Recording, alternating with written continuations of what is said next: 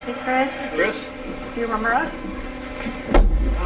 Yes. Yes. Dave? Okay. I see it. Hi, I this just is took you. a moment there. You Good look to see like you. different. They, get the haircut every 2 months. So I just told them just to buzz pretty much everything off and all that. So. I'm trying to think, did you have a Yes. tea last time? Okay. They have like a little single blade razor, so I just kind of, you don't like go past the stubble. You just kind of. Just do the best you can, huh? You just gotta go with that. Yeah. How are you doing? I'm okay. How about you guys? Good. Good. I did not expect to see this. That's for sure. Surprised. Yes. Well, let me put some fears aside. We're not here for what you might think we might be here for. Well, no, they didn't know what that's a computer room. I was like, I didn't know we had a computer room. Without computers. Yeah. Exactly. So you remember, I talked to you, Tammy talked to you, Dave talked to you. We're all in Colorado. And so the last time we talked to you, it was a different situation, right? Our investigation was open and your case was open. That's completely different now. So your case is completely closed. Nothing about what we're going to talk about today has anything to do with an open investigation. So we're not here to get more charges on you or get any statements from you that are going to jam you up anymore, right? That's all done. So all of our cases are closed and the court case is closed. So there's nothing that we're going to talk about today that's going to get you in any type of more trouble at all. And so I wanted to make sure you knew that's not why we're here. Okay. But why we are here. So the three of us work from three different agencies, right? Quite a bit different. CBI, FBI, and Frederick PD. Different goals. And the things that happened with you kind of all brought us together. And as the months have passed on since everything happened, we just keep in touch with each other and we keep talking to each other. And we've all separately kind of said, did Chris seem unique to you? Me and Tammy have talked about this, Dave and I have talked about this. Did Chris's situation seem different to you? And we keep having that conversation. We can't quite put our finger on it, right? We think that your life leading up to all the things that happened were very interesting to us. And for me personally, I don't know if you remember, but one of the last things you told me was, hey Graham, I'm sorry that I started lying to you. And that stuck with me for the last couple months. It's been ringing in my head, right? I've never ever worked a case like this where someone told me that ever. And so as I walked away, I thought, Chris is different. Chris is a little bit unique in that regard. So in talking with Tammy and talking with Dave, I said, what did you feel like when it all went down? When we were there, when we were talking to you guys, and we all kind of, in our own different way and in our own different wording, said it all happened a bit too quick for us, right? So when we saw you last, we were talking and talking and talking about your family, about your parents, about everyone. And then the next thing you know, for me and Tammy and for Dave, all of a sudden some patrol officers came in and arrested you. And that was far quicker than we had hoped it would happen. And you understand why that happened, and we understand why that happened. But it left us with 1,000 questions that we didn't get to ask. And then even more importantly, I think it probably left you with 1,000 things that you didn't get to talk about with us. I don't know if you feel that way or not, but and so that's why we're here today. We wanted to kind of talk to you a little bit more about everything. I think there's a lot of things that you didn't get to talk about, and so that's why we're here. And it sticks with me that to this day, there's not one person that's told me, I saw it coming. I knew Chris was like that. I knew it. Not one person. So it's interesting to me, right? Not one. So we want to talk a little bit about that. Some of the people that we work with, your family, Shan'ann's family, have said, if you get to talk to Chris, would you tell him some things for me? So we have that to talk about today, and it's good. I think you'll like it. I think it will give you some closure. And so really that's why we're here. Are you available to talk to us? Yeah, definitely. Okay. All right. So off the bat, if you have any questions, just tell us. Okay. If there's something that you don't want to talk about, that's okay. We might press you a little bit. Okay, we might say, well, do you mind if we just maybe then ask one question? If something makes you uncomfortable, just tell us. If we need to take any bathroom breaks, we can take bathroom breaks. for anything like that. And we'll take bathroom breaks and water breaks ourselves too. So then, is there anything about your schedule today that makes it that you can't talk to us? No, there was like a pass for this and the AM and the PM. Okay. They reserve the room the whole day, Oh, just okay. in case. That's just what they do. Okay, I didn't know if that was like 2 separate things or something. I think you have to go back for lunch to get counted for or something. Oh. Accounted for. Yeah, I think 11:30. Lunch is like 11, but they count for like 1:15. So. Okay. So in general, how is it here? It's a lot different in Colorado. Was it? It's Good or bad? It's better, I think, because I mean, it's here. I'm actually around other people. I mean, in Colorado, it was just like I was segregated, and it was like, pounding on the walls all night, screaming, and just it was hard me. From other people? Oh, Really? they're just telling me like how I should kill myself and like what they're gonna do to me and just like all that kind of stuff. So Oh. it was today. This is a lot different because I mean, people here don't seem to. It's not like they don't care, but it's just kind of like they don't like judge you as soon as you walk in. In Colorado, it was like they knew why I was there, and that was it. They were just like if they had 1 second alone with me, it would have been Really? they were Geez, man. Must be out then. out of like Will County Jail. I don't know what it was like in DOC there, but they had to lock down the jail for me to walk down the hallway. Wow. It will? Mm-hmm. So then make sure you were completely separated from anyone else. Jeez. Wow. Like I didn't see anybody else there. Like I was next to somebody, but like I never saw them. You just hear them. How did they know who you were? I don't know. I just they make phone calls in there too. Oh, okay. And they got the newspaper in there before I got in there. So Yeah. How was, have you been able to talk with family members? oh yeah, definitely. Like we get from 6 p.m. to 7:30. That's our my unit's time out. So we get to use the phone at that point in time. Really? Mm-hmm. And do they charge you for it, or? Oh, it's just like it's like Securus or something. Mhm. Okay.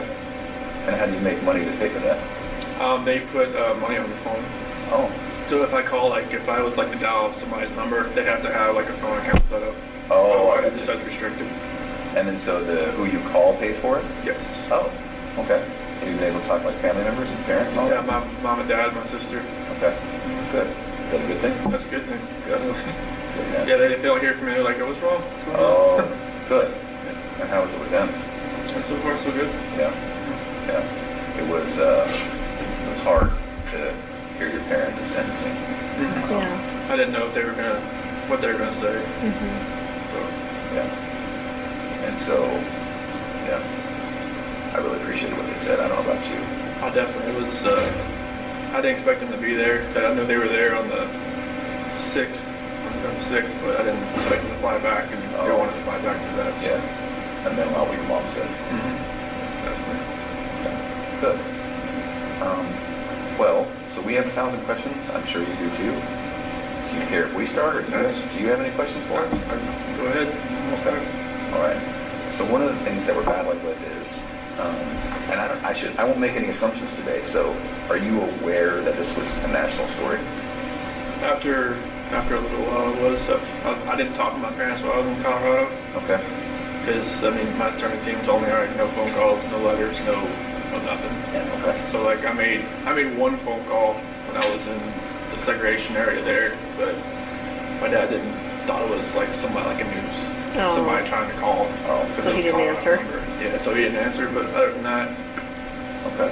I didn't talk to anybody. But from what some of the deputies were saying, that or my attorney team coming in and said, this is like they've got people from Australia, England, and all kinds of people trying to figure out what's going on. So.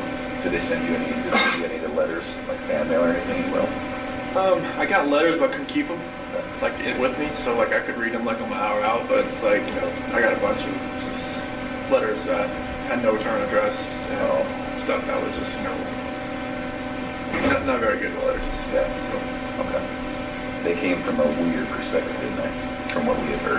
definitely, there was one person I guess from Broomfield that was like writing like 4 times a week trying to come visit me, and then there was just a lot of people like writing out like bleed through markers saying like you're a monster, all kinds of crazy stuff. All right.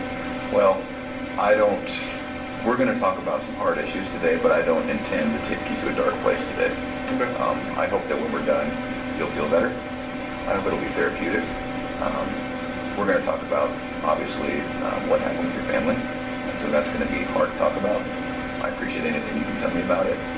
If you need to take time out, if you need to get a tissue, that's fine, right? I think it'll be very good for you. It'll be good for us.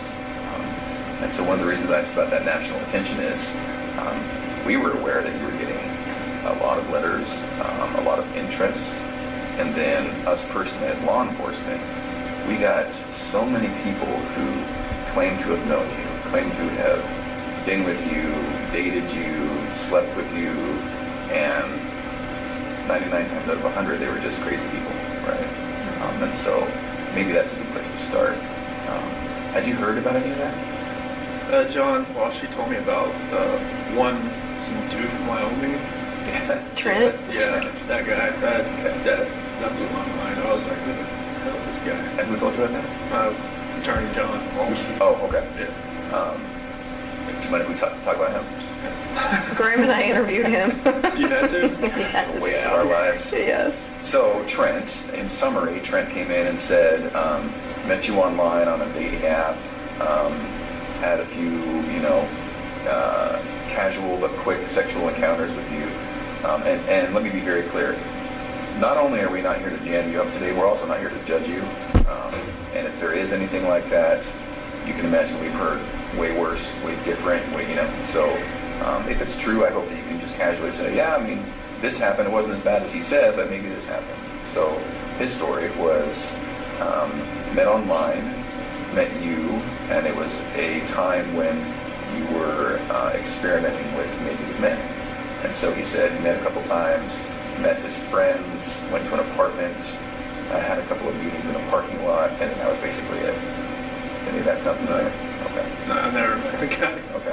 All right. Yeah, he talked about being in your truck with your girls, like the whole 9 yards. So. Okay. I've never even been to Wyoming, let alone driven out there to see someone. Yeah. And so this is maybe a weird question for you. Do you have any gay experience? No. Okay.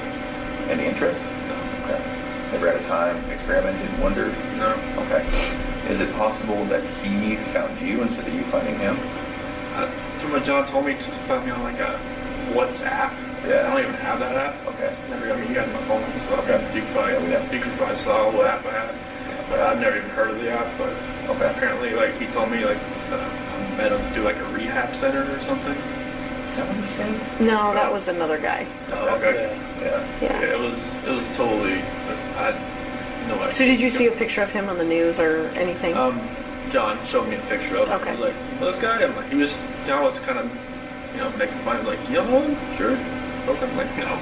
So you saw it and you were like, no way. Yeah, I was just Big like, lips. Did you see his giant lips? Yeah, I was just like, I have no clue who this guy is.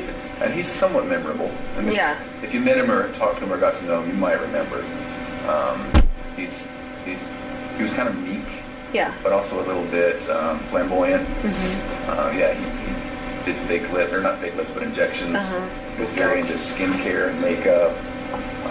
And he mentioned that one of the times, just as a gift, you got him some skincare products. Does any of that sound familiar? No. Okay. You can imagine all the stuff we're dealing with. Okay, so that's one. Trent Bowles. There was another gal that you were dealing with. Amanda McMahon. Have you ever heard that name? No. John showed me a picture of her. Okay. Oh, you did see a picture of her too? Yeah, he had like. Yeah, that's the same. True Yeah, Is that look familiar? that's the same picture he showed me on the in my cell one time. I was looking. I was like, who's that? He's like, oh, you don't know her either? Yeah. I was like, no. Yeah. He said it was like a Chick-fil-A parking lot rendezvous or something. Right. That's just not true. That's what she's claiming. Okay. Only one, one Chick-fil-A in Colorado. That was the one in Broomfield, Highway 7. Okay. That was it. Okay. Do you feel comfortable enough today to tell us if there were other people? Yeah, it was just like old. Okay. And that was it? Yeah, that was it. As these people have come out, for the most part, we've not given their stories much credit. They're just crazy people who want attention. And so, but when that does happen, it does make us think, there may have been others. And so Nicole was the only one. That was the only one. Was there ever like a one-night stand with someone else just out of the blue and one and done? No. Okay. All right. Do you mind if we talk a little bit more about Nicole? Okay. So walk me through it, because that was one of the things we never really got to ask you about. Right, we didn't just talk kind of about skipped on and talked about where the girls were, but so what happened there? So it was probably around June 1st or something. That's when I first met her. And it was just like a work conversation. She messed with the gas meters that, we were out in the field. And I was messing up, and then, I took it to her like, hey, what's going on with this? Like, how do I fix it? And, after that, we just ran into each other a few times in the office, and I think it was probably the fourth time meeting. She had asked me, because like when we were talking back and forth, I would say, like we moved here from Colorado or from North Carolina and stuff like that, and then she's like, what's all this weed stuff become? Like, I took out my phone and showed her a picture, like, my girl's on the phone. It's like, oh, okay. She's like, so I'm like, yeah, like, I didn't wear a ring to work because like I sent it off so I get refitted after I lost all that weight. So, but you lost so much weight that your fingers lost weight. Yeah, it was literally like I was out in the snow one time. I went like that, and my ring went off on the rocks. So I was just like, I was panicking trying to find out like, I can't wear this anymore. But so after that, she left me alone for a couple days, and she texted me outside in the field. And then after that, we just kept texting back and forth, and it was just, just like, like she used to work in a little rig out in North Dakota, I think. And we just kind of trading the stories back and forth about what we did and everything. And then one day, it just kind of went to a different level, and then I never thought it would ever go to that level, but she was talking about meeting up after we got back from San Diego. Yeah, we were in San Diego from the 22nd to the 26th of June, and we met up after we got back, and how did you guys meet up? At a park in Thornton. Thornton somewhere. And after that, we just kept seeing each other pretty much the whole month of July. So let me ask you this. You tell me if I'm wrong. You strike me as somewhat of a shy person. So when you guys were meeting, it was just kind of very initiatory, like flirting at first? Okay. From both sides? Yeah. Okay. It was just kind of like feeling each other out. It's kind of like, Yeah. And so texts and calls? More near the end of June. Okay. And what makes you remember that it's June that it happened? Because we called each other before I left to go to San Diego. Oh, okay. All right. At first, did you think something might happen? I just thought it was just flirting. I didn't think it was actually like something that would actually happen. Yeah. Well, it's totally natural, right? I mean, everyone kind of flirts at work, right? Because the relationship between men and women is different. So if you're working with a girl at work, it's just kind of natural to flirt. I wish I was out in the field more instead of in the office. Those that month, but yeah. I kind of see it in your eyes. That's kind of where the path started, isn't it? Yeah, I mean, if I was like, because when I went from like a rover to a field coordinator, like I would spend more time in the morning time in the office trying to get everything like situated where we're going to go, everything like that. And, if I was a rover, I'd be more out in the field, and instead of like coming to the office like for more than an hour. Right. It just gave me more time to run into her, pretty much. Yeah. Okay. What did she know about you? Did she know you were married at first? She did, once I showed her the pictures on my phone. Yeah. On like, the home screen picture. So was your wife in that picture, or was it just your girls? It was just my girls right there, but my wife was the lock screen. Oh. So she knew I was married and my kids. Okay. Are you aware that she said she didn't know you were married? What did you think about that? I figured it was like, just trying to save face, trying to, and something my sister said, it was like, just trying to keep things together. Yeah. Just trying, she phrased it a different way, but just kind of like, just like ground control, just trying to control everything that's going on around her, because I'm sure she got bombarded by all kinds of different sides from the media and everything, so. Did you talk to her at all? No. I'm hoping she hasn't, written me in a different alias or something, I'm not talking to her that way. Oh. And are you not allowed to talk to her? I would hope that. Okay. No one told you that then?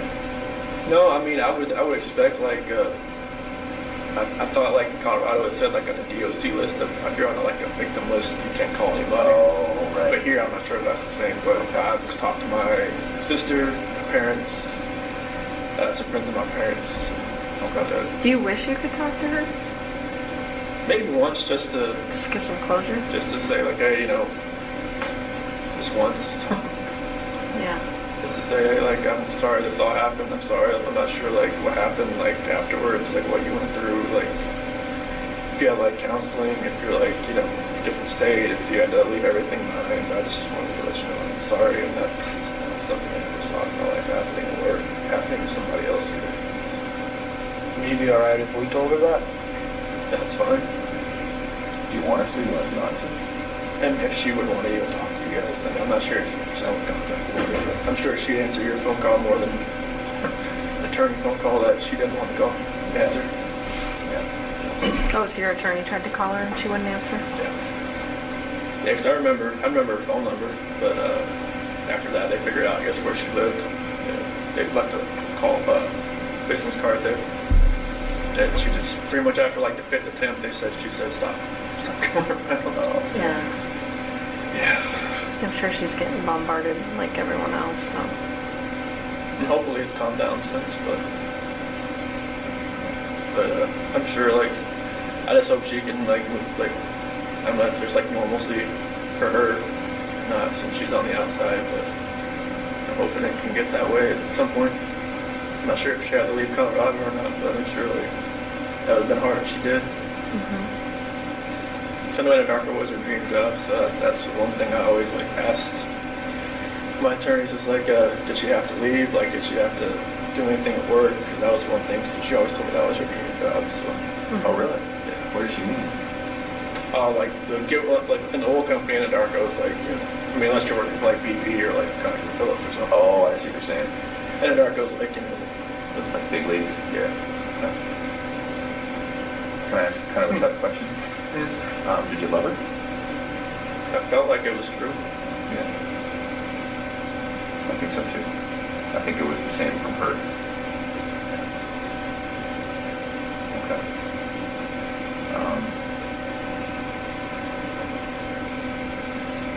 Tell us about the time you spent with her. Well, I mean, it felt like it was, I think, like, when you said, like, I was more like a shy guy, it's kind of like I've never, like, been pursued by anybody before. It's kind of like I was the one, trying to pursue, because, like, when me and Shan'ann met, it was like, she was always, like, pushing me away, kind of like, She was sick for a while, right? Oh, yeah, she had just got diagnosed with lupus, and she was on, like, a bunch of different medications and stuff, and, it was, like, I guess I wasn't her type. And you weren't her type? I wasn't her type, because, like, she told me, like, when she first, because we had met. She told you that? Yeah. You're not exactly. I remember you telling me that. Yeah, it was like, when we first met, like, it was at a movie theater, and my cousin's ex-wife set us up. You were dressed like shit, weren't you? I think that's what you told me. Yeah, I didn't know, like, that. They weren't having any games? So she was fancy and he was in like shorts and tennis shoes or something, right? Like, I should have known the doorman, was in a suit. I was just like, this isn't good. And, like, Was it at the theater? It was a fancy theater, right? It was in Charlotte. It was called the Epicenter, and apparently they give you like champagne and all kinds of stuff. Oh, this is a fancy date night theater. Yeah. Yeah. I think he came like he was going to a like I was Cinemax, like I was going to a pop. like an AMC. Like a white theater. No, it was like you just watch the normal movie, but it was like you can like drink champagne and like have like a Jack and Coke inside the theater and just sit there and just whatever. But like yeah, when she first saw me, she was like, I should probably just turn and talk to the bartender a little more. And, like, no, I'm not here to meet. But yeah, like I was like persistent trying to pursue something. I liked her, and even on our first date, like I couldn't even eat anything really. I was just like, You're so nervous. Yeah. Really? Yeah. She was just like chowing down. And she was like, you eat like a bird. I'm like, Funny. And she talked to my parents, like, months later. She's like, this guy just never ate. Like, this guy eats like a trash disposal. It's trash disposal. I was like, no, not around me. I was like, well, I'm just nervous. I was just like, I was always like shaking and everything. But yeah, I was always pursuing her, and then just like finally I grew onto her. Like, I would always like with her medications and stuff, I would always like, she had like 8 bottles of medication, so I would always get like her day and nights and kind of like put them all in that little, flip open box, all that kind of stuff. And I would always, be around her. I even went to her colonoscopy. And she said after that she knew that was like kind of a keeper. It's like, who goes to a colonoscopy after 3 months with somebody? Right. That's a little soon. Well, she asked if she needed a ride. I'm like, yeah. She's like, you want to go colonoscopy with me? I'm like, sure, why not? Like, even sat with her while she drank that nasty stuff all day. Yeah. Oh. Where she's in the bathroom all day? That's a good test. that clear stuff that doesn't really taste clear. Yeah, but yeah, it felt like it was a great relationship. Everything was great. Now you're talking about with Kissinger? No, with talking about Shan'ann, and like in the first year, my parents never. I don't know. My mom was always kind of hesitant. Why? I was the baby, I guess. I never had a girlfriend in high school, so it's kind of like she never like really saw me like. Oh, interesting. So she's kind of watching her baby walk out a little bit. Yeah, because when I turned 18, I graduated. I never moved back. Okay. At home, so my sister moved back and forth all the time. So. How old were you when you met Shan'ann? I was 25. It was 2010. So. Okay. So no serious girlfriends before that? Nothing more than like 6 months or so. Yeah, there was some girls here and there, but just nothing more than like. The last girlfriend I had before Shan'ann, she was just actually got divorced, and I should never did that. But it was more of like I was kind of like helping her get through her divorce. It seemed like she went on to somebody else. I'm like, oh, nice to know. You're the rebound guy? The rebound guy. Pretty much, but that's how it goes. Would you say that in your relationships with women, it seems to me, and you tell me if I'm wrong, it seems to me like you're attracted to maybe a more dominant personality? It seemed like it, because I'm more of the just reserved. I mean, I just kind of like go with the flow type. Yeah. And like, Shan'ann usually made all the decisions, it seemed like, so. I get that, I'm the same. Yeah. I don't know what it is. Yeah. I don't think that's right with you, but... So then, and I know it's hard to keep bouncing back and forth, but and one of the reasons we're here is we just keep telling ourselves, grace just does not fit the mold. Grace is not. No. Like it just blows us away what happened, right? And so we will do a little bit of bouncing back and forth, and that's really just to get to know you a little bit better, because we never really got that chance, did we? We were talking twice. Yeah. Met you once. Yeah. Probably like 3, well, you remember 3 or 4 times probably. So then do you call her Nikki or Nicole? I would call her Nikki. Okay. There's so many Nickis and Nicoles in this. Right. There is. I got confused. So we'll call her Nikki. Okay. So then with Nikki, was it different? It just seemed like I was more in control, it seemed like.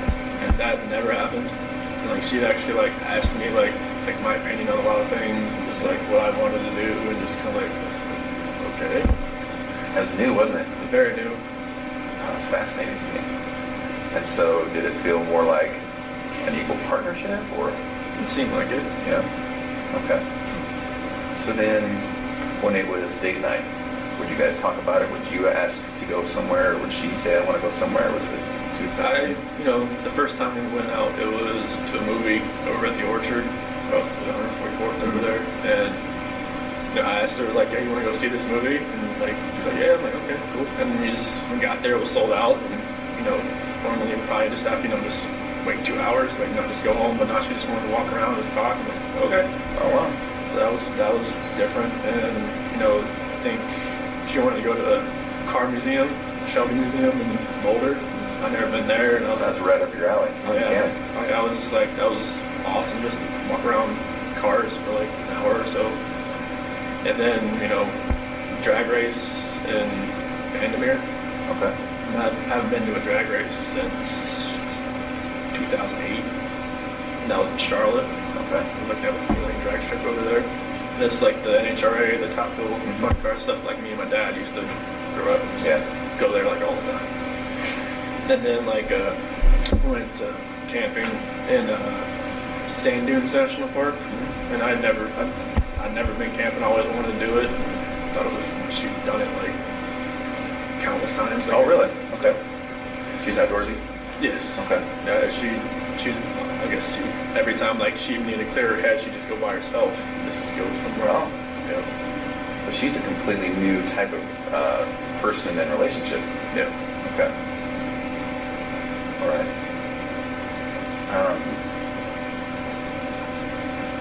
What were you thinking this whole time? Like in the back of your head?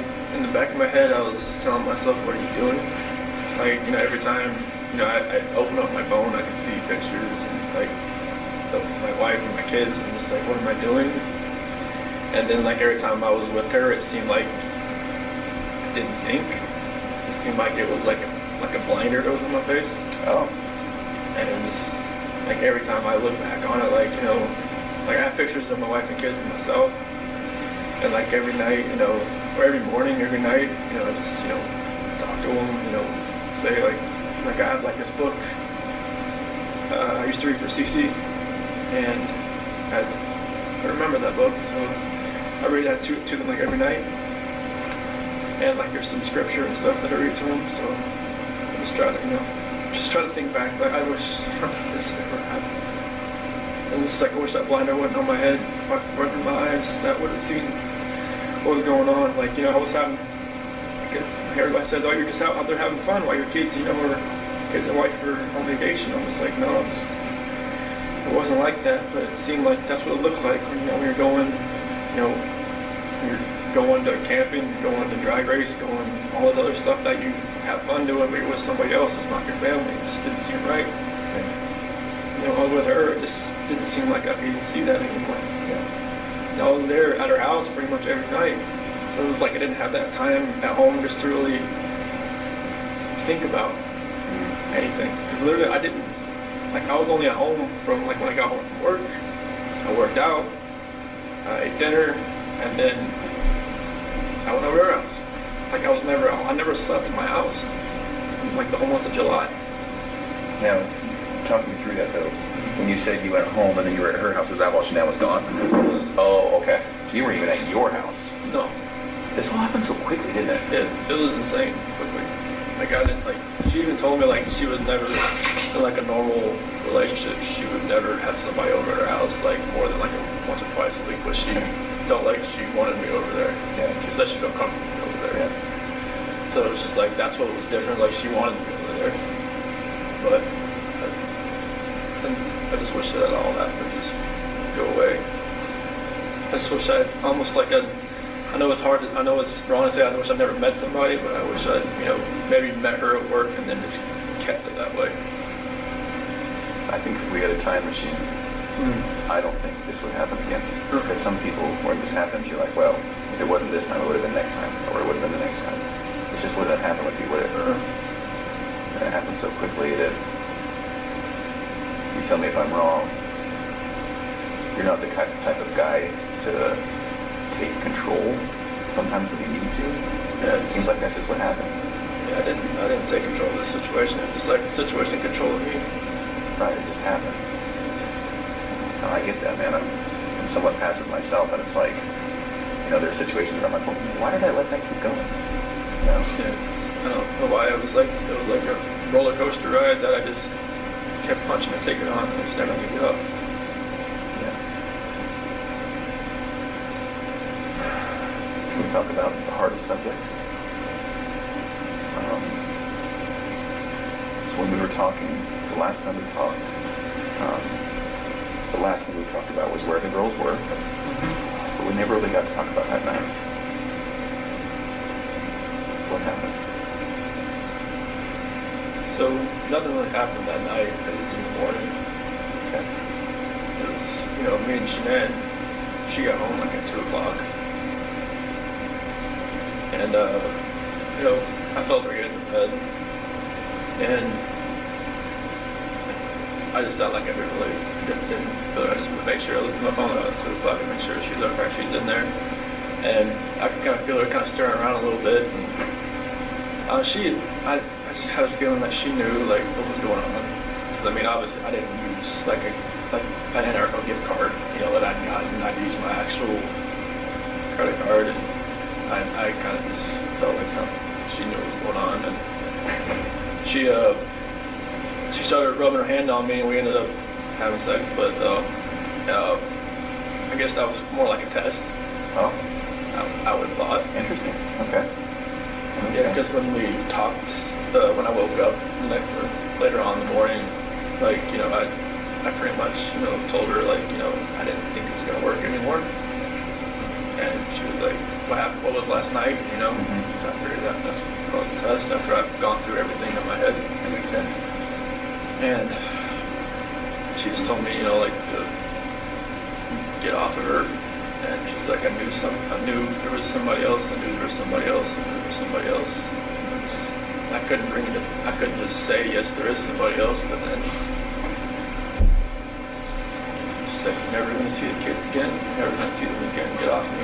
Don't hurt them. And then Is that what she said? Because like when I climbed in bed, that was pretty much like on top, pretty much like straddling her kind of deal. Okay. That she thought I was gonna like, hurt her or her baby or something. So, because she knew that like, something had happened. She thought I was just trying to, just check out or something. So, and then that's when that happened. I know it's hard, but do you mind if we talk just a tiny bit deeper about that? So she comes home,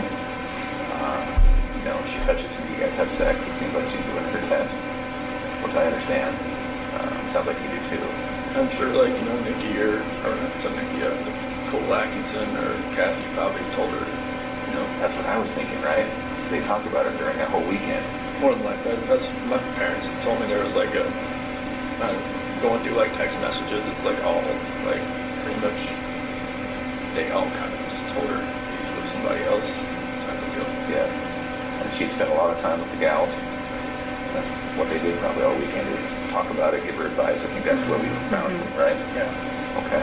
So she comes home, you guys have sex, and then did you fall asleep between then and going to work?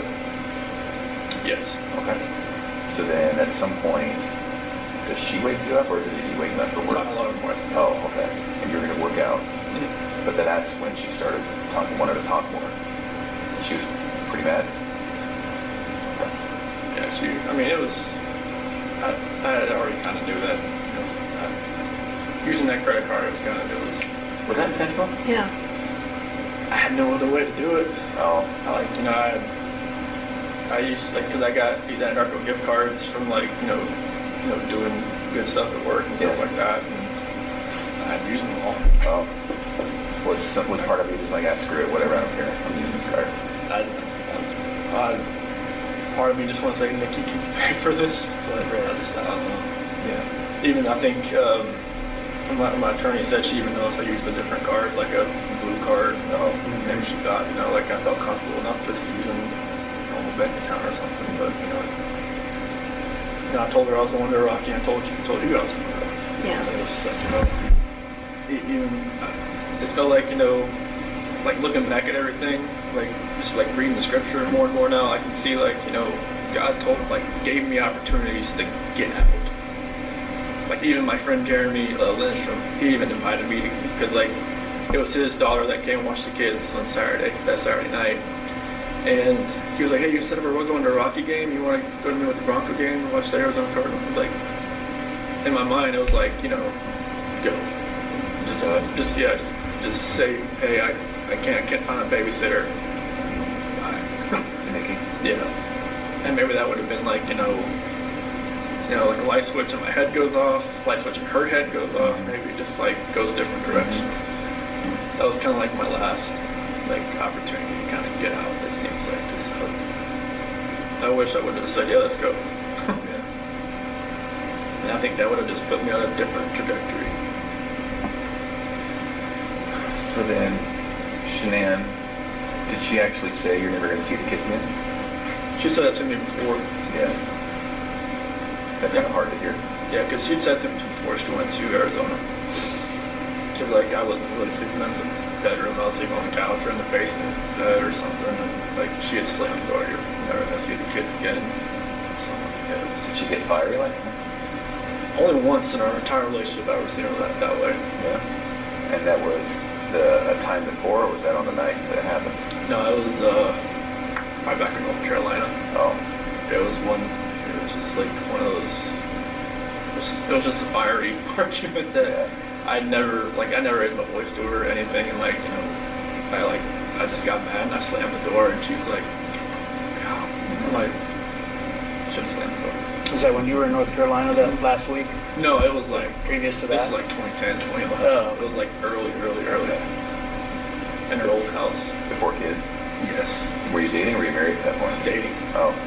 Yeah, it was just like I don't remember what it was about. I think some girl maybe texted me like from my past or something, and like I was just like this, and she was like, you know, don't have that happen again, and I'm just like, heck, I can't have friends. Right. They're females. Like I don't even talk to this woman anymore. Right. And it was just like, no. Was she fiery? Did she have that Italian blood that her mom has? Good Lord, yes. Was she always like that, or was she? Did she snap at things? She would snap at me, but you could tell, like, you know, if something really irked her a little bit. Yeah.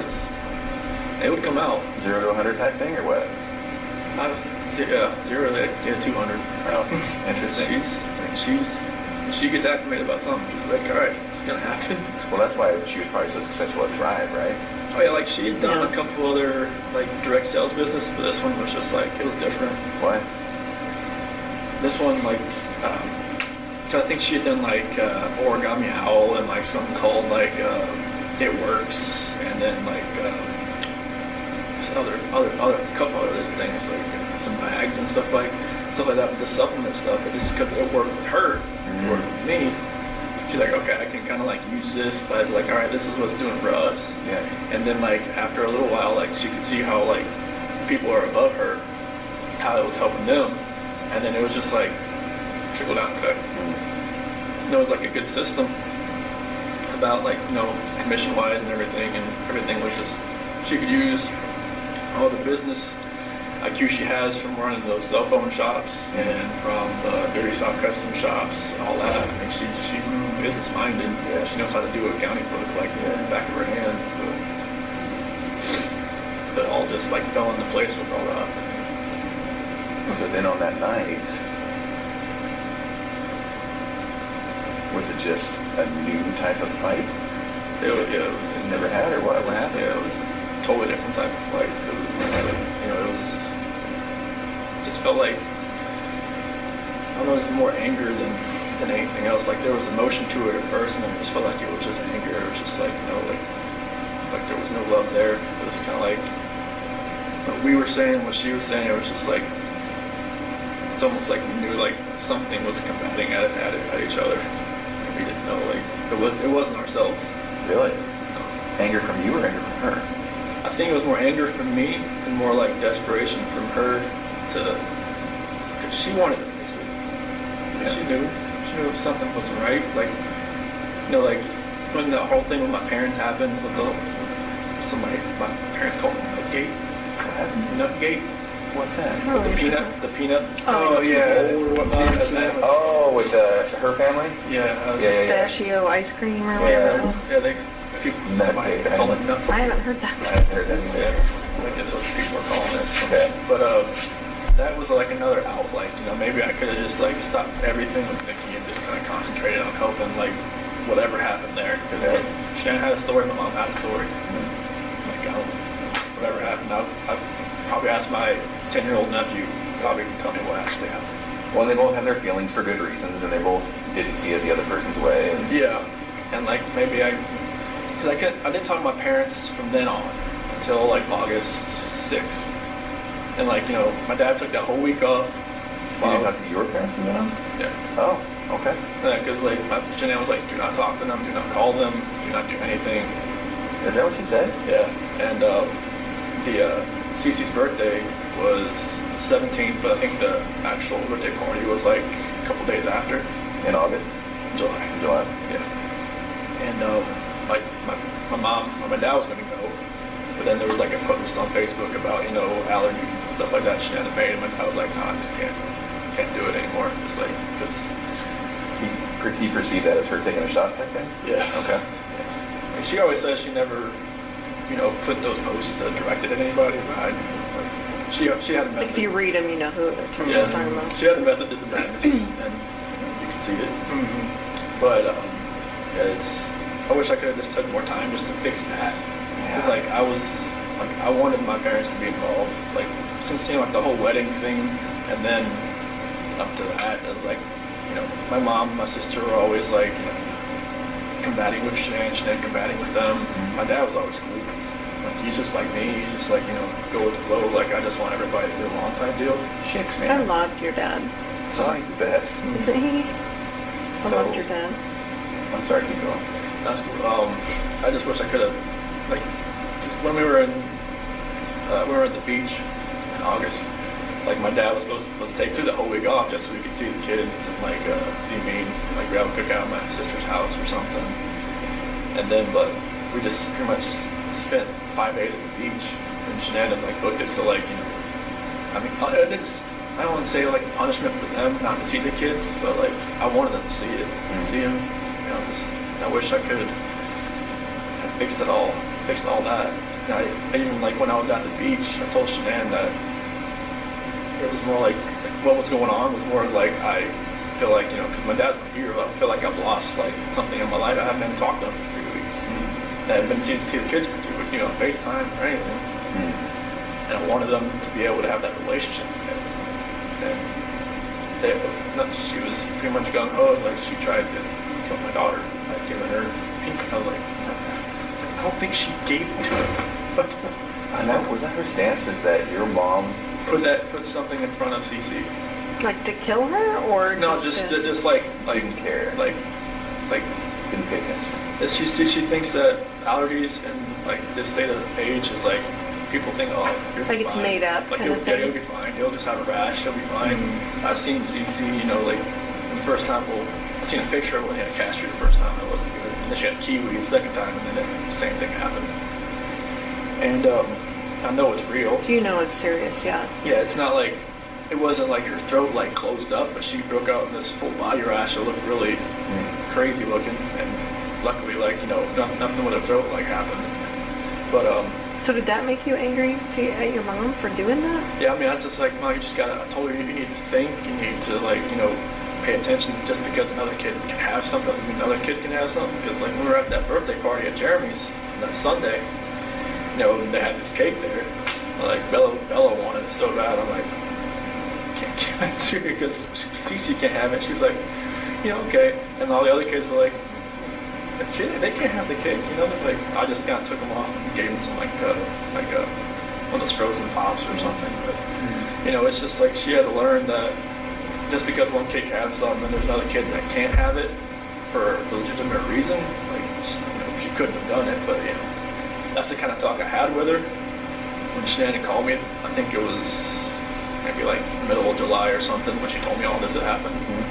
That's when I called my mom and talked to them for a while, and then they're just like, he just couldn't deal with her anymore. Shan'ann just kind of like, it like flipped out. And my nephew told Bella to go hide behind the curtain because I don't think your mom was going to let you come over here again or something like that. Oh. So it got heated. Oh, it was bad. Really? Yeah, it was like a last straw between them, I think. Like in the same room or over the phone? No, they were at the house. So they were my really mom's heated. house, yeah. Because Cece and Bella and my niece and nephew were there. Okay. How did Shan'ann find out about the ice cream thing? Because Shan'ann was there, and I guess they were all sitting on this couch. It's kind of like a U. And my niece went into the kitchen, and she knew where the ice cream was. She'd been there. So it's not like your mom gave it to her? Like she got her own ice cream? Yeah, she went in the freezer, got it, went out, and sat beside Cece and started eating. But like it's just a matter of like Cece could go like Right. Right. like that. Now, I don't know what would happen if she just got it on her hand, Right. but like I know on like the prick test, Mhm. on the back, it's like a welt. So were they staying there at your parents' house during that time? 'Cause- Yeah, it was. So they would go from from Sandy and Frank's house Yeah. for like a few days or 5 days, and then go to my mom and dad's house for a couple days, kind of back and forth. Okay. So it happened during that time you were there, yeah. Okay. So there were so many things that happened, weren't there? They just were little tiny ingredients to this recipe. Yeah, nothing like. It's nuts, Chris. I mean, it's just so many things just didn't go your way. Everything was like somebody was stirring a pot, and it was just. Yeah, exactly what it was like. So then, I know I keep bringing it up. Can you walk me through just the last few minutes before shan'ann died? It was pretty much just like I had gotten dressed for work, and then like we started talking. Did she come to you? No, I was just right there in bed. Oh, I just, okay. Yeah, so I was just like I got my blue shirt on, my jeans and everything. You ready to go? I was ready to go. And Was she asleep, or did you have to wake her up to finish your conversation? I Or? would wake her up because like she got home like 2 o'clock, so she pretty much out of it. But I never knew like if her plane got delayed. Someone always told me like she just like sat around with Nicole and just like talked for a while and then came home or something. I'm not sure if that was true. It was delayed. Yeah. But yeah, when she came home and everything, but yeah, like I woke her up to talk to her. Oh, okay. Yeah. And is that because it was just eating at your Yeah, like I knew like something like something just didn't feel right with me. So I know like she knew. I just knew she knew. I just felt like maybe the kids weren't going to be there when I got home that day. Oh, interesting. Now, I don't mean to offend, but I have to ask, is that really the truth? Okay. I really felt like they weren't going to be there when I got home that day. Oh. And Like so, she would take them somewhere? No, I just felt like either maybe I wouldn't go home, maybe they weren't going to be there, or I wouldn't be allowed in, type thing.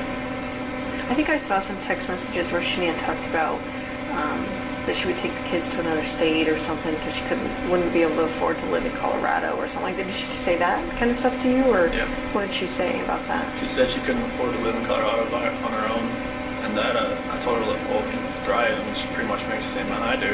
Yeah.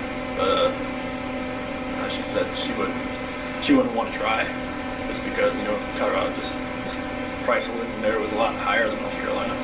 And just so I'm clear, you thought maybe in your mind, you thought maybe she would take the kids somewhere else or like lock you out of the house or Or just like I wouldn't want to make a scene like trying like pound on the door trying to get in or anything like that. But like, I just felt like that was what I did on Sunday. It was kind of like or Saturday night was kind of like the last straw. Kind of like going out with somebody and thinking I have to open a account card and just like not trying to hide it at all. So walk me through it though, because she comes home, she touches you, you guys have sex, you fall asleep, then you wake up for work, all natural, all a normal day's work type thing. Yeah. What was it that made you think, I just can't do this anymore, I have to talk to her? It was eating away at me. Like I knew like something. I knew everything that I did. Like I know like when I was with Nikki, it was different. Like I wasn't even like in the realm of I'm a dad, I'm a husband type thing. Oh. And then like I was saying, when I'm never at home, like sleeping in my own bed, like I have no like concept of that anymore. Interesting.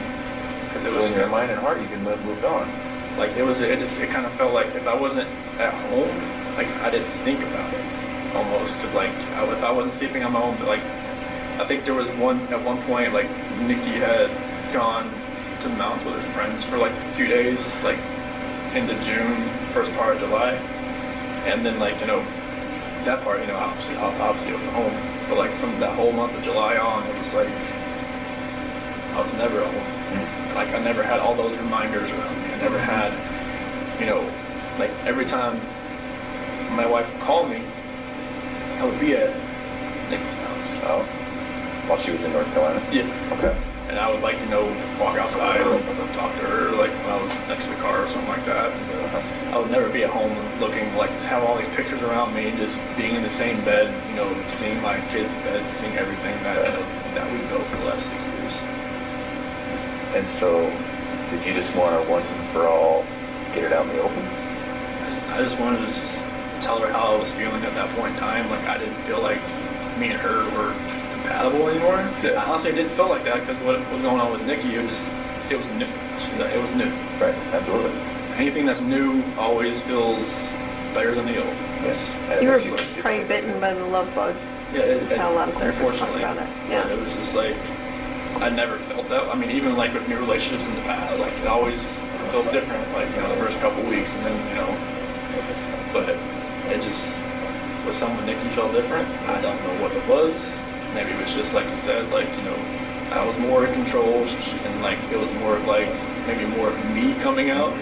Because Shan'ann always said, like, it always seemed I was more myself around other people, like, you know, her cousin Cody, like, you know, like Cody came up and visited us for a little bit while we were in Colorado for a little while, and Cody always talked about, like, how Chris is so funny, Chris is like, Shan'ann would always like, why are you never like that with me? I'm just like, you know, maybe I always felt nervous around you. There's only so much oxygen in the room, right? I say this to some people when dominant personalities, you know? I just always felt nervous. I always felt like I was, you know, I never could actually just, you know, be myself. Right. Nikki, I was myself, like, all the time. It was just different. Well, and it seems as though, and again, it's hard to talk about, and you tell me if I'm wrong, but it also seems, is it accurate to say that sexually you were able to say, Nikki, this is what I would like, this is what I'm into, or blah, blah, blah, maybe not with Shan'ann? No, Nikki just wanted, I mean, she wanted what she wanted. She wanted to do it pretty much all the time. I was just like, okay, that's fine with me. You know, Okay. You know, with Shan'ann, it was just like, kind of like, hey. Sometimes it happens, sometimes it didn't. But that wasn't the case as far as that way. It wasn't just like sexual. But it was mainly, I was just more myself. I could, like, you know, just not think about what I was going to say or plan what I was going to say or not, you know, say something stupid or something. But Right. A little bit of freedom. Can I ask you something about that morning that you had sex with Shan'ann? Did you feel at all like maybe you were kind of cheating on Nikki by doing that? I felt strange. I felt like, you know, the first time I was with Nikki, I felt weird. First time, like, Sure. and then the last time I was with Shan'ann, I felt totally strange. I was just like, I didn't know who I was. I didn't know who I had become. I felt like I'd become people I see on TV, and that did not feel right with me. Like, I didn't know what had happened to me. So Nikki even asked me, like, have you done this before? Have you ever strayed away? I'm like, I've never even thought about it. It's like, what's different? It's like, I guess it's just you that's different, because I've just never actually, like, I've seen girls smile at me before, never done anything about it. With her, it was just like, it's like she had a leash on me and she tugged me away. As soon as she walked, I'm like, what the heck, what's going on? So, Well, and Tammy brings up a very good point. I wonder if that last time with Shan'ann having sex had somewhat of a role in you thinking, like a trigger? I gotta do something, I gotta say something, we gotta have a talk, something's gotta change. Is that accurate? Yeah, I felt like it was like maybe like a trigger point or something, like you hit the push button on a bomb and it just blows up. Right. Just something in my head was just like something, just something was irking. Just like I had to say something. Okay. So then, exactly what did you say and what happened? So when I woke her up, and it's like, hey, we just gotta talk. Okay. And just like I told her, I don't feel compatible. I don't feel like this is gonna work. I just, you know, I don't wanna, like, can we cancel the trip to Aspen? Because she had booked a trip that week Oh. to go to some like mystery 4-star luxury hotel or something. Just the two of you or the whole family? Just me and her. Okay. And she had Amanda Thayer and watch the kids that weekend or something. Okay. And I was just like, can we cancel that? Can we like do something like that? From what I remember, I even said, can we move to Brighton just to get away from like this house? Oh. But like, I'm not sure if that was like in the beginning or the end of part of the conversation or whatnot. That conversation went so many different ways. Like they'd gone from like staying together to not staying together to just like all of the above. Okay. So this is half an hour, or what? Definitely not more than that. I don't think. Okay. I don't think. Are you crying? Is she crying? It's back and forth. It's like, you know, she's got, you know, mascara. She didn't wash her face when she got home. She had makeup on still, so mascara was running all over her and stuff like that. And it was nothing about that conversation. I just wish I could take all of that, just the whole Nikki thing back, everything. But So then when did it turn? as far as that conversation, just at the end when I was telling her, like, I told her I didn't love her anymore. And that's when it happened. What happened? She told me to get off her, and then I put my hands on her. Okay. Did you say she said something like that you were hurting the baby or something? And that was before that, because like when I was straddling her, it was kind of like around her waist type deal. Why did you get on her like that? I just when we got on the bed,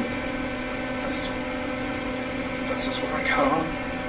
Is that so she would listen to you? I felt like she could probably listen to me just laying beside her, but I got on top of her. And every time I think about it, I'm just like, did I know I was going to do that before I got on top of her? I don't know. Really? That's an interesting thought, Chris. Mm-hmm. You don't know if you knew. It's like everything that happened that morning, I don't know, like I try to go back in my head, I'm just like, I didn't want to do this, but I did it. And everything just kind of like... Felt like you had to? It just felt like it was... I don't even want to say it felt like I had to. It just felt like there was already something in my mind that I was implanted that I was going to do it, and I woke up that morning, it was going to happen, and I had no control of it. You never thought about it before? It was just like, I don't want... Like when... Like you said, like in the sentencing hearing, that prosecutor said it takes 2 to 4 minutes for something like that to happen. Like, why couldn't I just let go? I didn't. Oh, that's interesting. Okay, I just let Was go. it feeling like it was in motion and you just couldn't stop it? Yeah, it was just like, I don't even want to know what she saw when she looked back at me, honestly. Did you look at her? What was she doing? She wasn't fighting. Why do you think she wasn't fighting? I don't know, maybe she was praying, maybe she was just... Now I read the Bible, it said, like,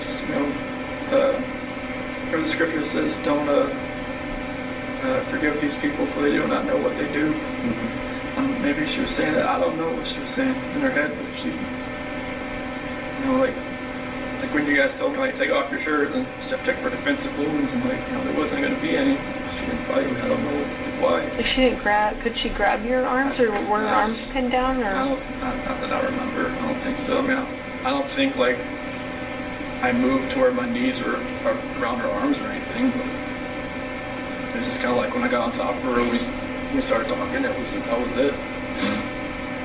It's kind of like in my head, or like in the back of my head, that was going to happen, and just like at the end of the conversation, it was just like, that's what happened. I just wish I could have let go. Did it seem like it was that long, 2 to 4 minutes? How long did it seem for you?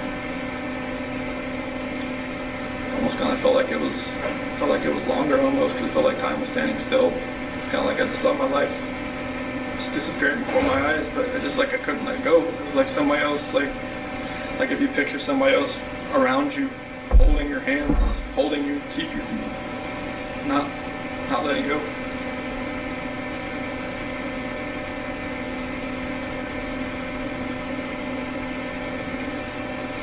At some point there was a statement about rage. Do you feel like you were in a rage at that point? That's the only way I can describe it, honestly.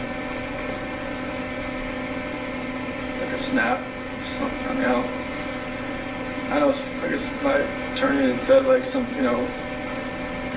strangulation is more of like a, I don't know, passionate type thing. I'm just like, I don't know how that can be passionate. It's just intimate because you're right in there. Yeah. Using your own hands. It's a lot different than someone standing across the room and you shooting them or something like that. So. I just felt like somebody was like behind me, just like, I just couldn't let go. It's interesting to me because there was a lot of things in your life that were like that, right? Where you're just like, maybe felt out of control, or maybe felt like, I don't know why I couldn't take a step back, or, you know, like even when you said, when your buddy was like, let's go to the football game, you wanted to say yes, you just couldn't. Yeah, I wanted to. Like, I haven't been to a football game since North Carolina, so I was just like, yeah, sure. Like, I wanted to say that. Yeah. I wanted to just text me, hey, you know, it fell through, can go. So, then what?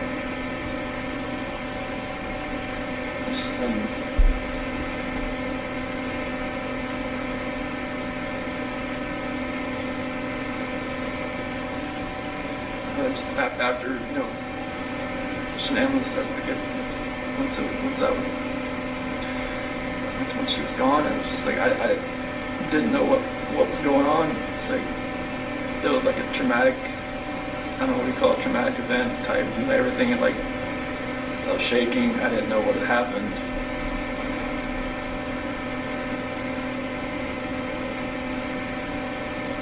I didn't know what to do. I didn't know what I had done.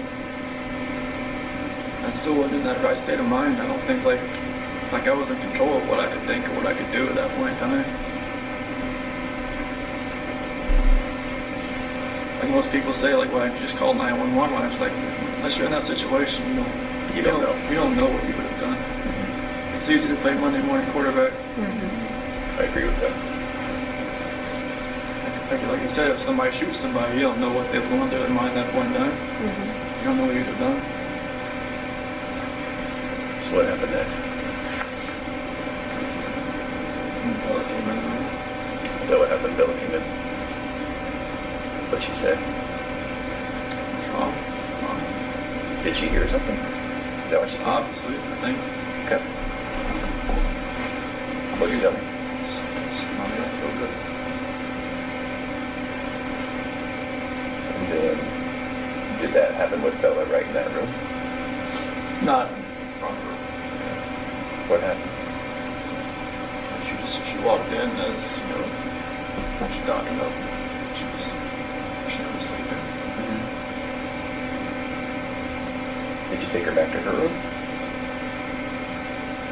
Put shan'ann in that sheet and found the site.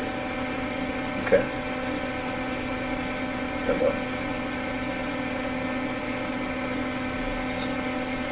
Carried her downstairs and backed my truck up.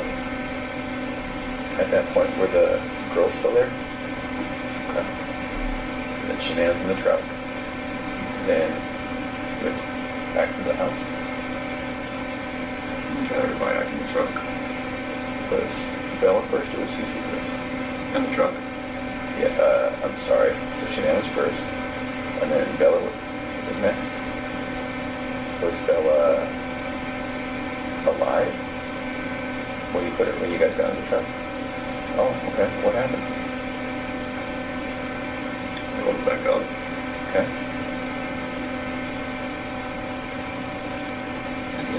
I don't really want to talk about this part, honestly. Okay. Those are my kids. This is my baby. I have to talk to them every night. I have to see how it's going to happen. Okay. Every time I see pictures of them, I don't know how this could have happened. And being a dad was the best part of my life. I took it all away. I think that's the hardest part for us, Chris, is we see those videos, we see that love that you had for your girls, like, it's obvious to us, and even to us, it's hard for us to understand how a dad who's given piggyback rides and, you know, making snacks and watching princess movies and those kinds of things, how you get to that point, you know? I don't know. Like I said, it was just like something else was controlling me that day. I had no control over what I was, like, to fight back. Yeah. Like when that prosecutor said that Bella bit her tongue, like, repeatedly, I just wanted to just bang my head up against the wall. So you put shan'ann in the truck, and then you put the two girls in the truck? Were they just sitting in their car seats, or I guess they didn't probably have car No, seats in your truck, did they? No, they were just sitting in the back with the, like in that bench seat. So Shan'ann was back there too? Just on the floor. What did they say about Shan'ann being on the floor? Mommy, okay? What did you tell him? She'll be fine.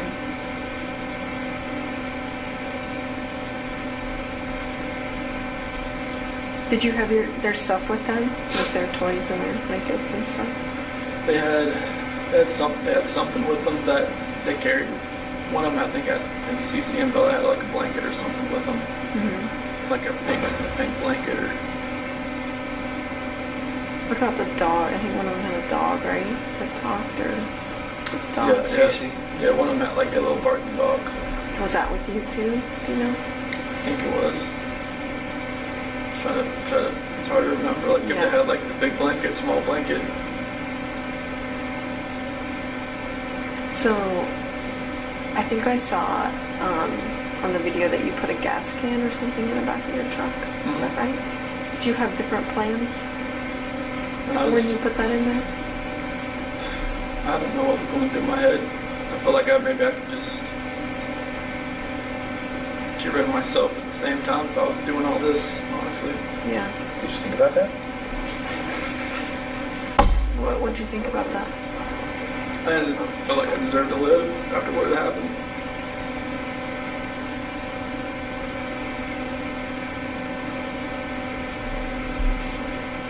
Was there any thought to the whole family going away that day, to include you? After everything happened, that's a definite thought. Yeah. See, it's interesting to me. We had all kind of wondered if there was a point when you were all together, and if you were all going to pass together. That to me makes sense, because that's, even though it sounds crazy, that's what a family man does, right? Family man doesn't do what he did. No, I know. I guess what I mean is, it seems like you guys were going to be together forever in that way. Is that maybe what was going through your head? Honestly, I just felt like I had to live. Yeah. And it was like, whatever judgment I was going to come upon myself, you know, I just didn't deserve to be on this earth anymore. Mm-hmm. What happened? Okay. So what made you not do that, do you think?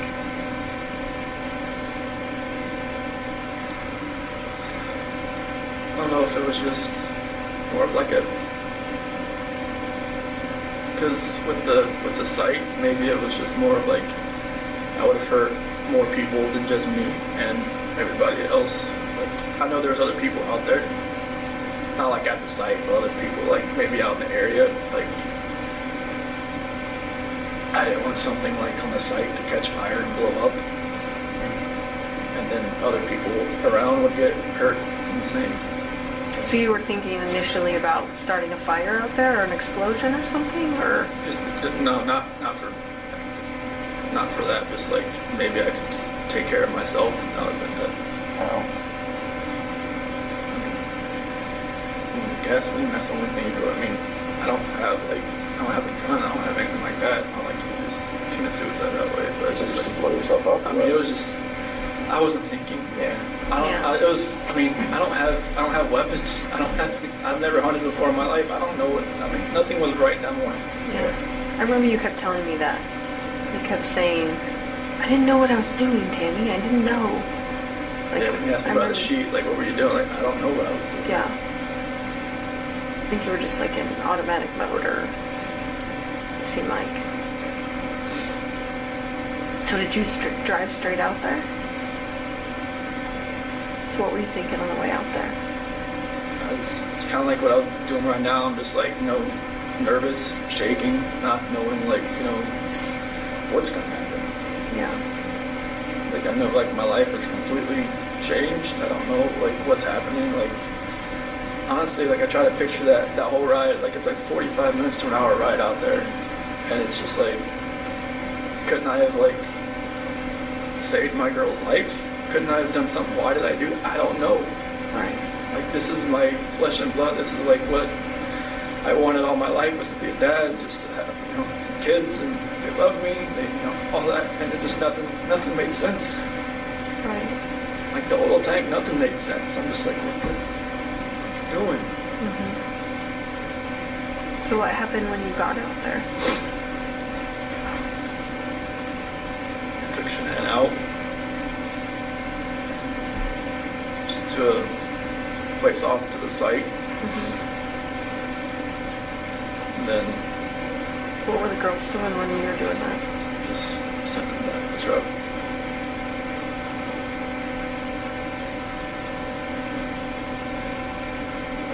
You know what happened after that?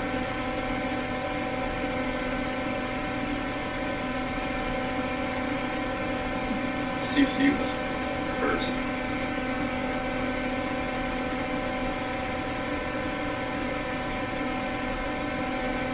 She did have a blanket. She had a blue blanket. A Yankee blanket.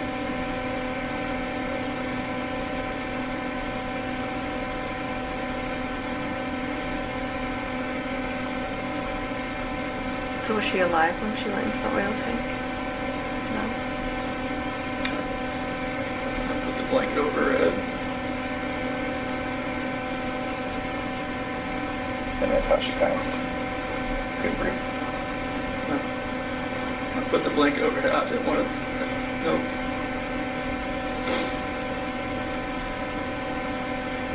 I strangled her right there in the back seat. Okay. What was Bella doing? She's sitting right beside her. Did she understand? Did she know what was going on? She didn't say anything.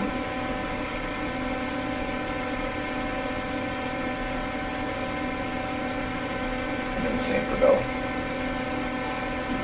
Just without a blanket. With the blanket. Oh, okay. I didn't look. It's like every time I closed my eyes, I just hear her saying, "Daddy, no," and that was it. That's what Bella said. I hear that every day. You really?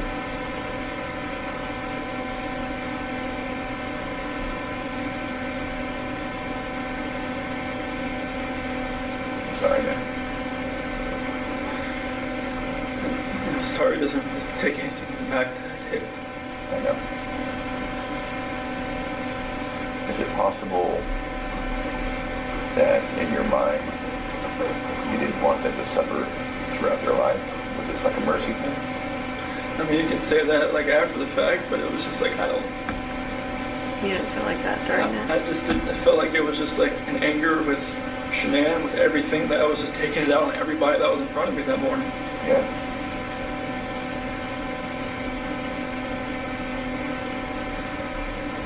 I mean, kids growing up without their parents, depending on what grandparents or whoever they grew up with, seemed to be fine. But it was just like, it was an anger thing. It was just like. And what were you so angry at Shan'ann about? Like, if you could pinpoint it. Nothing that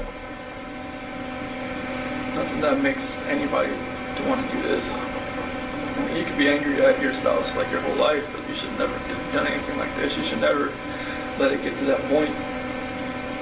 But I let it get to a point where I've never been angry before. Like, this was like the epitome of being angry. Yeah. The epitome of like showing a rage. The epitome of like losing your mind.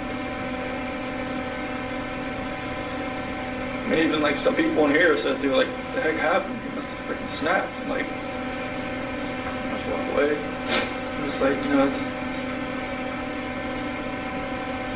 I don't see it in my mind how it could have, like, I look outside every day and like, what could we be doing right now?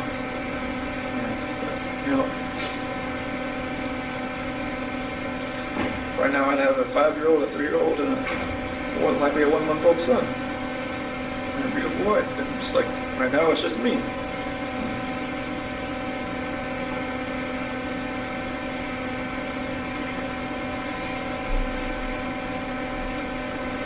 I watched that video of you finding out that Shan'ann was pregnant. don't seem excited. You seem like kind of in shock. Scared. And yeah, like, oh fuck. Like, Well, it's already complicated and now this. Well, it's like when we had talked about it like a couple weeks, it happened fast. Like with Bella, it was like we almost gave up trying, and then she bought me like a supercharger for my car. And then with Cece, it was like we had to try, and then finally, but with Nico, it was once or twice, and then like 2 weeks later, she's pregnant. Is that what happened? Yes. It's just like it was more of like surprise, scared. I'm like, wait, what? Like we just talked about this. Like people have brought up the fact like, oh, she was probably pregnant before. Like you guys even talked about it. I'm just like, it's not no. But like it was insanely fast. I give it that. Like that's the only reason I ever gave that notion. Like even the moment of thought, because it was like faster than any other time that she'd gotten pregnant.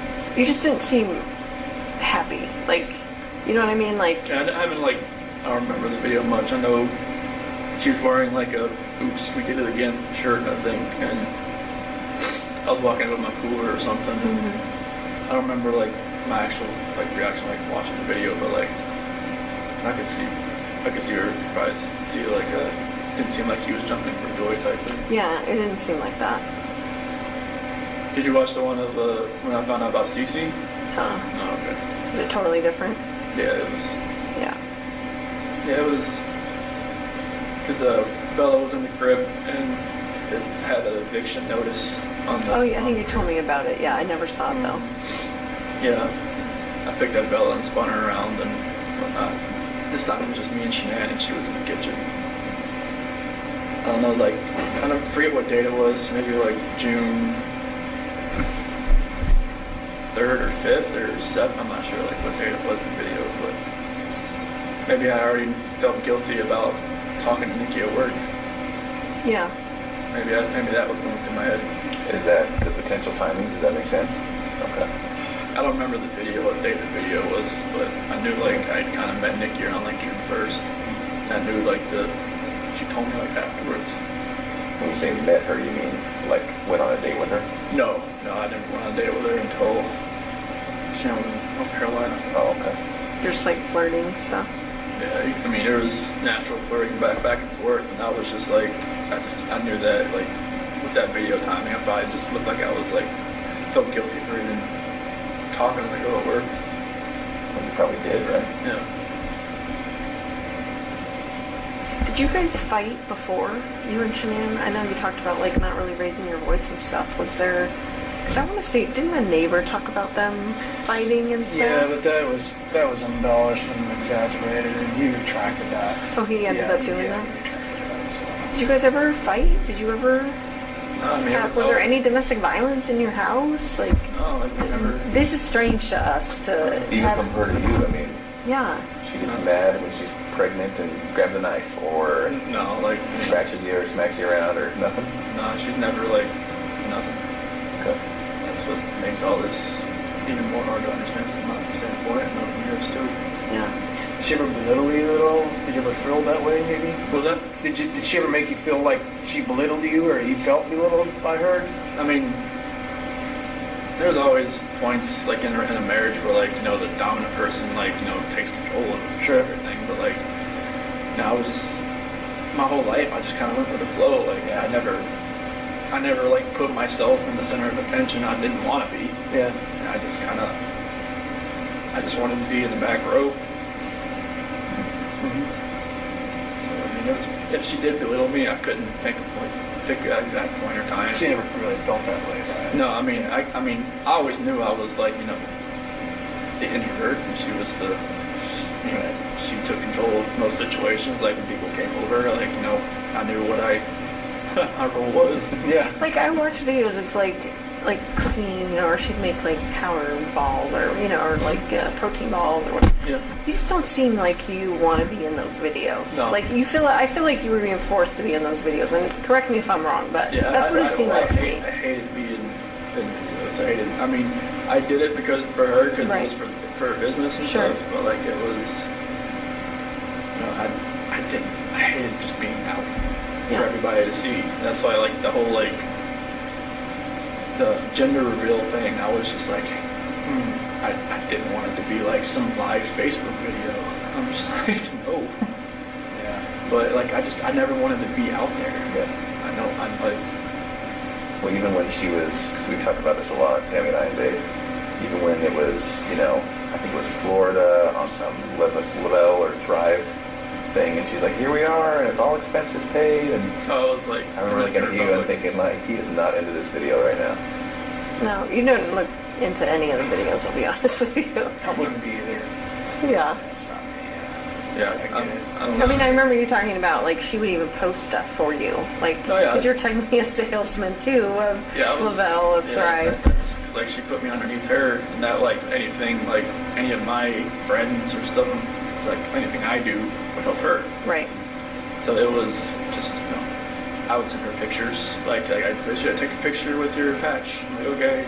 Send it to her, and then she'd make a post about it. And she was like, oh, you need to take more control over, like, your business and stuff. I'm just like, I don't know what to talk about. Right. Like, if I wanted to talk to somebody at the mall or at the pool or somebody about this, I'd just stumble all over my words and just, like, they'd be like, okay, bye. But, no. Yeah. Yeah, I'm not a salesman. She could sell everything you're wearing back to you. Right. And you wouldn't even know it. Like, wait, I just paid Right. for the shirt, I paid $20 for it. But yeah, those videos were not me. I did it just to support her. Like, and she would always say, oh, Could you tell her no? Could you say, I don't want to be in that video? Or is that an option? Probably not an option. I mean, it's like, she would have been like, well, why is this to, help our family? This is for, to help this and that, so I couldn't have told her no. I mean, it would have made her mad. I would have been like, no. I wouldn't even start that just because it's for the business, it's for the family, I was just going to try to help out wherever I can. Right. Did that actually make money? Mm-hmm. So not only just more sales, but it actually put money in your guys' pocket? Mm-hmm. Okay. And she made probably in that last year, probably as much as I did. On commission, basically? I mean, I know that's a simplified version of it, but... Yeah, I mean, it's, they don't take taxes out on it, so... Right. So that was, like, the good thing, and they paid for your car, Mm-hmm. so... Did they give you an allowance or something to buy a car? Yep, if you're a certain level, like a 12K or above, they give you a car allowance once a month. I'm not sure how they made money, the owners doing that, but they did. Yeah. Unless there's just like an insane markup on the product, which I guess there is. Probably is, yeah. I'm not sure how much it costs for them to make it. Yeah. Did you feel like a different person wearing those patches? Especially like the Duo, the Burn. Like the Apple Watches. Like if you look on it, like when it tells you you're exercising, it says I was exercising like all day. My heart rate was like up. Oh. Just from those patches. Was it full of caffeine or what? They just have something. They had something on them. I mean, the black label ones, the longer black ones, those had caffeine in them, but it never had that effect. I mean, the Duo Burn ones, the ones that are more like the fat loss type, it felt like I was working out all day, even though I wasn't. Oh, were you tired? I mean, I know at some points, even Nikki said that, like, I'd fall asleep on the couch, on her couch, while I was talking to her, and then, like, pick back up like I never knew I fell asleep. Which I don't know if it was, like, some insomnia thing or what, but, like, I wasn't sleeping much. You had a lot going on then. Yeah, but those are the only patches I really felt like a real big difference on, just because it felt like I was working out all day. Mm-hmm. You don't feel like they changed your personality or anything like that, though? Or do you? I don't really know. I know I just felt different on those and any other patch. I felt like I could just go longer and longer each day. Mm-hmm. And I'm not sure, like, if that was probably a bad thing, because I don't think I was probably sleeping more than 3 hours a night. So would you stay when Shan'ann was gone, would you stay with Nikki and then go home for, like, to get ready for work? Yeah, I just wake up at, like, 4:30 and go home and get ready for work and leave. And I just work out when I got back home. Mm-hmm. What were the conversations with Nikki as far as at some point you guys were talking about her helping you find an apartment? So what did you guys talk about as far as your future together? That didn't really happen until like I got back from the beach. So I told her like I lied to her like, hey, like I had talked to Shan'ann about getting the separation. And that talk hadn't happened yet. No, I mean it kind of like. She knew something was going on. Yeah. She knew we weren't sleeping in the same room, and then she she even mentioned the fact like, hey, Colorado's a 50-50 state or something like that. And I said, okay, well, I guess she looked it up. But that actual talk hadn't like actually happened. I was just like, I thought it was going to happen. Yeah. And so in conversations with Nikki, I get it. I mean, you're telling her like the progress toward the divorce is a little bit more than it was. And then so what were you guys planning? So it was more of like she was going to help me find an apartment that was affordable. That's kind of just around like Brighton or maybe just close to work, like Fort Lupton or something around there. That's kind of like where my area was. Did you talk about moving in with her? She didn't want that. She didn't want that? Would you have done that if she would have been cool with that? I've been a little too soon, I would have thought. There was just, we'd only been really seeing each other like almost like a month or just talking about 2 months. That would have been really... She called her house, like her apartment, like her, I don't know, like her, kind of like a shield or kind of like her, she had another word for it, but... Like her safe place? Yeah, like a safe place or something like that. And she said, like, people like to invade it, but that's why she always let me come over, because she said she felt like it was fine, like her dog liked me and everything. Like she would say, hey, you just ship people along here type thing. Okay. So you and Shan'ann, did you talk about selling the house? Or at what point did you? There was some discussion there with Ann Meadows. Yeah, she had sent an email to Ann about like how we would go about like selling the house. Yeah. And I think Ann told her about Ann was always about getting pre-approved. Just like like if you're going to sell your house, get pre-approved for like another house, so it's like much faster. Yeah, so you just quickly transition from one to the other. Okay. When did that happen? Remember? I think it was either right before we left. No, that had to have been like first week of August, somewhere around there. I think she might have contacted her. Okay. So the plan was maybe to buy a house. I think you told me in Brighton, you think about buying a house in Brighton. Yeah, just like she liked that Adams 12 school system or something. Yeah. So okay. I think that's what Brighton is at. Yeah. What were you thinking about when you called the school that day, on Monday? I was freaking out. I didn't know, like I was thinking in my head, like what I just did, what I just done, and I didn't know, like it was stupid to do anything. To call the school, to call Ann, to call anybody.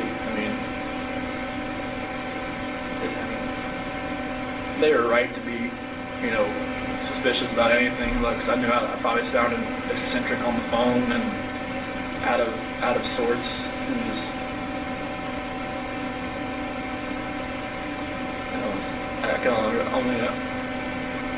I don't even know what they were thinking. They heard me. I think they thought it was weird, but I don't know how you would not sound weird, like you said. So are you 100% sure the girls were still around and alive when you drove out? Okay. So that's completely accurate. There's nothing else about that. They got in the truck. Okay. Where did the blanket go? It's probably in the trash can or something, I think. In the trash? It wasn't it was still in my truck. Okay. We thought we saw some GPS where you had stopped by near a construction roll-off dumpster. Is that true, or? I think that's I dumped my clothes in there. So that would have been on the way back to the house? My neighborhood. Yeah. When Officer Kunab was there? Okay. Was it one of those red construction dumpsters? More than likely. Okay. Did you pack new clothes? How did that work? I already have some in there because, like, in case we have like a spill or something. Oh. If you ever get crude oil on you, you don't.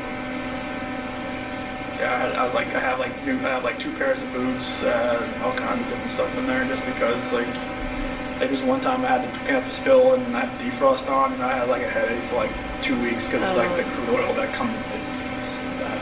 So I always have something in there. So where did you keep them after you took them off? Like, did you just change out there into your new other clothes? So like I dumped my clothes in that dumpster. But that wasn't that on the way back? When you were coming? Like, you'd already worked the whole day, right? I'd work like till like 11 or so. 11. Yeah. So that was back when Nicole Atkinson. Yeah, when she was at my house hitting the doorbell, that's when I knew someone was at the house. Right. Did you think right then, like, oh fuck, like, here we go? Or what were you thinking about? I didn't even know why she was there. I was like, I didn't know, like, maybe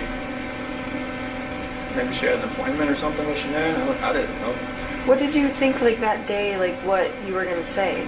Like, what was your plan? Were you just going to go home and be like, report to the police that your family's gone, or? I had, like, I had no idea what was going to happen. Like, after everything, I mean, I don't even know how I was even acting even normal to people that I was around. Because when, like, Troy and Cody and Chad and Melissa and all them, like, you know, when they showed up on the site, I don't even know how I was even being somewhat even coherent what I was saying, but apparently that understood me. So I didn't know what was going to happen. Like I said, this wasn't like something like some Criminal Minds type. Like, well thought out. Yeah, it wasn't nothing like that. You just minute by minute at that point. Yeah, I had no idea what was going to happen. So once the girls were gone, was it also just a minute by minute thing as far as the oil tanks? Yeah, I didn't know what to do. I mean, just thinking about an oil tank just makes me want to throw up. And was that just because it was in front of you and there it was and just presented itself? It wasn't a plan beforehand? Okay. Was there any reason why the separate ones? No, it's like you said, it was like going up the stairs, and it just didn't. No, like what Frank said, it's like I was trying to separate everybody. That's not. No. I didn't want to separate anybody. What was the reason? I can't even tell you. It's like I said, like something else was in control of what I was doing, and it was like I was doing something I never thought I would ever do in my life. Did you think there would be less chance of someone finding them if they were in separate tanks, or? I don't know. Sounds like it's over there. No, I didn't. Whatever my reasoning was in my head that day, it wasn't sound. Nothing was right. And you don't even remember thinking about it? No, it was just like a reaction of something that I wasn't even thinking about. Yeah. Can you talk about the trash bags? Do you remember that? Oh, with There were two. Okay. Yeah, it's trying to, because like the sheet kept, I didn't want to, like when I was putting, the one coherent, I guess, thing I had, like I didn't want the girls looking at Shan'ann while they were in the back seat. So what'd you do? I put a trash bag on one end and on her feet and on her head, so they didn't have to see. Okay. And they were just too little to kind of figure out, right? Yeah, they didn't know. Okay. That's good. I just know, like, when I was driving up there, I mean, you know, they were just, you know, sitting there just, you know, kind of asleep or kind of just, like, you know, holding on to each other, laying in each other's laps. You know, I didn't.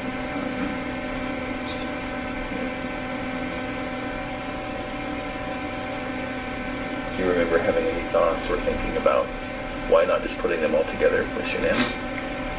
Honestly, it was just happening so fast. I had no time to really have a thought that was my own. Okay. But I wasn't like dutifully trying to separate anybody passing away, trying to keep anybody separate. And everything, Frank, Sandy, and Frankie said, I don't hold it against them. I mean, they can hate me for, they have a right to hate me for the rest of their lives. They don't They hate you. don't. In fact, while we're on the subject, I speak with them weekly, and I told them that we were going to come here, and then hopefully would speak with us. And they told me to tell you, understandably, they're devastated. But they actually said that they love you. They still love you. And Sandy explained it. He's our son-in-law for 8 years. I can't just turn that off. So they don't hate you. They don't. That's amazing to hear that. Yeah. Well, and I can tell you, Sandy was the one that was most resistant to penalties in this case. And she said that. She told me that at the very beginning. That she didn't want that. It's God's decision. It's not her decision. And then she told me that even then. So it's not just a one-time thing that she has said it to me. It's been over the whole course of the event. So that's probably one of the most honest things someone's ever told me. So it's pretty amazing. Faith is. She's obviously a believer. So am I. I get it. So I understand it. That's amazing to hear that. Yeah. Good people. I would have figured they would have hated me for. They don't. I mean, anybody would think that. I certainly would, but I have to admit I was surprised, really taken back by that, but they certainly don't. What did they say when they knew you were coming out here? They said they want to know, details, because they need closure, and that's really all they want, and they want to keep it private. And I said, well, absolutely. We'll talk to them about what you told us, and just so they can put it past them, because they're having a hard time dealing with it and trying to get past it all. And I think that may help, just to know. Closures, I mean, my parents still think, I've told them I pled guilty for a reason. Right. And I told it to them when they had that video phone thing in Colorado the day before, I pled guilty, I plead guilty for a reason. I didn't just, I knew other people were watching. I didn't just go in and just say anything. They seemed to take it and be okay. What made you do that, Chris? What made you plead guilty? I didn't want anybody else to. I didn't want them to go through this for 2 or 4 years. I didn't want my attorneys to lie for me for 2 or 4 years. They would have done anything I told them to do. Sure. That's what they're. I don't see how they can do that. That's what attorneys do. They take their defendant and they say, what happened? Okay, we'll go with that story. I told them everything I just told you guys. And it's just they got together, well, if they ever offered a plea deal, would you ever want to, just plead guilty to them? Yeah, if we can end this, let's end it. I was, in September, I told them that. Really?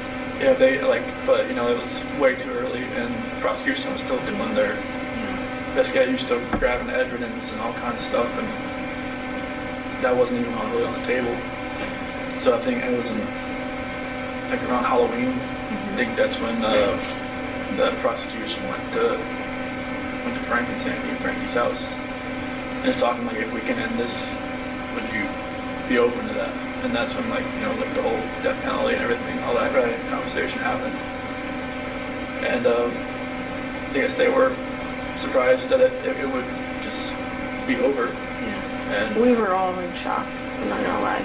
Yeah, it was It's we were going 100 miles an hour, and then we just hit a brick wall. That's what it felt like to all of us. So, obviously you had more time to contemplate it than us. I told John and Kate and Sophia and everybody, Amy, if we can just stop this, and I know it's, everybody's telling me to fight this, there's no everybody's saying there's not enough evidence to such and this and that. And I'm just like, no, this needs to end. Like, I don't want people to have to, because for Frank and everybody to have to fly back to Colorado every single time and get reminded of this, like, I'm not sure, it's never going to go away, but to actually have to come and talk about it, have other people talk about it, have, you know, all three of you get on the witness stand and say, you know, what they saw, what they've seen, you know, what they heard on tapes and everything like that. It's just like, I don't want people to live that over and over and over again for years. Like, if I could just end this for everybody, and then, like, if there's any closure at all, they could, you know, it could start then instead of like 2022, right? You know, like, you know, and everything just like, 'cause I know it'd only get worse for everybody. So did it have anything to do with you not having the death penalty? No, like, I mean, honestly, like, when I was sitting in that cell, I felt like I should have died. I mean, I was listening to everybody telling me, like, hey, if you do this and this, you can hang yourself in that cell, you could do this and that. They were, like, telling you stuff. Yeah, you could drown yourself in the toilet if you wanted to fill your toilet bowl up or something like that. It was, they've been there a bunch of times. And, like, you know, at one point I was listening to them. Mm-hmm. I was just like, you know, I just felt like maybe there's a different purpose for me somewhere. You know, maybe it's here. I don't know. Like, I prayed to God every day that He would move me away from Colorado, like, move me away from, like, the DOC there, because I just knew, like, cause they were saying there was a hit on me. They said if I was going to a DOC in Colorado, like, I'd last a week and I'd be dead. Because of, like, the gangs and all that kind of stuff. And so, like, I just felt like God moved me here for a reason, and I'll, you know, hopefully I can help people that way. But, like, I didn't want my family, I didn't want Shanann's family, all our friends, like, you know, having to go through that, because after a while I knew it was, like, this stuff was everywhere. And I knew, like, all her Thrive friends, everybody, that was just, like, it would just broke just with that hole in their heart just a little bit bigger every time. I didn't want that. I knew it would have gotten worse. I didn't want it to get any worse than it already was. Did you ever think about, well, you know, it could be very believable, what I told him, it could be very believable that Shan'ann did, you know, end the girls. And so maybe if I tried to convince people that, maybe if I fought with my attorneys on that, maybe I could lessen it somehow. Did you ever think about that? Honestly, I never even thought about the story until you guys mentioned it. Yeah. Okay. I wondered. I never even thought about it until you guys mentioned it. So what did you think about it once it got mentioned? It's just like I just went with it. I didn't, like, you know, I knew my dad was out there. I knew it was, like, you know, I knew they would probably believe it because, you know, my mom and my sister just never really liked Shan'ann. I knew, like, you know, I mean, through all this, like, I got letters from some of my friends that even said, you know, when we went over to your house, we could see, you know, Shan'ann was more of a dominant personality and more of, like, you know, you're always helping with the kids and everything. Just, you know, you're a great dad and everything. We could see, you know, a couple things that I never saw or, you know, whatnot. And even my best friend Mark even said, you know, there's always, you know, something, you know, I didn't really get with Shan'ann. It was like, nobody ever told me any of this stuff, but okay. But yeah, it was, I never thought about that story. And, you know, that's what my attorneys were going with. Yeah. And then, like, I think it was probably the second week I told them, like, what had really happened. What did they say after that?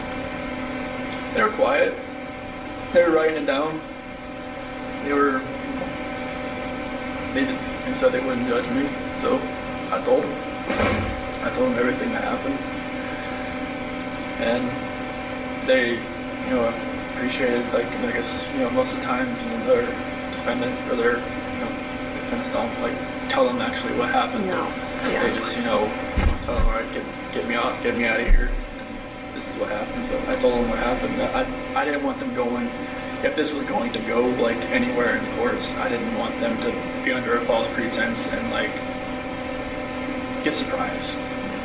So I know, like, there was probably things that you guys probably knew that maybe if I lied to them and just told them, no, this is what happened, that it would have, like, made them look, you know, foolish and stupid and just, like, you know, unprepared. And I'm just like, this is what happened. And they, you know, they appreciated me telling them that, so now they would be prepared. And that's when they were saying, like, you know, if it was ever, you know, if we ever went to them, the prosecution, and say, if we could end this, would I be open to it? I'm like, if it could end, send it. I know there was like, wasn't her phone found on the couch or between the couch cushions? Like, did you plant all that stuff? I just threw it in there. You just threw it in there? Why did you do that? I don't know what was going on that morning. Like, even like, you know, her watch, her phone, like, you know, if I was actually, like, if I'd planned this, I would probably just take it out to the field or something, you know? But, what about her ring and stuff? What were you thinking about that? It's like, you know, maybe she actually really wanted a divorce. Maybe she didn't want to fix it. Just put it there on the counter. She took it off? Or did you take it off? I took it off. Okay. Oh, so that would look like she was saying, I want a divorce, I'm leaving it here when I'm taken off. I see. So the phone and her watch in the couch, was that morning before you left to go to service? Okay. Yeah, because I think Nicole's son found it or something. Yeah. What other things did you do that maybe we even missed? Got the phone and watch. Yeah. I think I threw the therapy book she wanted me to read in the trash. That was that morning?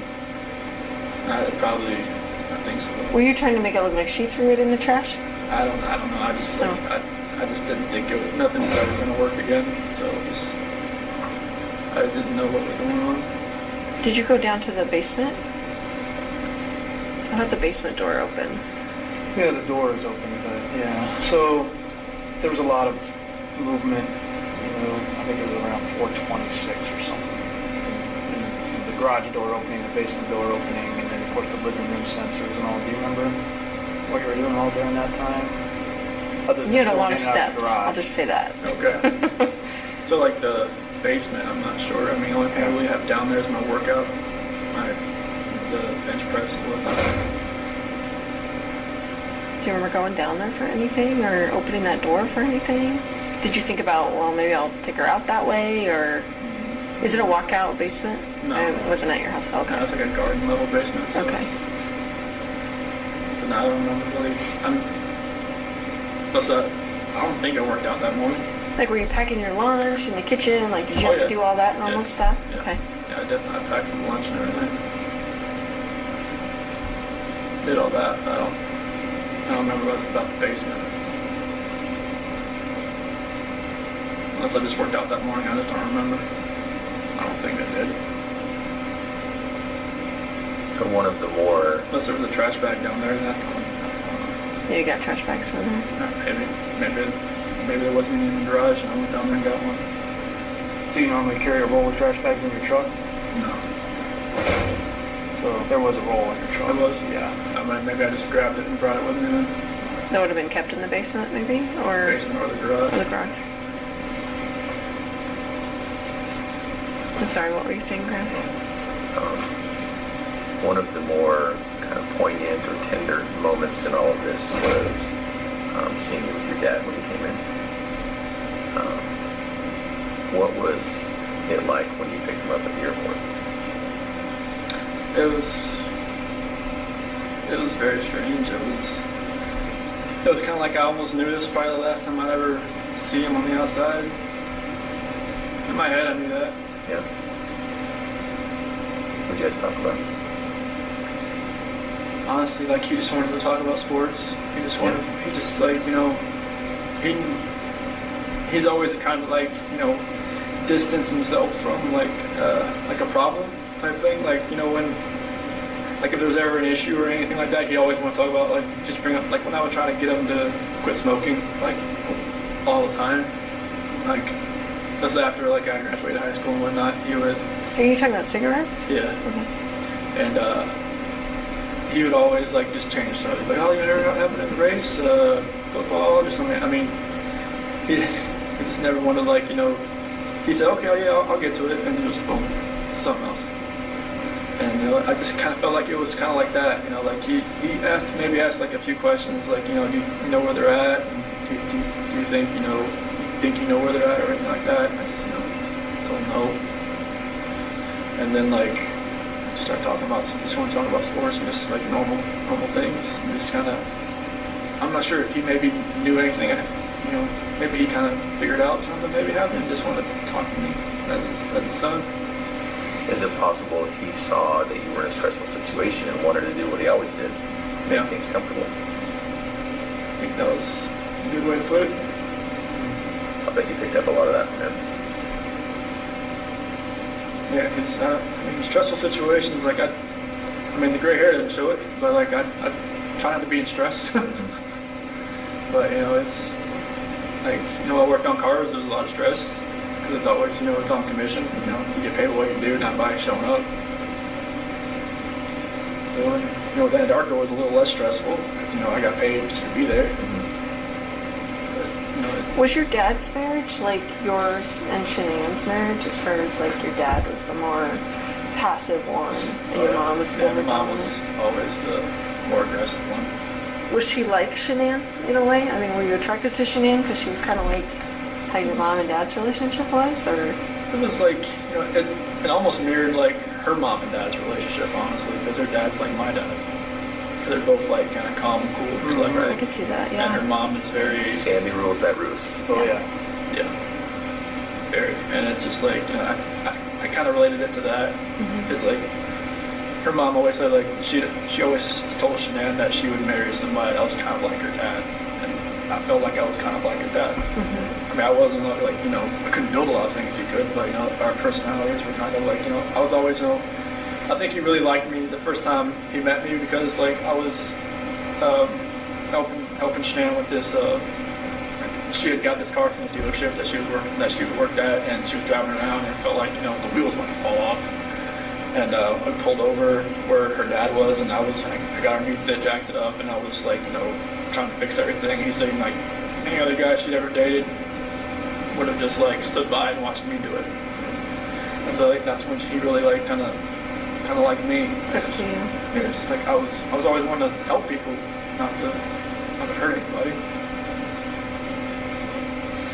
Well, and you helped her all through her lupus and your colonoscopy and you're jacking up the car. And I did. I mean, anytime she had an issue with like the car at the Dirty South Customs, like I would just out to work, see what I could do with it. I would just do whatever I could to help. Yeah. Well, and I think one of the reasons Frank and Sandy work so well is because Frank let Sandy be Sandy. Yeah. And they probably both saw in you that you let Shanann be Shanann. Yeah, I just like I didn't try to change her. Right. Like I just let her be who she is. Yeah. She's like she's gung ho. She's she knows what she wants. She's gonna go get it. Yeah. And I didn't say, hey, you can't do that. And that's what her first husband did. Yeah. He controlled everything. He tried to be Sandy, and it didn't work. And she turned into almost like me. She was like. She just kind of like played back and just kind of like let him do what he was doing. And then I think she learned after that she could just be herself. And with me, she could definitely be herself. Yeah. So that's how it worked. So do you think your dad had any inkling? Because I'm trying to remember the timing. He showed up when you were still walking around. You weren't in any trouble yet when Ronnie came in. Yeah, I had met with you the night before for like 3 or 4 hours. And then I was at Nick and Amanda's house.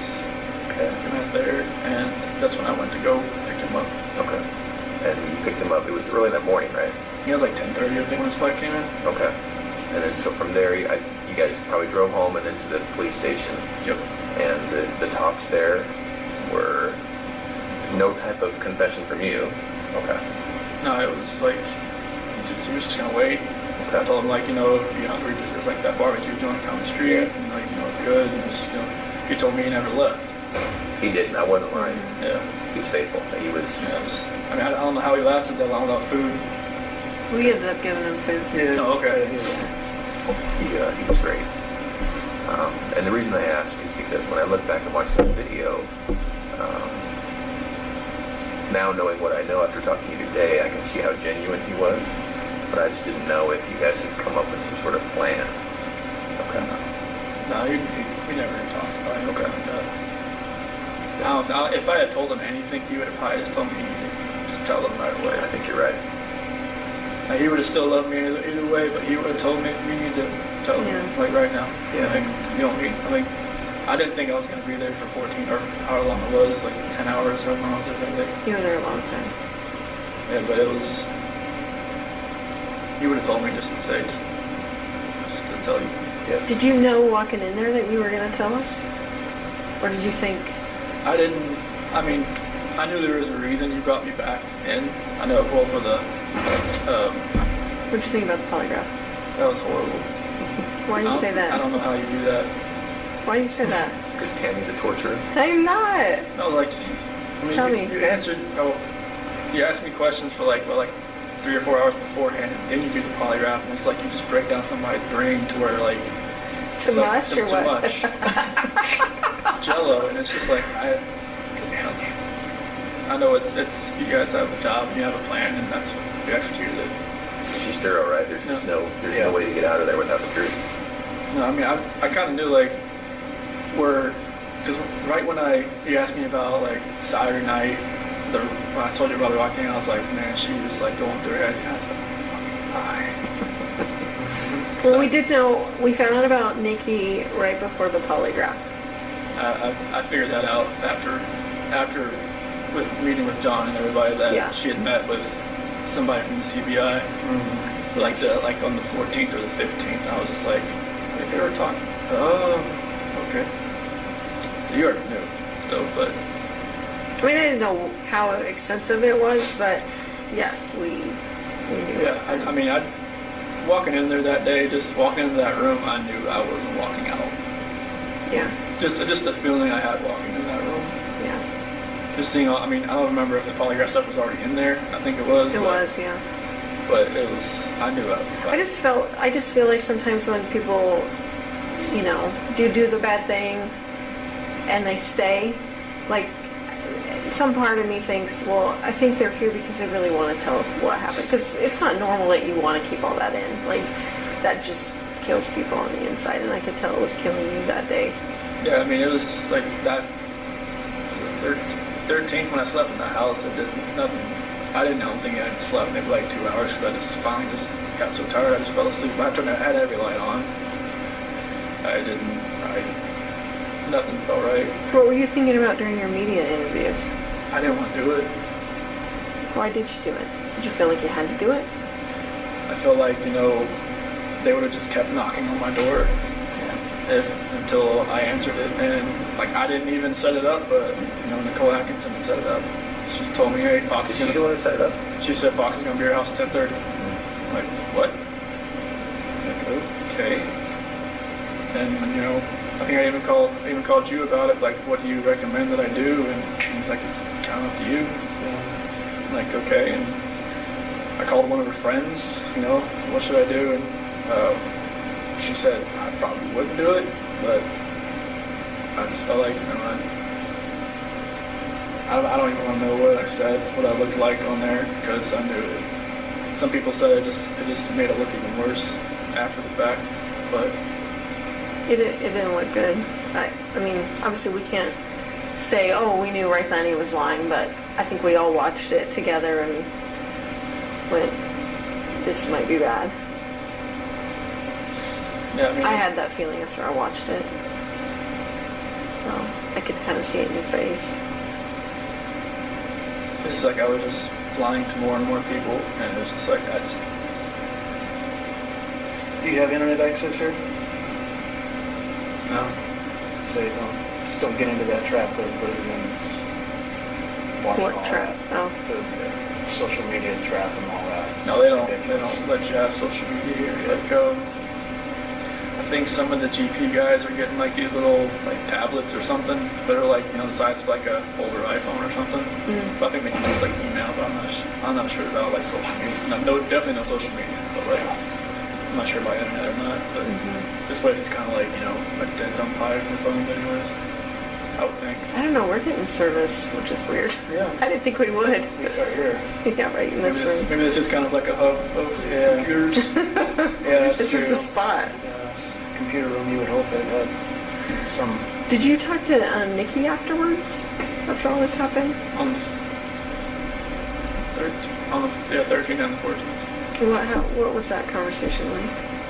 It was the 13th. It's kind of like, you know, it was more text, and then maybe a phone call, like a phone call, and then she thought maybe Shan'ann like took off with the kids, like just, you know, because that's what I was telling her, I didn't know where they were and all that. And then the 14th, she kind of like, I think she kind of thought something may have happened because they hadn't come back. Why do you say that she might have thought that? Or, you know, she kept asking me like some weird questions. Like she kept asking like questions that only I would know, but she was testing to see if like it was actually me on the phone. Like, what do you mean? Like she would ask like, you know, like what's my dog's name, or like what do I like, what yoga studio do I go to, or something like that. And just like I just answer her like and then like another thing about I'm not sure if this is you. Just like, okay. Is this through text or is this through calls? Text. Oh, okay. So she wasn't hearing your voice or thing. Yeah. Is it possible she thought you'd been arrested and we were on the phone? Either Shan'ann had my phone or somebody else had my phone, or like maybe, you know, maybe she thought it was. Well, hopefully Shan'ann would know all the answers to those questions, right? No. This is Nikki asking me. Yeah, but if she's asking you your name of your dog and what yoga studio and like wouldn't Shan'ann know that? Maybe she thought, you know, maybe I was with Shan'ann. She was just trying to find out who she was. Yeah, like some of the conversations, like on the 14th, got a little weird. I think that's when she met with CBI or something, or FBI. I'm not sure who she met with first. So she talked to you after she met with? Nope. Oh, that was like she had told me like, this is the last time you'll probably hear from me. I'm going to stay at my friend Jim's place while this is all going on. She said not to contact her until this is done. She told me to delete everything, and I didn't delete everything. I just okay. I'm not sure why I didn't delete anything, but probably helped you guys out a little bit. But She told you to delete everything? delete all conversations. Did she tell you why? She just said delete it. I don't think you can ever delete a text message. We're pretty good at getting deleted text messages. When your dad came in, one of the first things you guys talked about, he said, you know, kind of quietly, I cheated on Shan'ann or something. Your dad didn't know until that time? No, when I was in North Carolina on August 6th, when I spent most of the day with my parents and my sister and everybody, you know, I had told them like something like, you know, I don't think this is going to work, like, with what happened with the nuts and everything, and they're not being able to see the kids, so like, you know, this is the first time they had talked to me. And pretty much. Oh, because you went 3 weeks or something, right? Yeah, because Shan'ann told me to call him while I was at the beach just to smooth everything out, because she was like, all right, whatever's going on in your head, you need to fix this. But she didn't want the kids to see him. She didn't want to see him. And then, like, when I did see him on August 6th, it was after I went and saw my grandmother. She's in a nursing home. And she still wouldn't go see my parents or anybody with the kids. So I just told her to leave me there, and my dad would come pick me up, and, you know, spent the whole day there. And they were, you know, they said they want to see the kids. They just don't know if they could ever, like, you know, just forgive Shan'ann for everything that happened that day. I guess, I mean, I'm not sure, like, everything that was said that day when they had that argument, but apparently it was like a knockdown, drag out, like, bomb that went off in there. Pretty hurtful things. Yeah, I'm guessing so. And they just don't know, like, if they could ever forgive her or not. And I just, like, I never told them about, like, you know, cheating on her. Like, they even asked me, is there somebody else? Oh, did they really? Yeah. So they could kind of sense maybe something's going on. Yeah, because Nikki was texting me the entire time I was over there. Oh. So, like, they could kind of see, like, I was texting somebody. But it was like,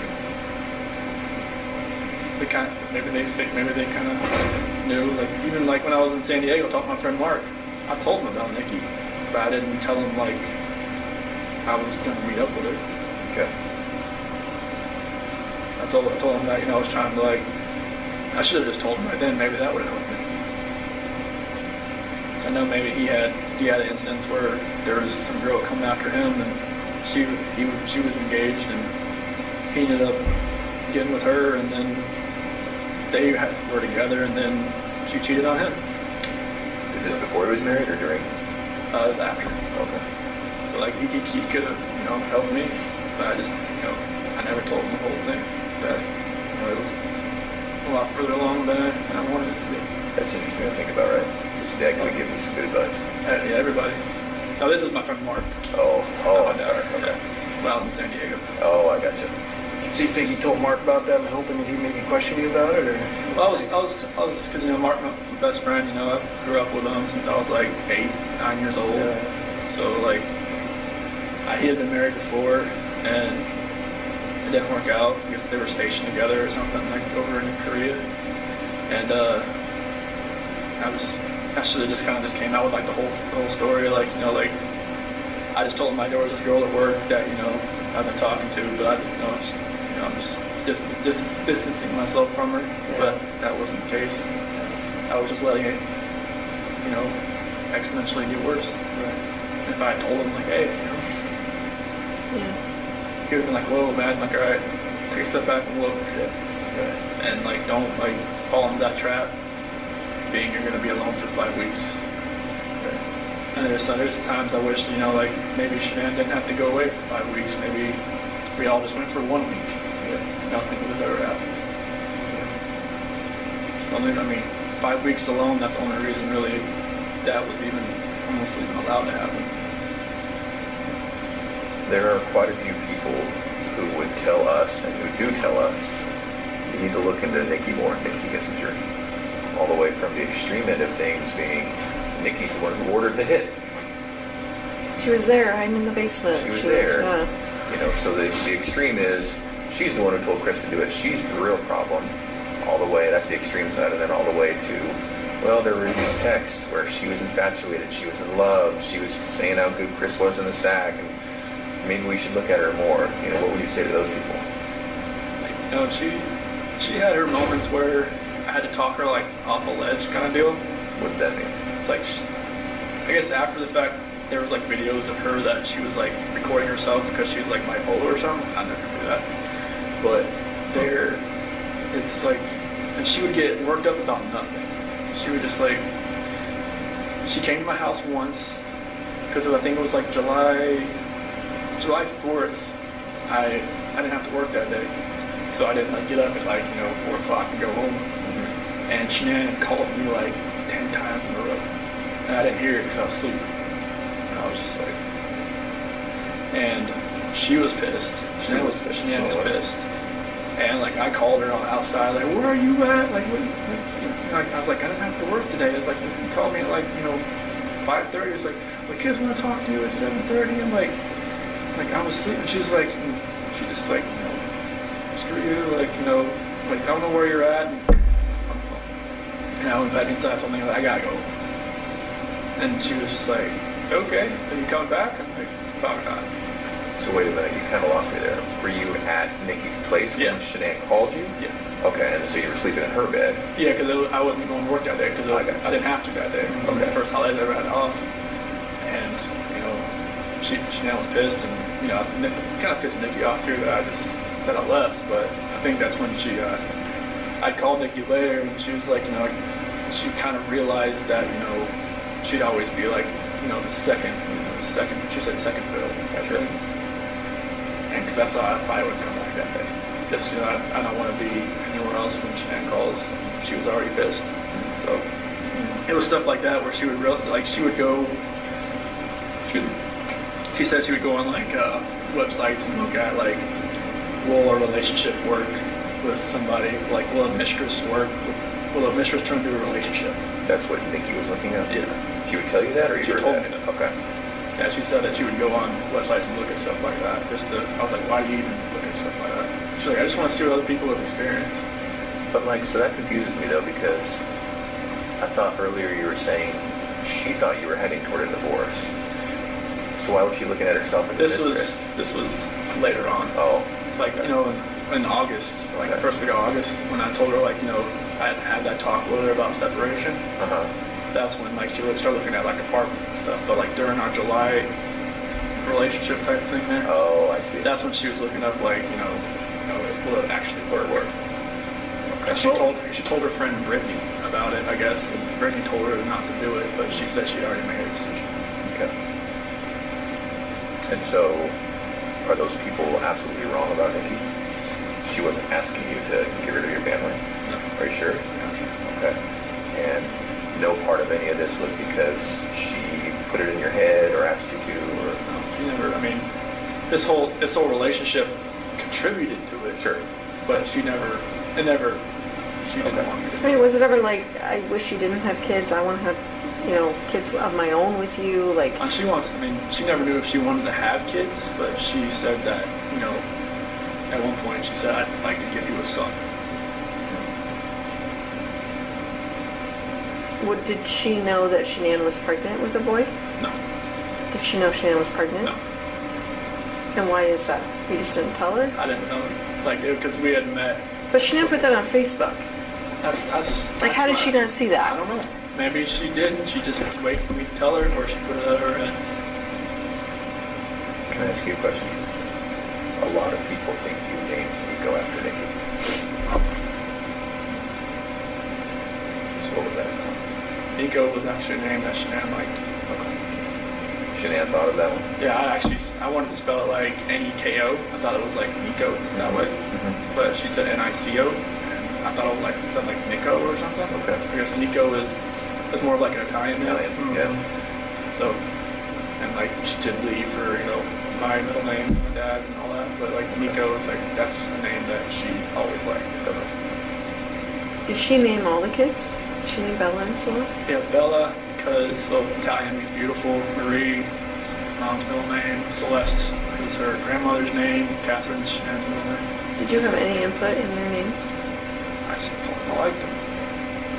I was like, if we had a third child, I was gonna, maybe we could have like Lee in the middle name, but I knew like the girls' names. It was, I love those names, so I was like, that's cool. Mm-hmm. Especially like with the, you have little nicknames for them, like Belle and Belladine and Cece, obviously. So it's good, but yeah, Nico was. Okay. Can we go back to the house on the 13th? So, at one point, right when you got back there, Coonrod was there, Officer Coonrod, and Nicole was there. Mm-hmm. And then you went in the house and you were for about a minute or so before you let everybody in. Remember what you were doing in there at that time? So I went into the garage, Right. and then I ran around and I opened the front door. Yeah. Opened the front door did everybody come in through the garage or the front door? Everybody comes to the front door. Yeah, so I came in, I went in through there, I came in and opened the front door, and I ran upstairs, and I just was like, acting like I was looking around. Okay. That's after everybody? Did you go around the house at all before you opened the front door? No, I didn't run around the house. I stayed down on the bottom, Okay. bottom floor, and then went and opened the door. Yeah, okay. Just curious. And I ran upstairs and everybody else, and that's when Nicole's son was on the phone, and I was going, acting like I was walking through the house. Yeah. Shan'ann had her bra on. Was that normal that she would sleep in her bra? Every once in a while. I mean, she just got home from the plane, so she didn't even take off her makeup or anything. Maybe she was just that tired. But normally, I don't really know. Did it not come off when you guys had sex? I don't think so. Sometimes she just, she keeps her shirt on and she doesn't want me to do anything. Just like, she wants what she wants. She knew what she wanted. That's what she wanted. Was it just a missionary sex? Yep. And when her final resting place, was that just naturally what she was wearing? You didn't change her or anything like that? Okay.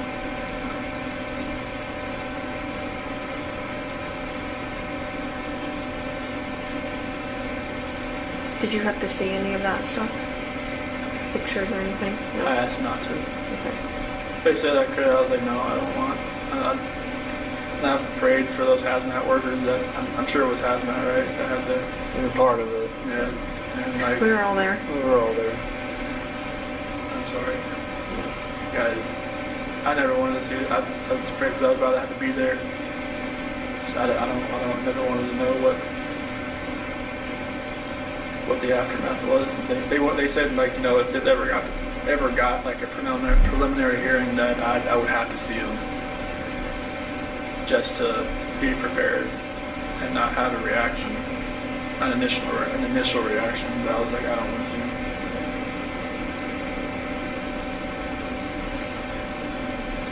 Do you feel like your lawyers were fair to you? Yeah, I mean, they were my only human contact, really. Yeah. So they're kind of like, almost like a guidance counselor, almost. Yeah. Did you feel like you were driving the bus, though, with your decisions you made, Yeah, or no? I was like, there was a lot of things I didn't really know what was going on behind the scenes. Like, Sure. maybe there was a lot of things they never told me. Like, like stuff that came out like afterwards, like the whole Nikki Kessinger article in the Denver Post and all that kind of stuff. They told me like afterwards and everything, but it was. I always felt like anything I was telling them, they were going to do. Like the whole taking the plea deal and everything. I told them that's what I wanted to do, and they asked me like, it seems like 100 times, are you sure you want to do this? Are you sure? Like, once you sign this, like. I guess up until sentencing, I had the time to back out, but like they always, even before we walked in the courtroom, like, are you sure? I said, yeah, this is it. Like, okay.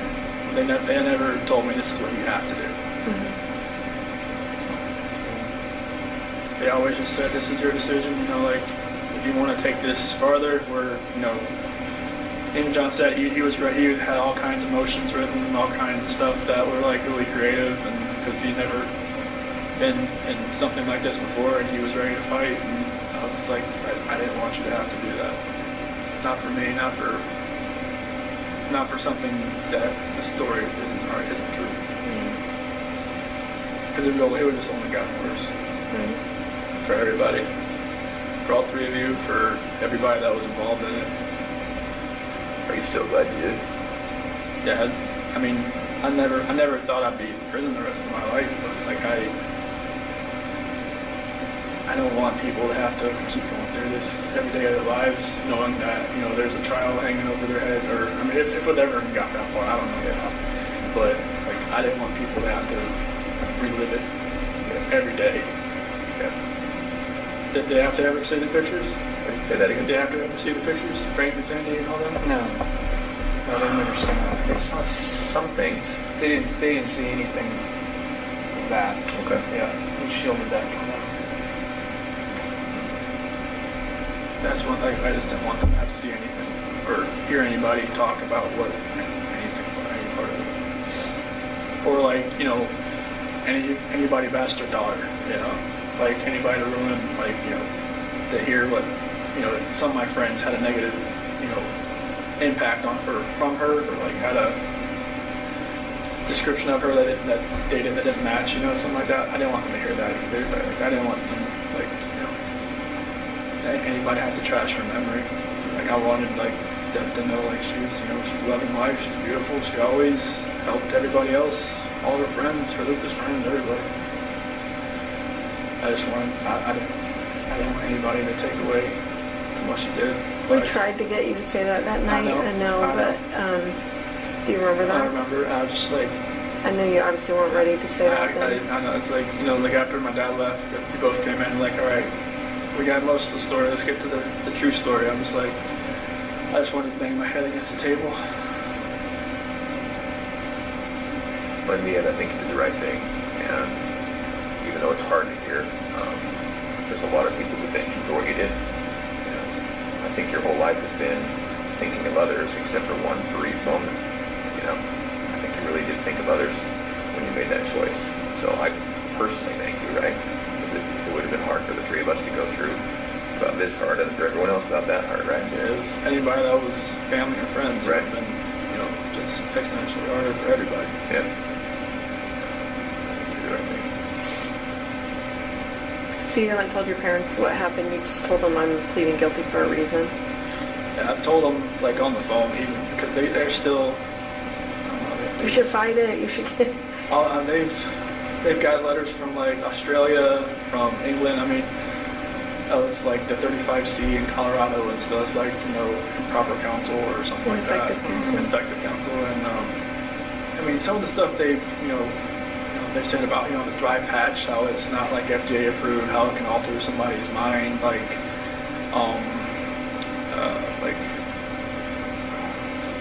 it was some kind of condition, but there was something else they called like CPSD, complex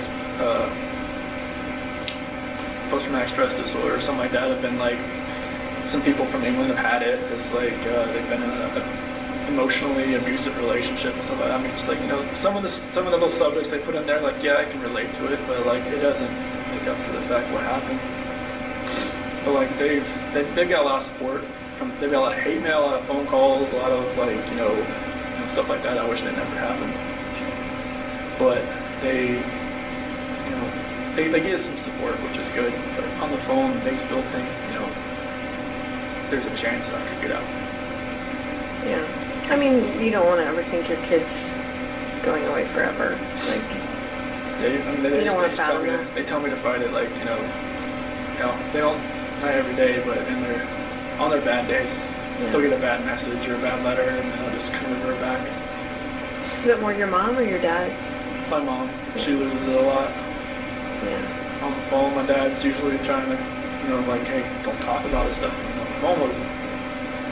Because it's just going to rile you up, and it's going to make him go back to his cell, and he's just going to think about that all night. Right. And that's what happens a lot. Yeah. Would you ever want them to know what you're telling us today? I'd rather just tell them myself. Yeah. So they're coming. I think they're going to try to make a visit in like May or so. So do they still think that Shan'ann killed the girls? They still believe that, even though I told them I pled guilty for a reason, but they think that I was, their words, like, railroaded by belief. Yeah. Because they, you know, they felt like they pressured me to do it. Do you feel like that?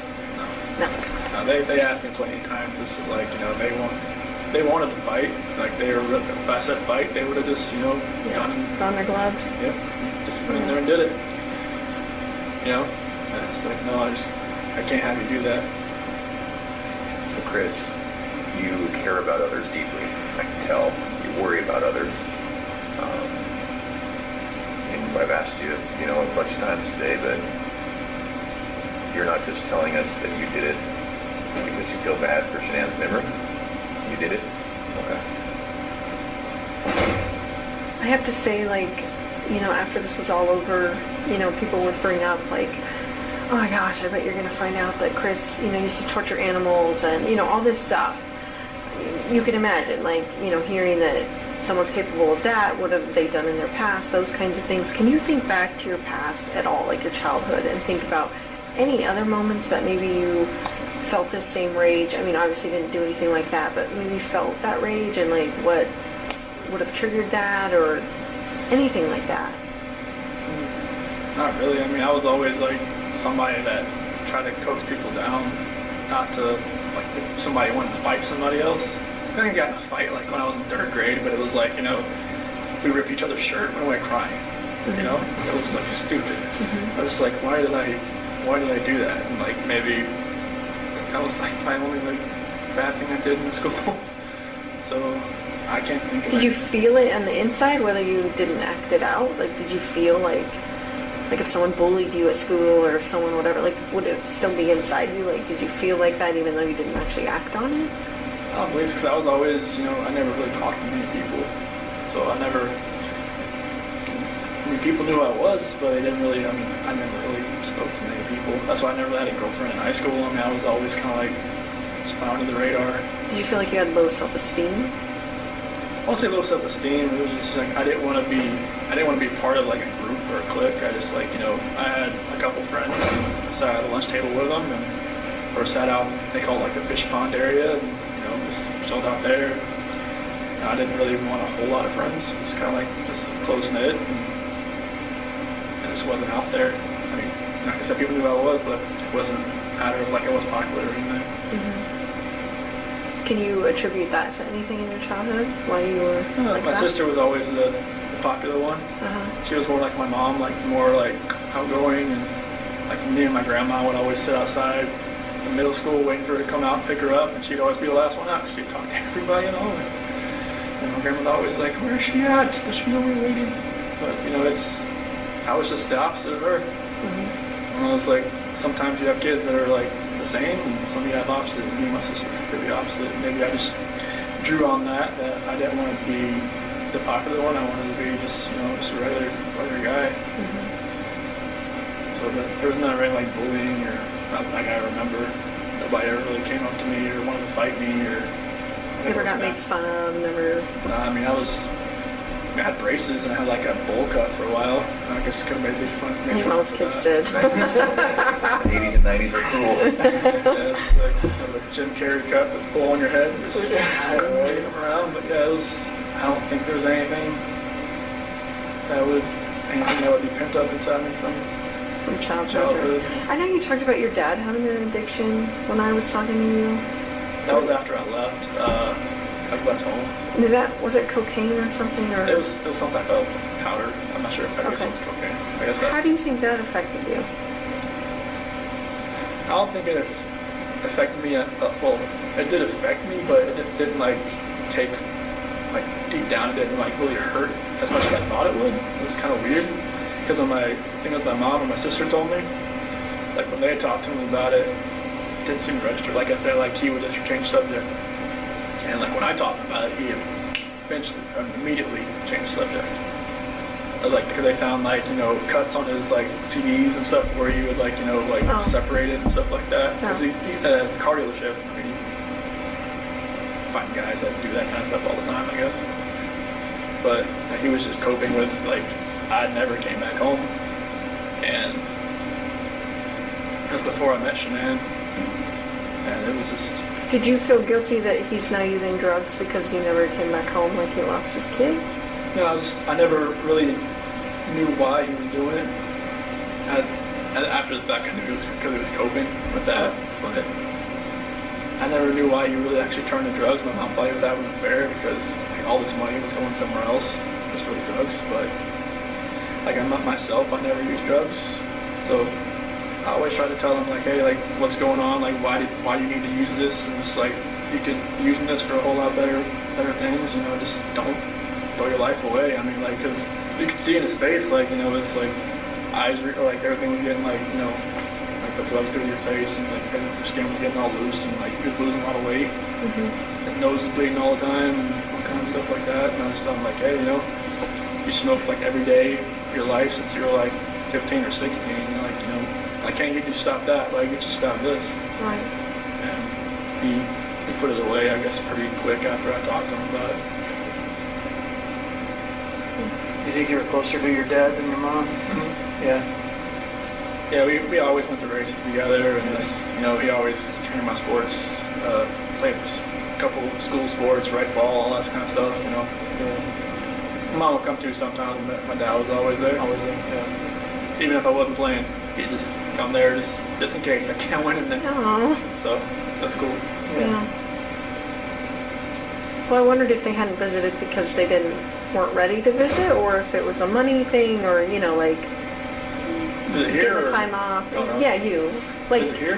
Yeah, visit here. Well, I just told them like, they can't drive in the snow, so it's kind of like I don't want. These roads are bad. Yeah, it's I think it's like an hour. Either Madison or Fort, whichever way it is. I told them like wait till springtime. 55. Yeah. Pretty brutal. It was yesterday. Do they have money to get here? They sold my toolbox to get some money to come out here. Okay.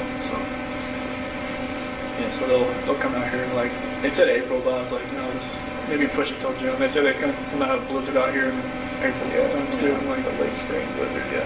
So lake effect stuff is crazy. Yeah. And how are you doing mentally? I mean, the first time when I first came, I didn't know I was coming here. Obviously, I mean, when I was at DRDC, like I was, spooked you up, didn't it? I was there a week. Like first day I got there, they put me through the ringer. Like I had like 11 tests to do, like mental tests, like reading, math, all kinds of stuff. Just to see where my IQ was, and then I just sat there the rest of the week, and then Sunday came along, and after dinner they said, all right, strip down and put this on. Okay. And then walked outside and put me in the van. And it's like, okay. I had no idea what was going on. And then we stopped in Sterling, which really freaked me out. So I was just like, I don't want to do this, because I heard so many horror stories about that place. And they just stopped to use the bathroom, and then we kept going. In the prison? Do they use the bathroom at the prison? Yeah, it was like at the watchtower outside. Oh. And we went to Nebraska, sheriff's office there, and then another sheriff's office in Iowa, use the bathroom, eat breakfast, and then got here. I asked him, I only talked to him once, I'm like, can you tell me, like, where we're going? Like, just to Destination State? He's like, I don't know. So it was like one of those, like, transport vans, like, where it was, like, had just the middle where I was sitting there, and I could see out the window, and I could see, like, they would put in an address each time. Like, they had, like, 4 sets of addresses to each one they had to go to. They just would never tell me where we were going to end up. What did they say your IQ was? And I was like 140, 35 or something like that. Is that high? I don't even know what. That's good. That's above average. Yeah. It was taking me back to high school for real. I'm like, Train parts of the city and all that stuff. yeah, there was a lot of word problems, a lot of like geometry, a lot of like patterns. Like if this was moved this way, and then it was like a series of them. Like, all right, what's this one going to be? Just a lot of stuff like that. But like the further you got along, the harder it got. I'm just like, it's like great. And it was like they give you this little take that pen and take the little tube out in the middle, and that's where you're using to fill in these little Scantron sheets and everything. I feel like I went to high school again. Do you know how long you're going to be here? Neither do I, by the way. And do you know, are you going to get a job? Since I'm staying here, well, since I've gotten staffed here, you have to work. Oh, so what's your job now? I don't have one yet. Okay. They haven't moved me out of the acceptance and evaluation, assessment and evaluation You're process. still in that phase? Okay. And how long will that take? Oh, right now, like, since I've been staffed here, I'm just waiting for them to move me over to a different unit. And are you in Gen Pop right now? No, I'm in a unit. There's like 11 or 12 of us on there. There was like 22 when I first got there, but they've been transferred to the other prisons around. And what are the other guys like? They're fine. Like the first time, like I sat out and ate like a breakfast or lunch, and I was scared. Were you nervous? Scared? Yeah, I was just like, this hasn't happened. Like, not since I just never happened. Yeah. Like I said, they locked the hallways down when I moved to Colorado. Well, I've heard that. Yeah. So it was like being next, like right like this, eating next to somebody. I was just like, they're gonna like take a sport and try to stab me or something, or what? But it's totally different here. I mean, people know who I am, but like they don't like run at me or jump at me or like. Apparently the guys that work here, they know that I guess other maxes are like you lock down like 23, 22 hours a day. Oh, so then this is an alright place to be? For like other max guys. Good. They said it's the best max but the worst medium. Oh. Because if you're max, you're working, so you're out at your cell working, like if you're a clerk or if you're in the kitchen or if you're in the rec area, you're doing something. Okay. But yeah, they said like if you get staffed here, it'll be best for you. Plus, they say it's not as like rowdy as some of the other places. Yeah. That's pretty intense. Yeah. So like, I mean, I'm going to the GP area. I just don't know when. And you think it'll be while you're here? Okay. Yeah, they said like I guess it could take it takes a while to get moved from max to medium because in Colorado I was classified as minimum restrictive, but with the charges it would have been medium. But here it's automatically max. And what are the other guys in for, do you know? They said most guys in here are like gang snitches and sex offenders and mainly people that have 20 years or more. So people who were in for a long time and who would otherwise have a pretty hard time at a jail. Yeah. For whatever they did, Yeah. whether it be snitching or Yeah, like children or. Yeah, there's some people from other states here as well, and I guess there's a couple cops here too. Okay. Just just things have happened, and they just don't think it'd be better. It'd be a lot better if they're here and not in another prison. Yeah. Okay. So what kind of jobs are available? I mean, Well, it's like they'll probably have me in the kitchen more than like that's where everybody starts out, like either washing dishes or like putting food on the trays or helping pots and pans, something like that. But they have like libraries. They have like, I think this is the PSU area, the psych area, so they'll have like different guys doing clerk stuff around here. I mean, they have over like 300 GP guys here that are like live here, so they have a job for every one of them. Wow. There's even a guy that shovels the sidewalks. I think we saw him. Yeah, we saw him. Yeah. Yeah, I don't know if I want to be that guy. Not here. Do you go to therapy? Do you see a psychologist? There's actually the one her name's like Javier or something like that. She seems like once a month, and she's actually from Aurora. Really? Yeah, it was weird. I walked in, I saw a Bronco flag. I'm like, okay, who are you? But yeah, it's. Does she give you therapy or? No, she just like talks to me just to see if I need anything or if if I need psych meds or if I need anything like that, which I declined all that stuff. But most people in my unit have meds. Just to have them, or do you think they need them? Well, it's like a special management unit. Like they just put me on there to keep me away from GP. And like most people either like just have like some type of medication they're on. But you don't take anything? No. They just keep me on there until the security advisor says, you can get moved to GP down the hall. What kind of stuff, like food and stuff, do you miss the most from the outside? Food? Yeah. Well, I know from, my last time in North Carolina, Bojangles, that was really good. I don't know if you guys ever go to North Carolina or no? Is that barbecue? It's chicken and biscuits. And that barbecue place down the street from Brentwood PD. Forget what. Smokehouse. Yeah. George Boys. Yeah. Yeah, the burn ends. I miss that. And just I miss Shan'ann's cooking. That's for sure. Like her spaghetti sauce and her fried pizza. Fried pizza? I've never heard of that. What is that? I've never heard of that. So her mom has, or I think it was her mom, her grandmother on her mom's side had this this dough, homemade dough you can make, and just make up the dough, and she would make it up with bell and stuff sometimes, so like a little smaller one, but she would make the really big one, and then she would put it in the oven, the bottom oven, and let it sit there for a couple hours, not put it on or anything, just let it rise, and then once it's done, take it out, form it, throw the spaghetti sauce she has, and spread it around, and fill the mozzarella and pepperoni and put it on the oven 350 and. But what part of it is fried though? Well, they have some parts you put on the grill. You can put it on the. Okay. Put it on the stove too. Okay. It's really good. I mean, it's really thick. Yeah. So you got. Apparently, we need this. Yeah. Sandy. I will work on that. Yes. Write a note. Yeah. Are you able to stay out of trouble here? Yeah. No. Nobody's getting any fights? You're not getting written up for anything? You're not getting... Okay. I try to keep a little bit about here, so I don't want to... I guess they say if you get like 2 contact reports, they'll ship you out if you work here. To another location? Yeah.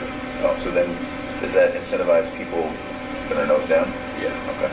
Yeah, because I guess a couple guys got busted for having a cell phone. Oh. How they got it in? No kidding. Yeah. Like, that stuff just baffles my mind, how that stuff gets to... I mean, they won't even let, like, if somebody sends me a letter and it has, like, even, like, someone sent me a Christmas card with glitter on it, they'll let me have it because it's glitter. Because it's, like, it's contraband. So, like, yeah, I don't have people get cell phones and stuff in here. So what do you do with all these letters that are coming into you? Most of them, like, I just have, like, this, if somebody writes me once, I'll never write them, just because I don't know, like, who they are, like, where they're from. I'll keep it. If it's like a weird letter, I'll straight up throw it away. If it's like a supportive letter, I'll keep it around just like a supportive letter. And then like I've had some people like write me like a second, third time, but they've changed the way they talk, or like they've said different things. Like there's like this dude in like California that wrote me. He's a senior in high school and wrote. He's like, okay, dude. I'll look up the name, like, okay. Shred it up, threw it away. He wrote me again like 2 weeks ago. Totally different. Like, never mentioned, like, his age, never mentioned his study, like, hey, like, I support you, I'm like, all this, like that. Like, if I didn't recognize his name, I would have known, like, he was just an 18-year-old kid, senior, trying to just, like, probably just get information. Trying to, because there's been, like, journalists and, like, other people, like, like you can kind of tell, like they ask a lot of questions. Mm-hmm. But I try to like take into effect who's writing me and like just not to respond. Like I've responded to a few people just because like either my parents have talked to them on the outside, and then I kind of know, okay, it's a real person. Oh.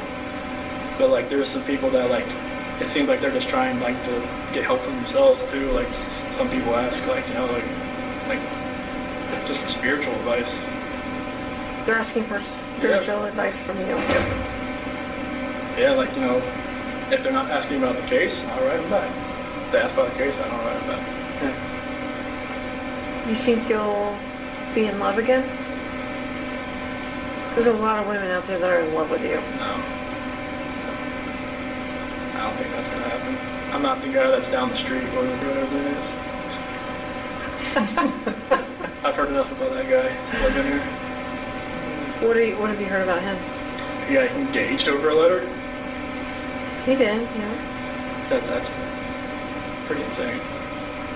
But yeah, I don't see myself being in love ever again. Do you have some ladies that are giving you a lot of, like, telling you that they're in love with you and that kind of stuff? Well, I've had a couple letters that have been like, I hear you get a lot of letters from lady friends that tell you all you need to know. I'm like, I don't get those letters. Trust me. Like I guess there was one letter in Colorado. Someone sent me a picture of them in a bikini, and then it's like went on from there. That was like the only letter I ever got. That was like that. But the press took it and just went with it. Yeah. Do you ever get requests from the press? Mm-hmm. And how does that work?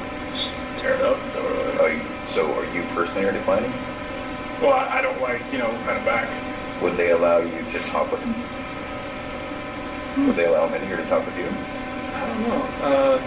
I guess some stations have asked to come in here and talk to me, but they have told them no. Oh. But I've gotten letters from Denver stations and whatnot wanting to talk to me, and then quotation marks off the record. I'm like, yeah, right. Okay. Anything I write. Yeah, you're right. Yeah. So yeah, I just tear it up, throw it away. Have you thought about like writing a book or anything like that? No, that's nothing like that. My mom and dad have been sorry. No, go ahead. My mom and dad are saying maybe you should like write down like how you feel or like how you've been dealing with this type thing. Just write it down, and that would be my story. But I'm just like, I'm not writing. That's not me. I mean, I've always had a really crazy imagination. So like when I was a kid, like I even convinced my teacher I went to Japan over the summer or to China or something. But she said, you should just write down your story, like how you cope with this. Why did you convince your teacher you had gone to another country? It was just like what you did over the summer, and I was like, I went to China. I just started writing. And she actually believed it. I was really convincing. So you're a smart dude. Yeah. It was a parent-teacher conference. Said, so how was China? What? Nope. So earlier you were talking about how this experience you're going to want to help people. What do you mean by that? So like there's a couple letters that I've gotten. Like this one girl, she's in like an abusive relationship, and she just can't find a relationship like with God. And like I never read the Bible before all this. Like in Floyd County, I read it because in the segregation hole there, it was like that was the only book I got. And I was like, okay. I read it cover to cover, and I never thought I could, being how many pages were in the Bible, but it stuck with me, and like I've been reading it more and more here. Like I got a different version here. I've just been reading it and just writing down like a couple scriptures a day, like to get to my mom and dad. And they've been like making a little journal and stuff like that. And my Uncle Johnny and his wife Martha, they're actually missionaries, and one of my cousins is actually as well, and they've been helping my mom and dad, and they looked at a couple of my letters, and they were amazed at how mature I've gotten with like the Bible and everything with Scripture. And it just like one gift that I did get was a good memory, as far as like being able to memorize stuff, right? And like that's what happened with cars and with the oil book. I can memorize acronyms like that, and I've been memorizing a lot of different Scripture. I can just kind of like help people that way. Like there's been inmates that have have left my unit and went to a different place and have written me just to ask, like, can you give me a couple scriptures to help me through this? Like, do you know of any? I could help somebody that way. Yeah. That's good. Do you get to go to school or anything? They don't have any of those programs here. Oh, they don't. It's a evaluation prison, so they don't. I think this is when they have the sex offender class in here. Mm. That's the only thing they really have. Do you go to that? No. No, I always ask, like, why do people go in there? And they're like, you don't want to go in that class. I'm like, oh. You stay away from that Okay. class. I'm like, okay. Yeah, that's the only thing they have here, but they have other, like, that's like the map of the prisons they have here. Yeah, I was looking at that earlier. Oh, wow. They have a lot here. Yeah. Like 3 right in this area. Yep, they're right around here. I was just amazed that one thing I did see out the window when I first, there was like a neighborhood that's right next to the prison. Yeah. So it's like, is that the same thing. yeah, weird? Because like in Colorado, it seems like they're all like out in the middle of nowhere. Yeah, Sterling's in the middle of it. Yeah. Okay. Easy. Well, we might take a little break right now. I think it's almost time for you to eat lunch. Yeah. Like 20 minutes. Felt like the polygraph. Everything just like. I look up the time. I'm like, oh wow. This was 4 hours. Holy cow. They might let us come back and talk to you. Okay. There might be a couple more things we want to go over. Okay. Is that something you're up for? That's fine. Okay. And then the other thing is, we might be back in a month and a year and 2 years, if you're up for it. Now that's way down the road, but I guess maybe in the back of your mind, just think about that. And I hope so far today's been all right for you. Yeah, it's been. Honestly, when I walked in, I was just like, wait, I know these Where do people. I know these guys? I looked at you, I'm like that's not the psych counselor, that's, oh my gosh, okay. Yeah. They're Colorado people. So then let's pass that A&E sergeant. I was like, all right, who am I meeting? I'm like, oh, it's not the A&E sergeant. Yeah. So, there's a possibility we might not make it back today. I just want to let you know, but we might. We really appreciate you talking to us. Thanks for coming. Total took me off guard. I had no idea. So that Yeah. And again, this isn't it. Your case is over. It's closed. So that's not what today's about. Okay. We really appreciate it. You know a lot of things really well, really good. You made a lot of good decisions. Obviously, we're here because of just one bad decision, but I think that you've taken steps to get past that. So, yeah, we might come back after lunch if that's all right. That's fine. Okay, cool. I'm going to go see if I can grab somebody.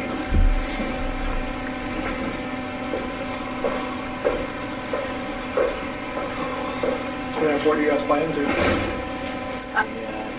I think I had the better drive. I think you probably did too. Mine was like 50 minutes. Theirs was like 2 hours. Yeah. It was snowing. It's pretty and nasty out there. Yeah, the wind's blowing. Not like wind like Colorado then? It was a hell of a lot colder. Yeah. Well, and yeah, the roads aren't getting cleared like they would get cleared in Colorado. I think they just have so much. Yeah, it you know, just that, comes in and just dumps. yeah. Colorado just melts within a couple hours Right. here. Honestly, I haven't seen it melt here since I've got Well, that's the thing. Everyone's Yeah, houses are piles. just piled, you know, like, oh, it's the next snow, and they just pile it on top. So it doesn't look like anything melts. No. Which is the problem. So. Yeah. Just looking the other bit. Okay.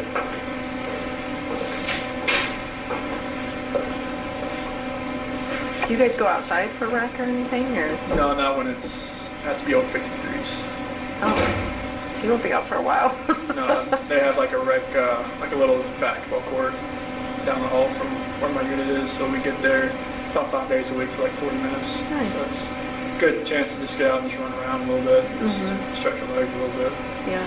Any weights or anything you can use? Yeah, there's some weights in there. We go with another unit, and they're the infirmary unit that goes with us, and most of them are like in wheelchairs and whatnot. So we're kind of like, I just let them do. I don't want to get in the way. Just like let them like. There's like the pull downs and the lats and all that kind of road machine and stuff like that. So it's pretty cool. Yeah, but I think they have like a track or something like that you can run around once we can go outside.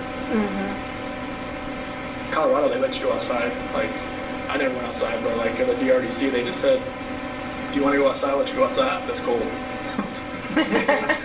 So thanks. Buyer beware. Like, hey, should I go anywhere wreck today? You're like, no.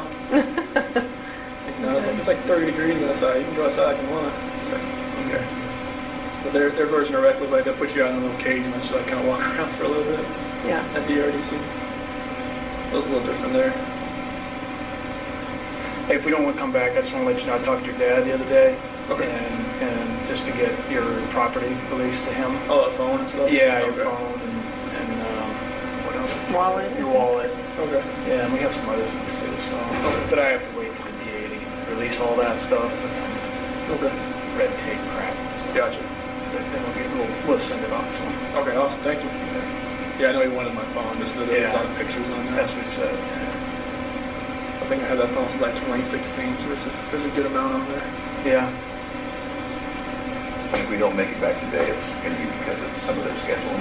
It's not that we don't want to talk to you tomorrow. It's fine. There's more things we can't talk about. Okay. But if we don't make it back, that's fine. Okay. Yeah, it's a holiday, so I figured they'd be pretty much open. Yeah. Yeah. So I didn't see many people walking through the hallways when I came down here. Usually there's a ton. Of visitors or what? No, just a ton of people, just like workers walking up and down. It seemed pretty I see. sparse. Yeah, it is sparse, isn't it? That was one thing I was shocked about when I walked around here. I was always used to seeing everybody in handcuffs walking around the hallways. Here, walk up and down. That is interesting, right? I thought the same thing. I couldn't tell who was who. Yeah, it's like You can't necessarily you tell. you see the red tag, it's like an inmate, but somebody else that works here. Oh. Or like somebody that's like actual civilian that works here. So then you're not in shackles and handcuffs that often? I haven't been since I got here. You're kidding. Huh. That's why I was amazed. I was like, when the guy took me in the hallway, I was like, anything? No, just keep walking. Yeah. That's my psychologist was saying, this isn't a max when you first got here. Like, no, it's like a max or something. They just like, you know, if you want to act up, they'll put you in. Use it. You'll learn those shackles back. Oh yeah, they'll put you in handcuffs, take you to the hole, Yeah. and then they'll ship you out of here. They have a solitary here. Oh yeah, they'll strap you out of the bed. Oh yeah. Can't move. Yeah. A reminder of behave, right? Yeah, it's like don't Not that you need it, don't but- pass food, don't pass anything that's not yours. Otherwise you're gonna. Do you get to buy like commissary and stuff? It's different here. It's like a bubble sheet instead of like Colorado. It's like a little touch screen you can do. But here it's like a little Scantron. You send it off to like Missouri. I mean, it's the same company, but it just takes longer to get here. Yeah, just Like what kind of stuff can you buy? like ramen soup and peanut butter and oatmeal, like lemonade mix, stuff like that. I usually just get the oatmeal and the ramen soup. Do your parents put money on your books then? Yeah, I'm not sure how like that restitution stuff's gonna work. I'm sure like that'll like whoever sent me money on the canteen will probably like it'll take a little bit of it too. Oh yeah. That's right here. Okay. Yeah. Thank you. Thank you, Chris. All right, thank you.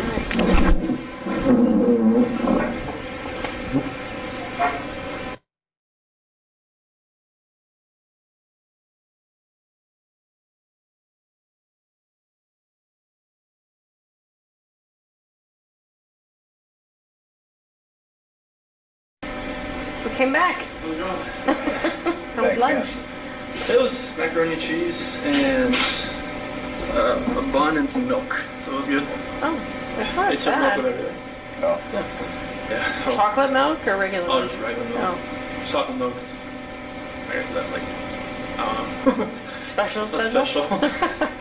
It is a holiday today, you know that. I know. But I think they had chocolate milk on Christmas. So Oh, really? yeah, they got milk with everything here, obviously, you know, the state. So, Yeah. Ah, A lot of dairy. the dairy state. so they got cheese with a lot of stuff too. So Macaroni and cheese. yeah. Well, we brought you some non-lactose Powerade if you'd like it. Seriously? Yeah, all yours. Wow. Thank you.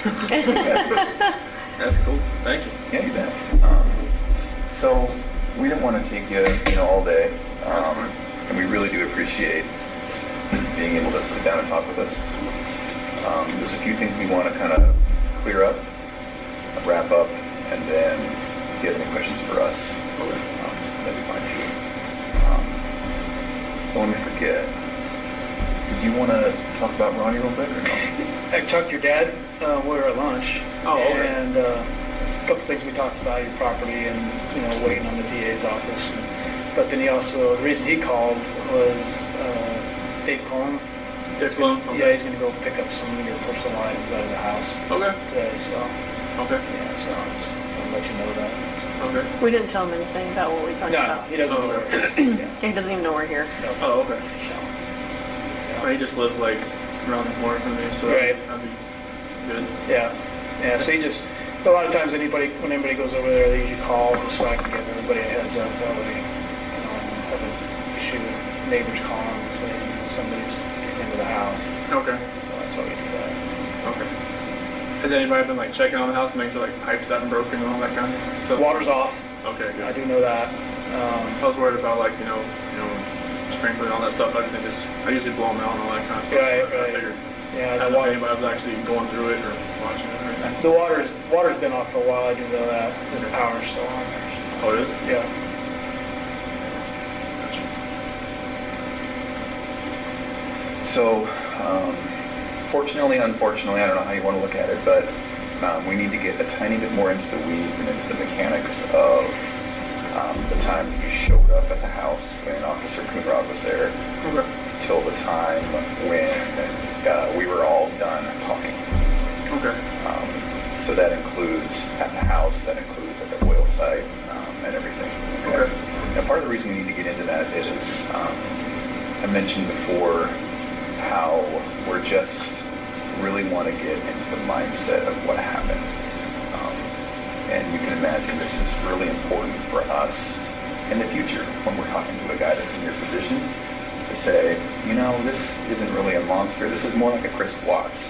And boy, we remember with Chris, had we asked this or had we done this, we really could have been better. And so that's why we want to get into the mechanics of it a little bit more with you. And that's going to mean exactly how, exactly when, where were you, what was, shan'ann wearing, or all of that, right?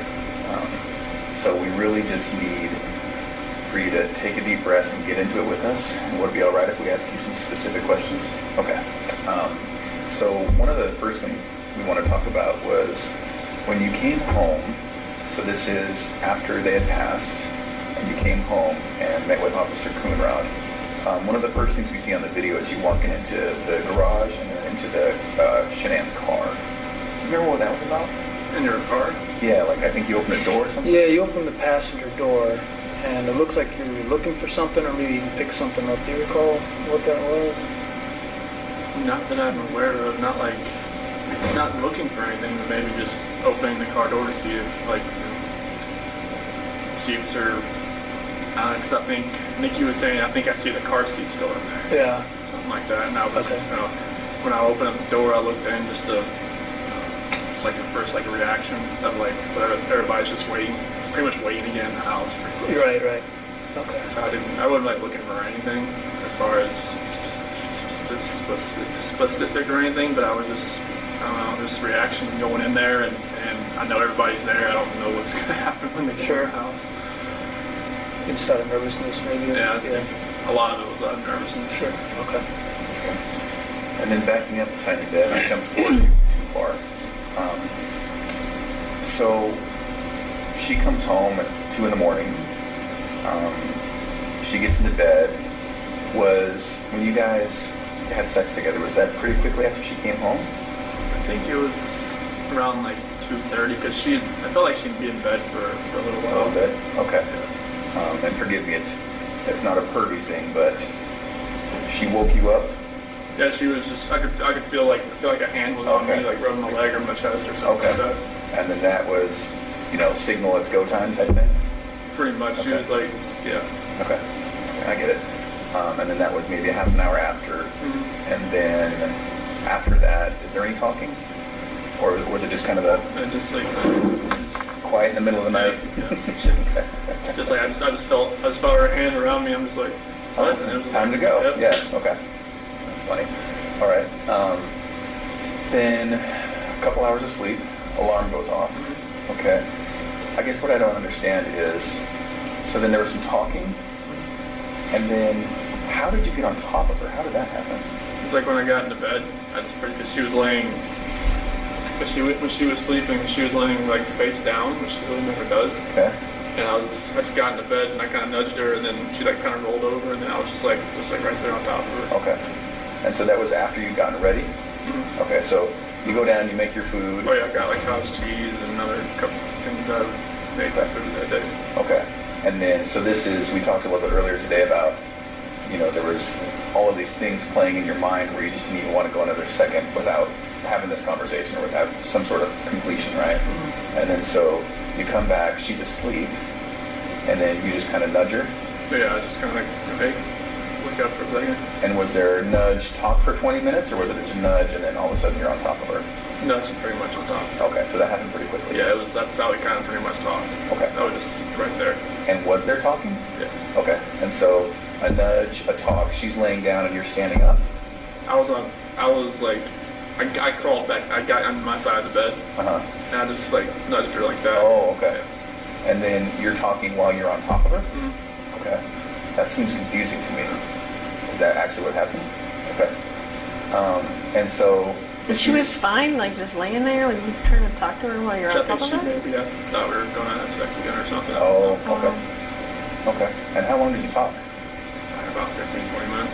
Really? In that position? Okay. And was there any sex? No. Okay. Maybe I'm basically from the position we were in. Maybe she thought maybe I'd try to go again. I don't know. Okay.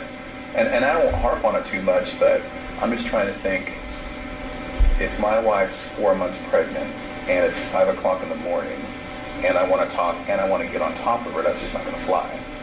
So that's why I'm confused. I know. So, is that really what happened? Yeah. Okay. And then talk for about 15 minutes and then it's heated and then your hands are on her neck. Okay. All right. What did the talk consist of? Basically, just about how at first it was more of like the selling the house type of thing, or not going to Aspen, or trying to maybe go in at a different time, and then I just switched all to the I don't feel like I'm in love with you anymore, not compatible. And went to that, and that's when I got to the heated part of it. Okay. Did she ever say at some point, get off me or anything like that? At the end, Yeah. that's what she said. I don't want you to feel like because where I was kind of like she didn't want me to like to sit down or like hurt the baby or anything like that. So it was just kind of like, Did she accuse you of cheating at that point? mm-hmm. So what'd she say? She's like, I knew there was somebody else. I knew there was somebody else. I didn't come out to say, that there is somebody else, but she obviously already knew. And your response to that was what? Did you say, no, there's not? Did you deny it? I believe I just denied it, but at that point, because when she would accuse me at the beach, it was a lot of like that there's nobody else, there's nobody else, or like, and when we got back home, she always like said there's got to be somebody else, because she'd always talk to her friends like Christina or somebody on text messaging, and they'd always say there's got to be somebody else. If he's not wanting to sleep with you, like he's getting it from somewhere else, and there's nowhere else. She couldn't really say that we'll get anywhere else because I was using those Antarctica gift cards, so it's kind of like, she just me getting distant, but she knew, and that's mainly the reason why I talked to her, because I knew, like, after that night, it was just like, it felt like, I just felt guilty, more guilty than ever before. Yeah. And then it seems to me, and sorry, I had a lot of thoughts here. So we know what happened, and we can talk about it today kind of openly, and that's what we need from you, is to just kind of say, I know it sounds bad, or I know this, or I know I feel this way, but physically this is exactly what happened. So if you could tell us that, it seems then that it would have had to been a pretty quick transition from two people talking to this, yeah. Right? Is that what happened? Yeah, it was like, I don't want to, like, trying to think of the last things we were talking about, but it was, like, I love you anymore, and then she was like, you're never going to see the kiss. Oh, that was it. That's perfect, Chris. That's exactly what we need. Okay. And I know it's hard to walk through that again, but that's exactly what we need. So then, as soon as she started talking like that, then it was on. Okay. But it was you saying that you didn't love her, is that right? Okay. and her saying you're never going to see the kids. Yeah. Okay. I can imagine how that made you feel. I'm sorry. It didn't warrant what it did. Yeah. And then the fact that she didn't scratch at you or anything, is that just because it was so powerful? I don't think it. I mean, I didn't feel like I've never done that before. Put my hands around anybody before, so I don't even know what kind of force I was putting on her neck. Okay. Like I said, 2 to 4 minutes. I don't know if that was 2 to 4 minutes. Did you cover her face at all during that time? Both hands on the neck. Okay. And so, if it's done right, I mean, that can be a matter of seconds before someone on their carotid loses oxygen to their brain and it's out, right? Did it seem like it was that quick, or? Okay. Maybe a minute, maybe 2? Okay. Screaming? Okay. All right. Did you see eyes go bloodshot or anything like that? Okay. And You then, kept talking about the mascara. Did you see mascara on her face? It looked like it was like. That's what I attributed it to. Was she crying? Is that why? At what point did she start crying? When I'm talking about the relationship about not being compatible. You know, when she's talking about there's somebody else, that's where she started crying. That's where I thought, it was mascara. I didn't know. Was it? I don't know. I don't know. Was there a pillow or something you were in the basket? Yeah, so was there ever at any time a pillow or the sheet or anything involved in like that on her face specifically? No? Not like the sheet I kind of wrapped around to get downstairs. But The one that was at the site? Okay. And then the other sheets, they were in the trash. At what point did you put those in there? I think that was Obviously after I was in the house. yeah. I think it was probably the next day or so. I think I don't know. I'm not sure what happened. This is hard to talk about. When strangle someone, I don't sometimes I guess they use the bathroom. So I think that's one of the major reasons why, because I think that had happened. oh, okay. You said she was sleeping face down at one point? Was her face in the pillow, or was it turned to the side, or how did that? Kind of like on the side. She was kind of like a side sleeper, but she was more down than usual. Okay. But then she rolled completely onto her back when you started talking to her?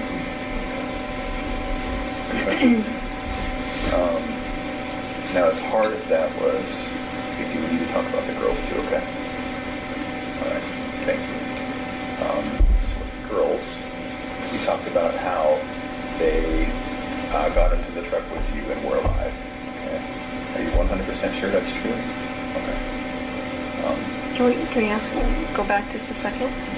You talked about before that Bella walked in, though, to the bedroom. Can you tell us about that before you left? Yeah, I was just getting the sheet off the bed, and she had walked in, and she had her little pink blanket with her. She was like, what's wrong? Mommy? And where was Shan'ann at that point? Yeah, just pretty much on the bed, but she was face down. Wrapped in the sheet? What did you say? I just said, she didn't feel good. That's when I tried to carry her downstairs. Shan'ann? Okay. Did you carry her like this? Did you drag her? How did you do it? Attempted to pick her up and pick her up and take her down, but I lost grip after a little while and just had to pull. Did Bella see you do that? What was Bella saying? She started crying a little bit. She said, what's wrong with Mom? And what did you say that time? I said, it just doesn't feel good. She's a smart girl. She didn't know what was going on there. Did she ever touch Shan'ann? Try and wake her up or anything? No. She didn't want to see her or ask to see her or anything? And so that initial time, did she see you put Shan'ann in the truck? So she was kind of following you? Okay. So she followed you and you put Shan'ann in the truck. Okay. And then what? got, Cece wasn't up yet. I think she was just in her room. She was getting ready to get out of her bed. And then they were just walking around the house. I was put my lunchbox and stuff in the truck, and then grabbed the kids and then put them in the bench seat in the back. Okay. So Shan'ann, is she kind of on the floor in the back? And they're just on the bench? Okay. And both alive at that point? Okay. Is there any reason you would feel uncomfortable to tell me that they were not alive at that point? Okay. Wasn't it a video or anything? It's hard to see. Okay. And I believe you. I'm just, I'm trying to make sure that I'm giving you all the opportunities to be comfortable enough to tell me exactly. Okay. They were alive. Okay. Trust me, I hear that every day when Bella was talking to me at the site. Oh, really? What do you mean? When she said, Daddy, no. When we were driving to the site, she said, Daddy, it smells. Oh, okay. So that goes back to maybe Shan'ann evacuating herself? I don't know if it was that. They know that smell like a skunk maybe sometimes. Oh, okay. So I got some kind of smell that way, but I don't know what that was from. And was that maybe outside the truck or was that in? I don't know. Okay. What did you guys talk about on the way out? They were pretty quiet. They just, laid next to each other. Okay. Maybe Bella in her lap and Cece in her lap, just back and forth. Oh, okay. Straighten off like little ones do. Okay. Were they awake? I think one would kind of fall asleep, and Cece would kind of trade off back and forth. Were they talking to you? Just about, just saying, Daddy, it smells. Oh, okay. It was early in the morning, they were showing up that early. Yeah. Okay. You didn't have to wake Cece up? No, there was the noise from trying to get Shan'ann down the stairs. Did she kind of fall down the stairs? No, it was more like trying to get her down and, from the steps, maybe to put the next step kind of thing. They're light sleepers.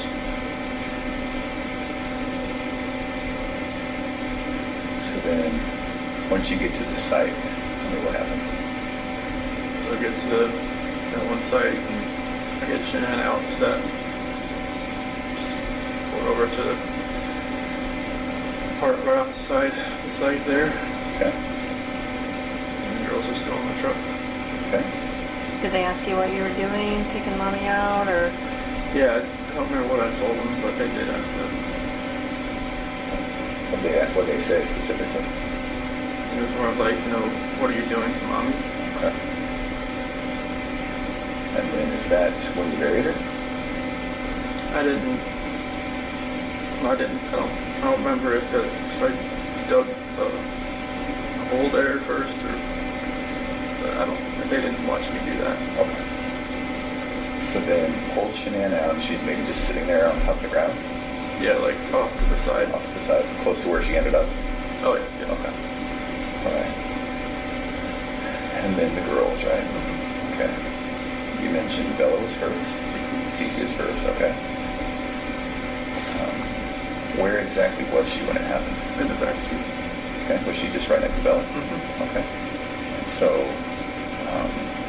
so once again, was it a hand over her face? Was it? There was a blanket over and my hand. And then your hand. Okay. And then so that just stopped her from breathing type thing? Okay. Did she struggle at all? I don't think so, but I was blocking her face and my hand was right here. Oh, okay. Yeah. Okay. You had one hand here and one hand over her mouth? And we're just pushing her against the back of the seat type thing? Okay. What was Bella doing? Just sitting there next to her. She didn't know what was going on. Okay. Could she see you? Okay. And then, did that take a minute or two? Didn't feel it. Nothing. I had no concept of time at this point. Okay. Tell me about what you were thinking. I was thinking it's what would happen. Yeah. Or any partial hint of what I feel for those girls and what I feel for my wife, but none of this would have happened, so I wasn't thinking. Okay. So she's in the back back seat. Okay. And then once she's gone, then is it Bella next, or did you pull CC out? I pulled CC out. Okay, so once CC's gone, Bella's still there in the car alive, and then you pulled CC out. What did you do with her? Okay. So she went into the tank, and Bella was still in the back of the truck alive. Okay. With regard to that tank, did you bring up CC, put her down, open the hatch? Brought her up, opened the hatch. And then put her in? Okay. When we talked the very first time we met, when we were talking about this, it was a matter of just lowering her down. Okay, and so she went into feet first? Okay. Was she able to fit pretty well? Was it snug? I think so. Okay. Did you have to like move her around a little bit and get her in there? I think so. Okay. All right. But no, I didn't have to hit her Okay. my back. It's not like you stomped her in? No. Okay. And then close the hatch? Yes. Okay. And then went down to Bella. Tell me what happened there. She said, what happened to CC? Or she asked, it was the same thing, the exact same thing that happened to me as CC. Did she ask you that? Okay. So Bella's pretty smart. How does she sound when she asks you that, Chris? She had that soft voice she always had. Yeah. And what exactly did she say? She said exactly the same thing that happened to me as CC. And then I said, I don't remember what I said. Okay. I don't know if I just said yes, like a horrible person, or if I just put that blanket over her too and did the same thing. Same blanket, same way? Mm-hmm. Okay. She said, no, Daddy. And that's the last thing she said. Did she say no, Daddy, like, please, no, Daddy type thing? Did she say saying, don't do it? She said, no, Daddy. Okay.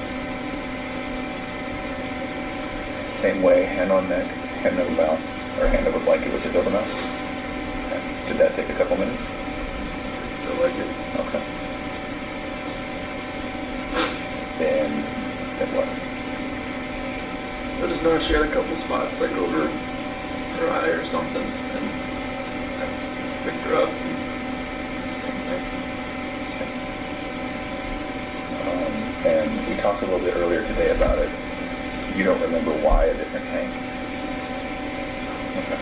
And there was no reason? No, they're both the same tanks. I mean, there's just I don't know why I did two different things. Okay. There's one, I never got up there. Does one catwalk lead to both? Oil can go into either tank. Okay. But if you go up one set of ladders, does that eventually communicate to both? It's one catwalk. Okay. Now, Bella was a little bit bigger. Was she harder to get in? It felt like it a little bit. Okay. And so was it a matter of just kind of maneuvering her? All right. So then they're both in there. Is there any reason to think they were alive when they fell in? Okay. You're pretty sure? Okay. So once that's done, then what? Go over to shan'ann, clear away some weeds, and dig a hole. Okay. Did you have a shovel? Yeah, we have a shovel, a rake, and a weed whacker as part of our tools. With that rake, if I remember right, it was part of it was sitting there because it was broken. Oh, did it break as you were digging or something? No, when I was smoothing the ground over. On this day, it broke when you were doing that? Okay. Was that after you were all done? And it seems as though maybe the first people that got there saw it was stuck in the ground? I guess it was not standing up, but it was laying down. Oh, okay. Were you planning on coming back? I mean, I don't know. I don't think so. At this point then, this is just before then, in a couple of hours you would make it back home to see Officer Conrad. Okay. And so once she's buried, then what? That's when people start showing up, I believe. Did you notice, was she cut or broken or bleeding in any way? No, I mean, I know, like, the bloodshot eyes you were talking about, I noticed that at that point. Okay. Other than that, no. Had she partially given birth? No. Do you remember? Yeah, I remember. She had a shirt and I think blue underwear on. Okay. And so at that point, she was, okay. Thank you. I know that wasn't me. Can you tell us about, obviously, when the district attorney got up and talked about Bella's injuries and stuff? Yeah, I didn't want to hear about that. Right. Can you tell us about that? As far as, like, her biting her tongue? And ripping her frenulum, which is that connective skin from your lip to your gum. It was gone. Her gums had what looked like a hole in them and the pathologist said it was from her obviously struggling to get away. I didn't know what that meant. Yeah. Could it be that that's what happened? So, like, I didn't put my hand, like, over her, like that. Is that what you're talking about? Well, it would have been just downward pressure on this area. I didn't see any of that when I picked that up. Like, it was like her lip was, like, missing or something? No, see this skin that connects there? Yeah. That was ripped. Like, it was gone. So it kind of made like a hole in her gum. I'm just thinking maybe it's like, maybe like if her head was like twisting back and forth, could that have done that? Yeah. If I had a blanket, I don't know. Like, did you feel her doing that, thrashing, or trying to get away? I felt her head moving back and forth. You did? But I didn't know that happened. Could you tell she was trying to yell or say anything, or? The only thing was the daddy no, and then like some like a grunt here and there, trying to breathe.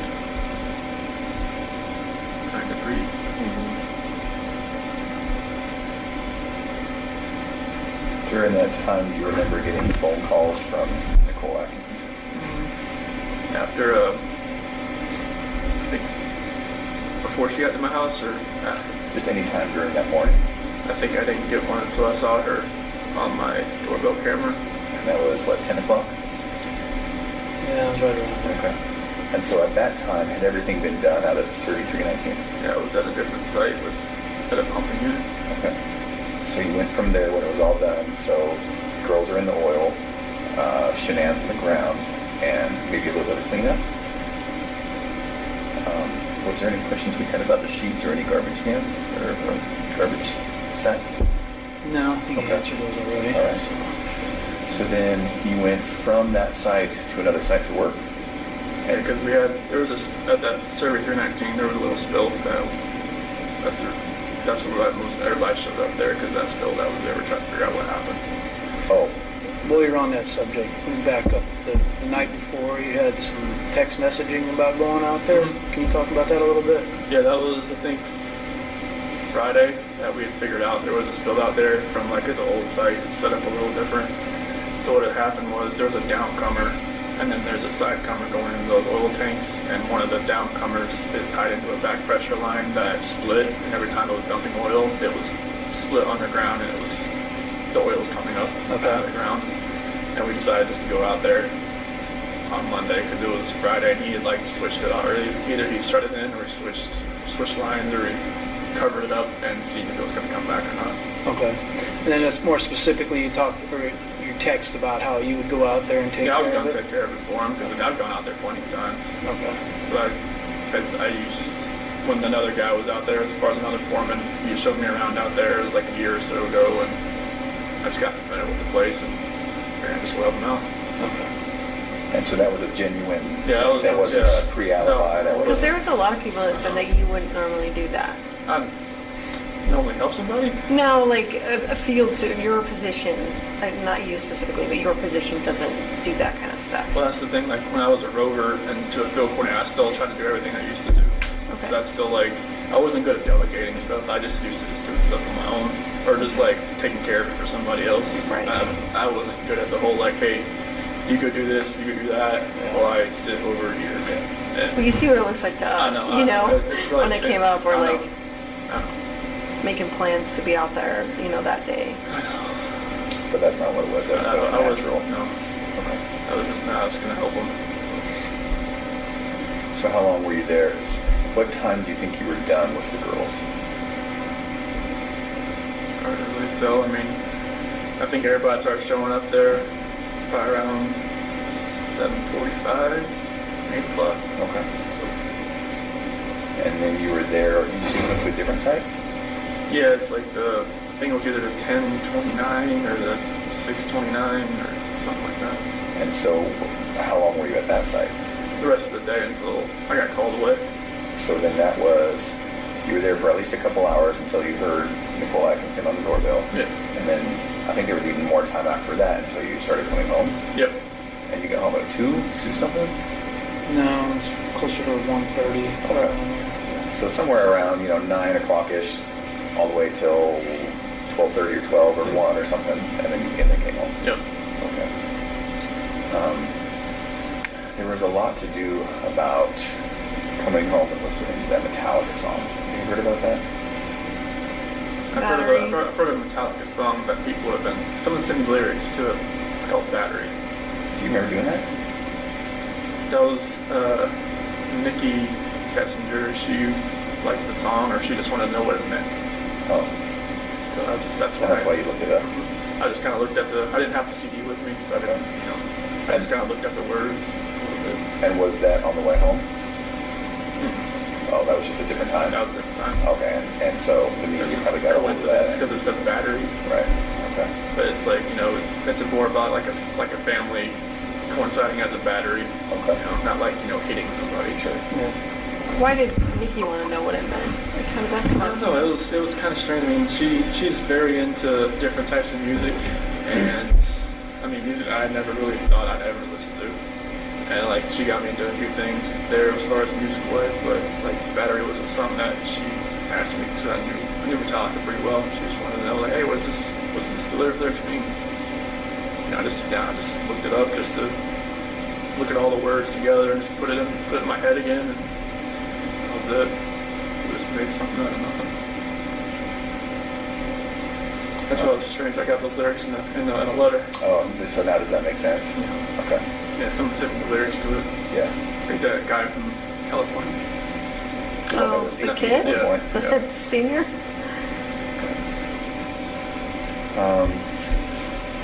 With regards to then when you get home, you and the officers, saw what they saw. You mentioned that you took the ring off her finger. And then the book, did you throw that in the trash? Okay. There was another book, Body of Evidence. Does that sound familiar? That you had in your cell. A body of that Patricia Cornwell. Maybe. Does that sound right? Probably. Did Emerald County? Mm-hmm. What was that about? That was just one they gave me. Who gave it to you? The deputies. Not your attorneys, or? Oh no, they couldn't give me books. Oh. No, any book that I had was given to me by the book cart that they had.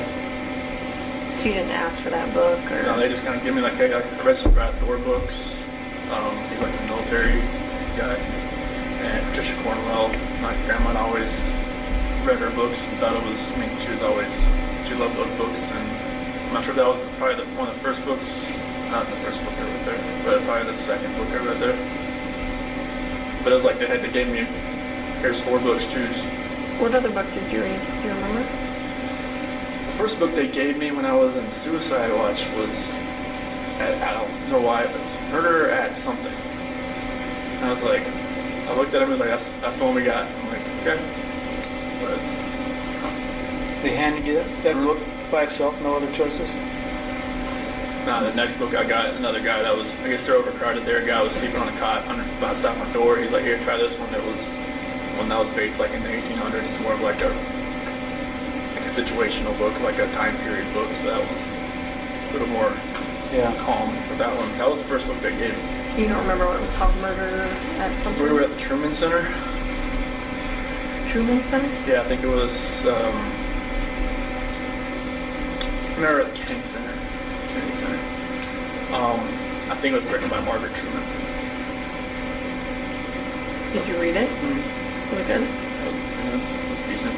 I had never read a book in a long time, so it was different. But like some of the books they gave you, like when you're in the hold, I mean, you're not allowed to have books in there besides the Bible, but the counselors there let me have a couple books, and they just here's one to choose from. That's one they had. I told them like mystery books or something like that, and that's the ones. It's kind of crazy they're giving them like murder books, murder mystery books. You hope that it wasn't some sort of insult or, you can only hope. Okay. What do you think of yourself now?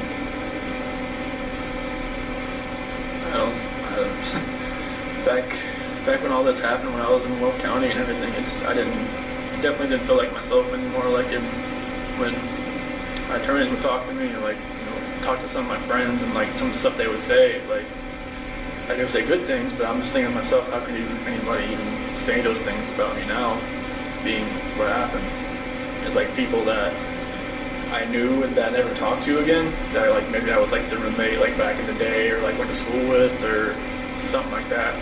Now they're just gonna say that's it's like Chris Watts, that's a guy with the high school, that's the guy did all this horrible stuff to his family. Now it's like I know I shouldn't really take to heart what other people think about me so much. It's just a matter of what God thinks about me, what He thinks, what His opinion is, not anybody else's. Because everybody's gonna have their opinion about everybody. Like before I got in trouble, I was always the guy, hey look, they judge somebody on TV, like that guy that's nowhere in the junction, that guy that's that killed that guy that raped that somebody, that guy's horrible. Now and it's like now when we come out at 6 o'clock at night and there's something on the news, I try not to even pay attention to it. It's like I don't want to be in that position where I'm judging somebody else, because that's what people were doing to me. And I don't want to be that person anymore. But I just hope that I can step back and kind of look at everything that I've done in my life, and then up to that point, and just I did some good things, but the matter of the most important thing, I screwed up the worst. I just hope I can at least maybe help somebody, and however much time I have left. Was it your intent the whole time you were taking the girls out there that you were going to do that to them? Honestly, it's like when I got there, I didn't think it was gonna, like you talking about the tanks or just, yeah, the thought process and all this, none of this makes sense. That's why I know you guys keep asking these questions, because it doesn't make sense to me. But I guess did you could have done it before you guys left. I know. And not had him, alive in the back seat. They could have been with Shan'ann in the back seat. I didn't think about anything really, as far as how everything was gonna happen. I don't know why it happened. Why I left everything out there in the field, and why all this stuff. None of this makes sense at all. But to Candy's point, did you think that they might be coming back, or did you know they wouldn't be coming back?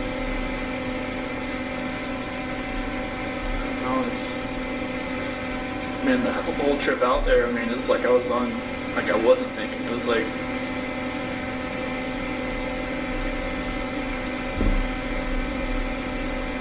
in my mind right now, I'm thinking back, I'm hoping that I wasn't coherent enough to make that decision to where I knew I was going to kill my girls. I'm just hoping that no father would ever want to do anything to hurt his blood and flesh, but I did that, and I just don't understand how it happened. So, I even read books that say no guy would ever do anything to hurt his children, and this happened. So I always think of myself was I even a dad at one point? I don't know. But it's just going to take a long, long time to guilt and everything. They get just the. Have you asked for forgiveness from God? It just takes a long time for me to forgive myself. And that's one thing that's not to live for.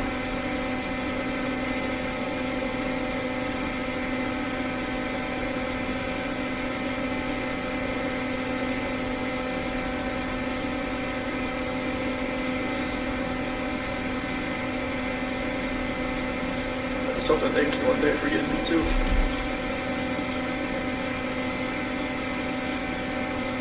Stay with And I it. think you said earlier that you were so angry at Shan'ann or whatever that you were gonna, anyone in your path of destruction or whatever was gonna get it. Basically, kind of is what kind of made it sound like. I'm not saying that exactly right, but why were you so angry at Shan'ann? I don't know if it was just because of separating me and my family, pretty much. Because, I mean, it happened at the wedding. Like, that's the reason they didn't come to the wedding. I mean, I blew up at my family to a point where I said some horrible things to them back in 2012 that pretty much told my family that, I don't need them anymore. Because I said, I cussed my mom out. I did all this kind of stuff I never thought, and I don't know if it was just like Shan'ann coaching me on to do it, or if it was just like rage that was like I'd never seen before. And then I don't know if it was just everything that happened in July, but they can't see my kids, and I'm not sure if they're ever going to go see them again. I don't know. And it was just like, I don't know if that had something to do with it, that something inside me just triggered it, and then just like all that pins up from the wedding and everything, just like, it's like a long fuse that finally just went to its end. What happened in 2012? There was my mom and Shan'ann just like from when I proposed to her, it was at the beach, and from then on it was just like she always went up to Shan'ann and was like, I didn't need a ring like that when I was your age. I didn't need all these fancy things when I was your age, and just kind of kept boiling over, and they never agreed on anything. It was just like, we didn't really need their help to do anything. We're just like, so we'll just pay for it ourselves and all that kind of stuff. And, it was just back and forth. And I think maybe my mom just never thought she was good enough. She always thought she was hiding something from me. So, She always thought Shan'ann was hiding something? Like what? That stuff from her past, or like, Oh, I see. Yeah. So there's conflict at a barbecue when all the families got together. And the first maybe a barbecue that Shan'ann put together for everybody to get to meet each other. Two families, if you call that. Like when you first started dating. Oh. I remember we did have something like that, but I don't remember like any kind of arguments at any place like that. I know like when I proposed to her, Shan'ann had her family come down to the beach too. They stayed at a separate house. But as far as like a barbecue or anything, I don't remember one that was like that. Way before then. Yeah. I remember the time when I asked Frank if it was okay if I had asked Shan'ann to marry her. I remember that little get together. I don't think. So then what was the blow up at the wedding about? It was just my mom and pretty much my sister just didn't like her. Oh. They just thought, that Shan'ann had taken me away from them and moved me out to Colorado. Oh. Because we were in Colorado when we flew back to get married. Oh, okay. Because we went to Colorado for Thanksgiving to visit some friends, and we decided to move out there like a couple months later. Okay. So that was like April. I moved out there April 2012, and we got married in November 2012 in North Carolina. So they always thought I was just that she took me away out there. And Was then there something with invitations or something? Your sister was supposed to send invitations. Yeah, there was. Okay, now you're bringing some memories back. There's something to do with that, and then my sister wanted, her kids, well, my sister, one of her kids is like the ring bearer and like something else, ring bearer and flower girl. And then Shan'ann, like, you know, she told her no, or wait, either Shan'ann told her no or Jamie backed out because of something else, and then it just like all blew up. And is that pretty close to the wedding? Yes. Yeah, within a couple weeks. Did they go to the wedding, your family? My grandma did. But your parents and your sister did not go? Ronnie wasn't there either? No. Nobody was there. It was, my grandma was there, and then like the dance when like, you know, the groom danced with his mom, like it was danced with Mark's mom and my grandmother. It's sad, isn't it? I mean, it all comes from a place of love, you know, them loving you and not wanting to get stolen. And it was a great day. I mean, everybody was really happy. I mean, it's always just running in the back of my head. They were there, and every time they look at pictures, it's just like, oh, where's they're not there.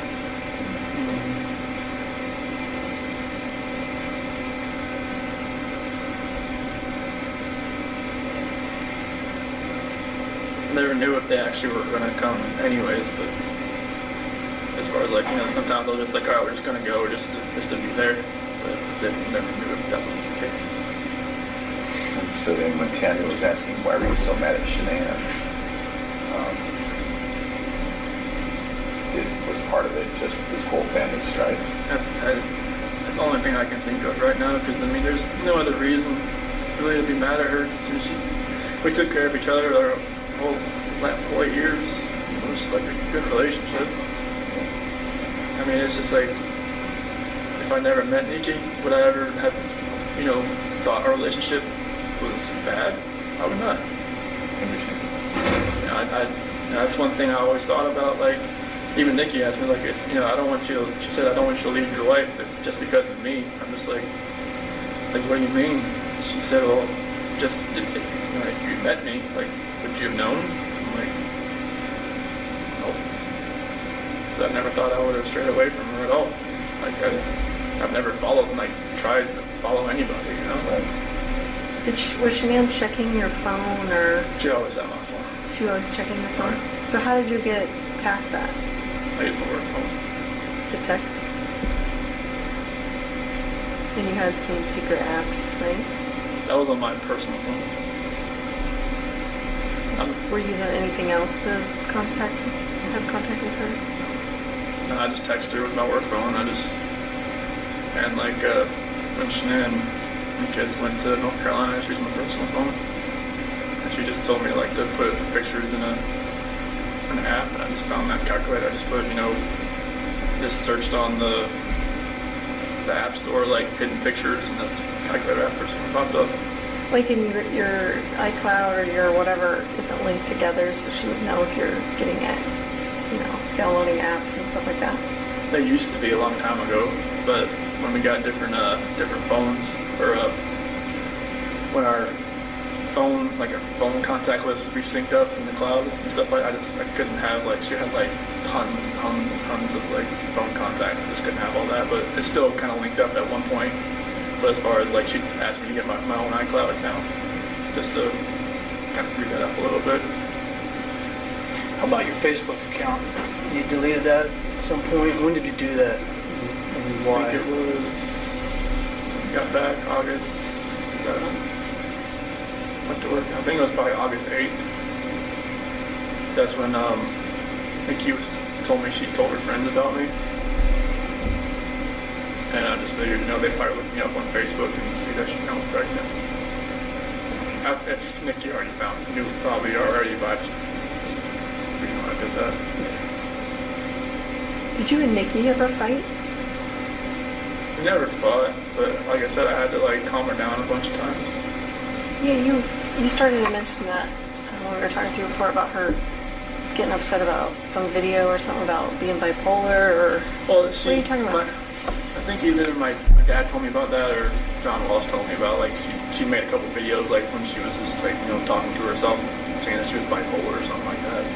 But a lot of things was, like, when she realized that, okay, like, she's the other person in the relationship, that, you know, I always put my wife first over her, and that's what kind of made her take a step back a few times, and then like I had to kind of like calm her down. Tell me about those times. What'd that look like? So the first one was probably around July 4th when I had to leave her house because she wanted to kind of spend most of the day together before she went to like a baseball game or something. And like when I had to leave, it kind of just made her like kind of take a step back and wonder what she was doing. And I just told her like, hey, just because of just because I had to leave doesn't mean like you have to just take a step. I was like comforting her at some point. I don't even know why I was doing it. Maybe I knew I was too far gone at that point, but it was... Because this is Shan'ann's pissed. She's called you 10 times. You were sleeping because you had your day off. Yeah. And then you go outside to talk to her on the phone and then tell Nikki that you need to go home just in case she calls back and all that, right? Mm-hmm. So what did she say to you, Nikki? She was in the shower. She said, okay. And then that's like, when I talked about it, I calm her down. She's on the phone. So. And was she like, we're breaking up, like we're not gonna, I can't do this? No, she said like she didn't want to, like she didn't think it was safe or it was good for us to see each other anymore that day, like the rest of that day, just because of all that. And I'm like, okay, that's fine. And then she asked me to come over like later on after she got back from her baseball game. And so you did that? Mm-hmm. So what was the second one like? It was basically about the same thing. She was, I didn't really know it at one point, but I guess she had set up a couple dates with like some eHarmony app or something, and they never showed up. And she'd already made plans with me, and Wait, what do you mean? She set up dates when she had plans with you? Yeah. Why would she do that? I guess she kind of figured out they weren't going to show up. She went, I guess when she went to the baseball game, they never showed up, and there was another one and never showed up either. So she's actively dating other people? I didn't know it until like a couple weeks later. And how'd you find out? Told me. What'd she say? It was one conversation where I actually kind of fell asleep on the couch, and then like she had told me like, I'm not sure why she even told me about it, but it was really random, and she could tell that it kind of like took me back a little bit because I figured she would have told me that if she was actively still like looking around. I mean, she didn't have to tell me, but I figured she would. Do you think she told you though so that it would hurry you up and make a decision? You're making a decision? It might have been, but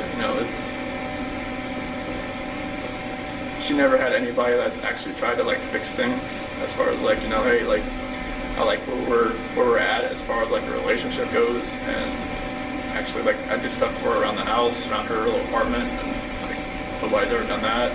She just thought I was different. So. What about our male friend? Where does he stand with her? What's his name? Jim? Thank you.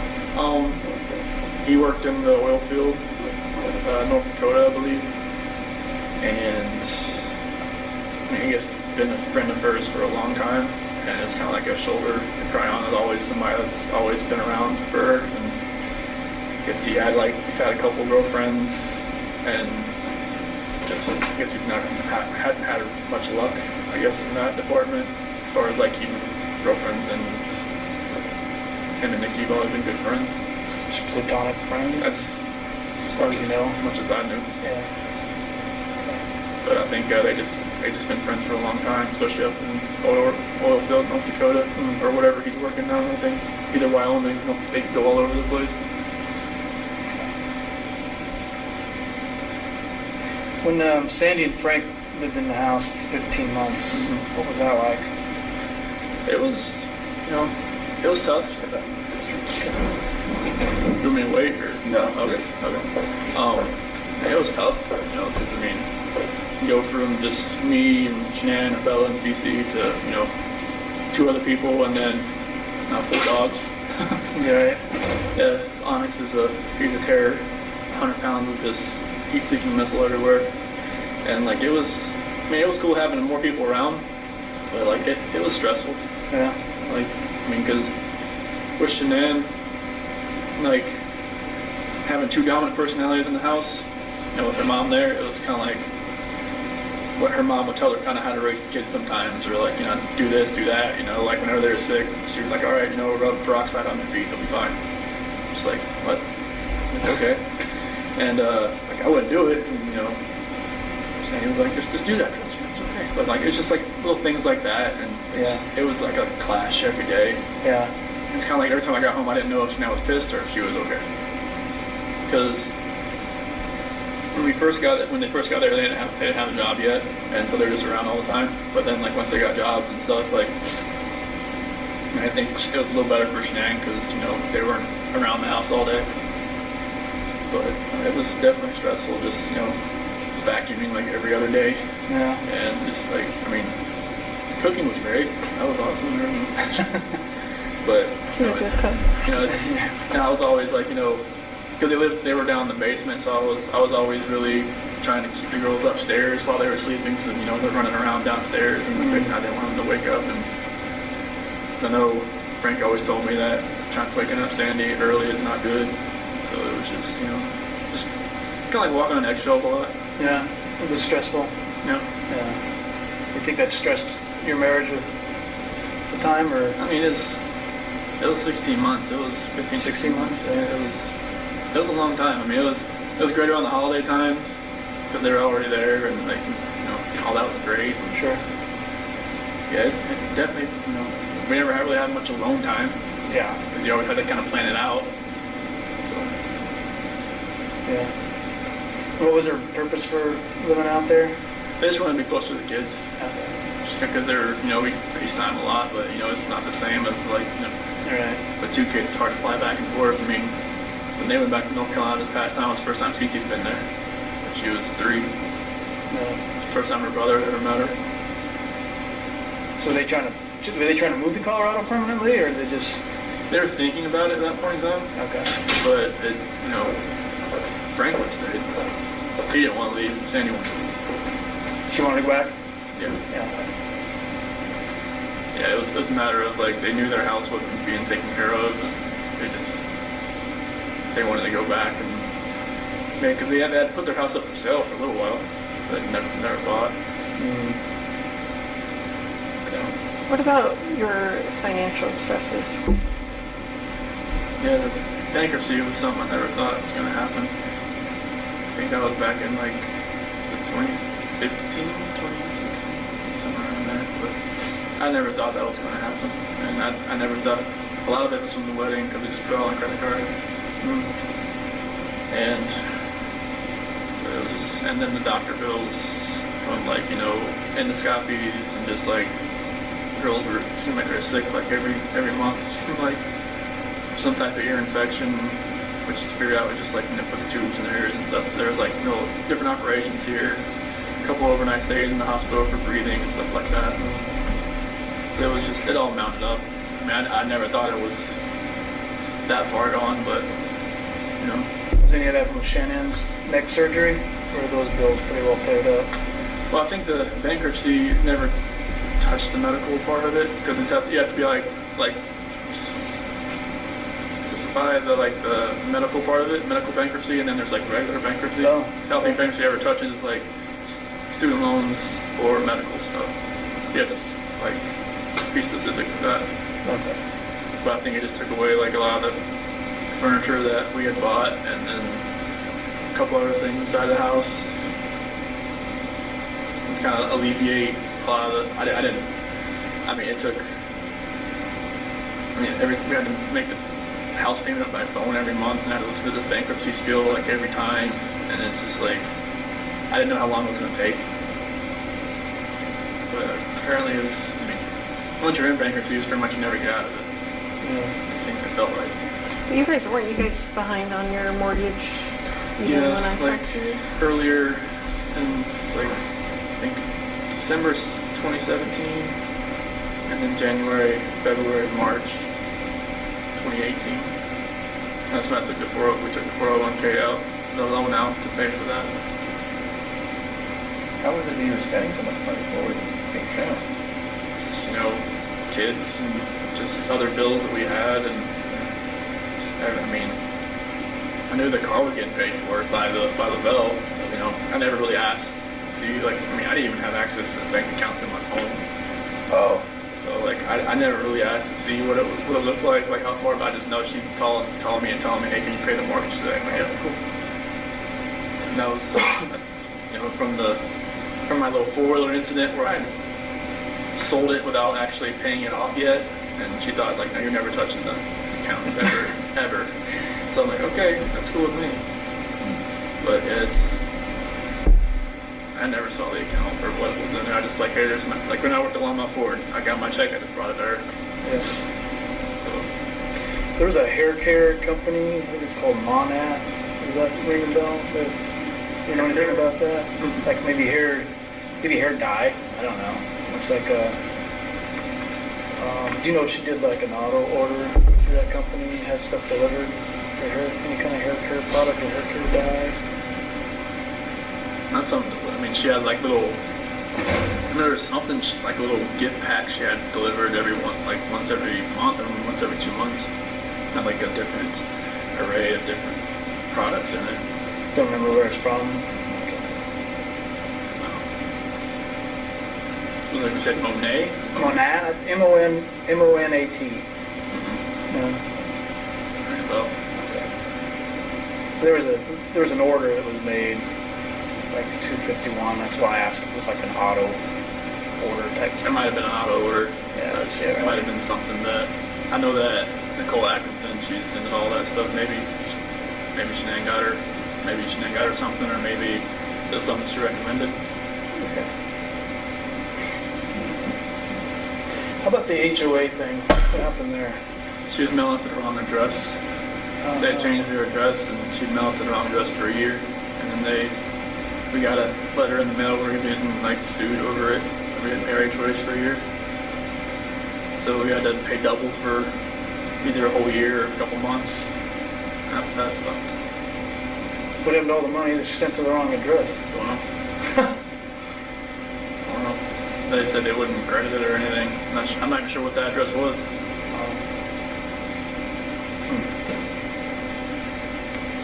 She said it was just something that she didn't see. I was like, well, I wasn't gonna harp her about it because she did so much. So I was like, I'm not gonna like, say, what the heck are you doing? No, I'm just sure. Don't need that to go up. I know she felt bad enough. So Chris, what do you think we could have done better? What could have made you tell us the truth that night? What did you need to hear from us that you didn't? Not really. I'm not sure what really goes to people's minds when they're in an interrogation room. When I was in there with you and Graham, I was just nervous. I knew I had done something wrong, and I knew you probably already knew or were going to find out. And it's just like, I've watched enough, like TV shows to kind of see like, okay, what's going to happen next type thing. Never knew if it was actually right, but I think it's just the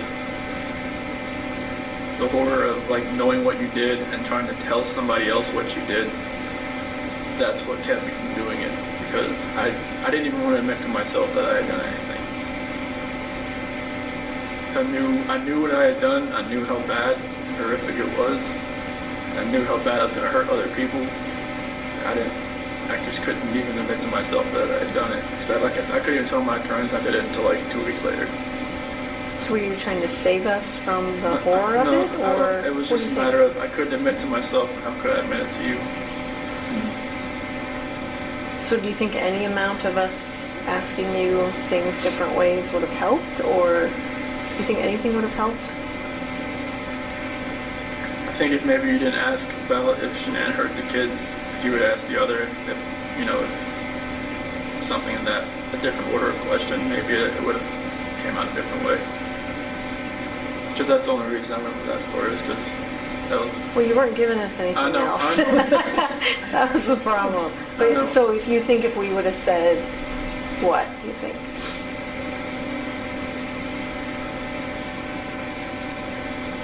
You would have said, I think you'd have probably had to, if the video didn't show them in the truck, you probably had to have lied and just said, we saw the kids in the truck.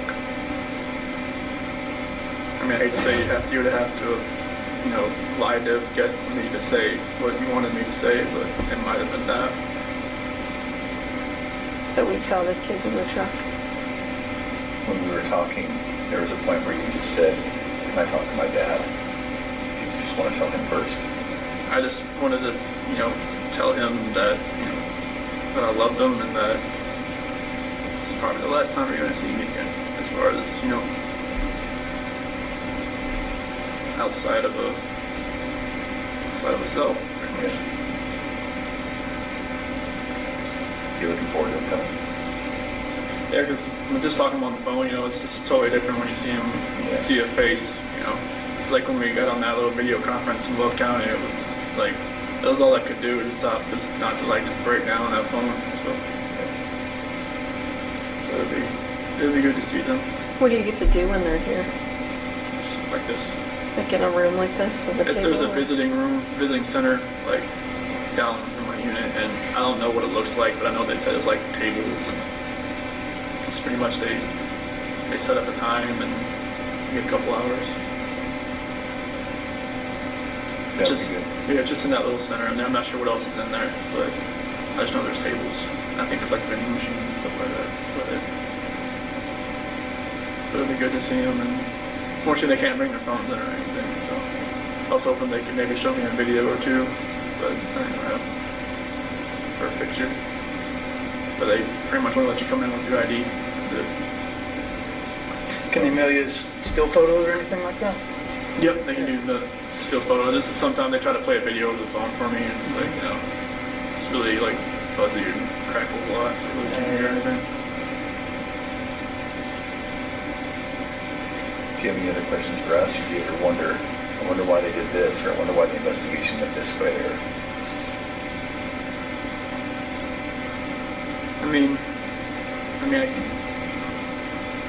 think the first time I was brought in, I think it was like the 14th, I believe, when I met you that night. Mm-hmm. I mean, you told me there was a bunch of other people coming in for statements. Was that true? Yeah. Yeah. There was a couple people. Okay. Yeah. There were a lot. There were a lot, actually, yeah. Okay. We had a whole board's worth of people listed in HSL. Okay. They didn't get the attention you got that night, but...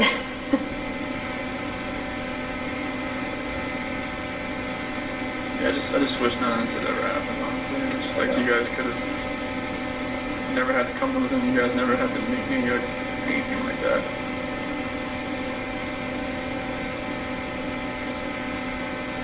None of it ever felt real. Especially like when they put me in that suicide watch cell, and the last thing that one of those guys said was like, "Good luck," and just slammed the door, and I just kind of knew from then on that was it. The deputy said that? One of the guys, one like they call them the SOG guys, Special Operations Group in the Will County Jail. Yeah. That was it.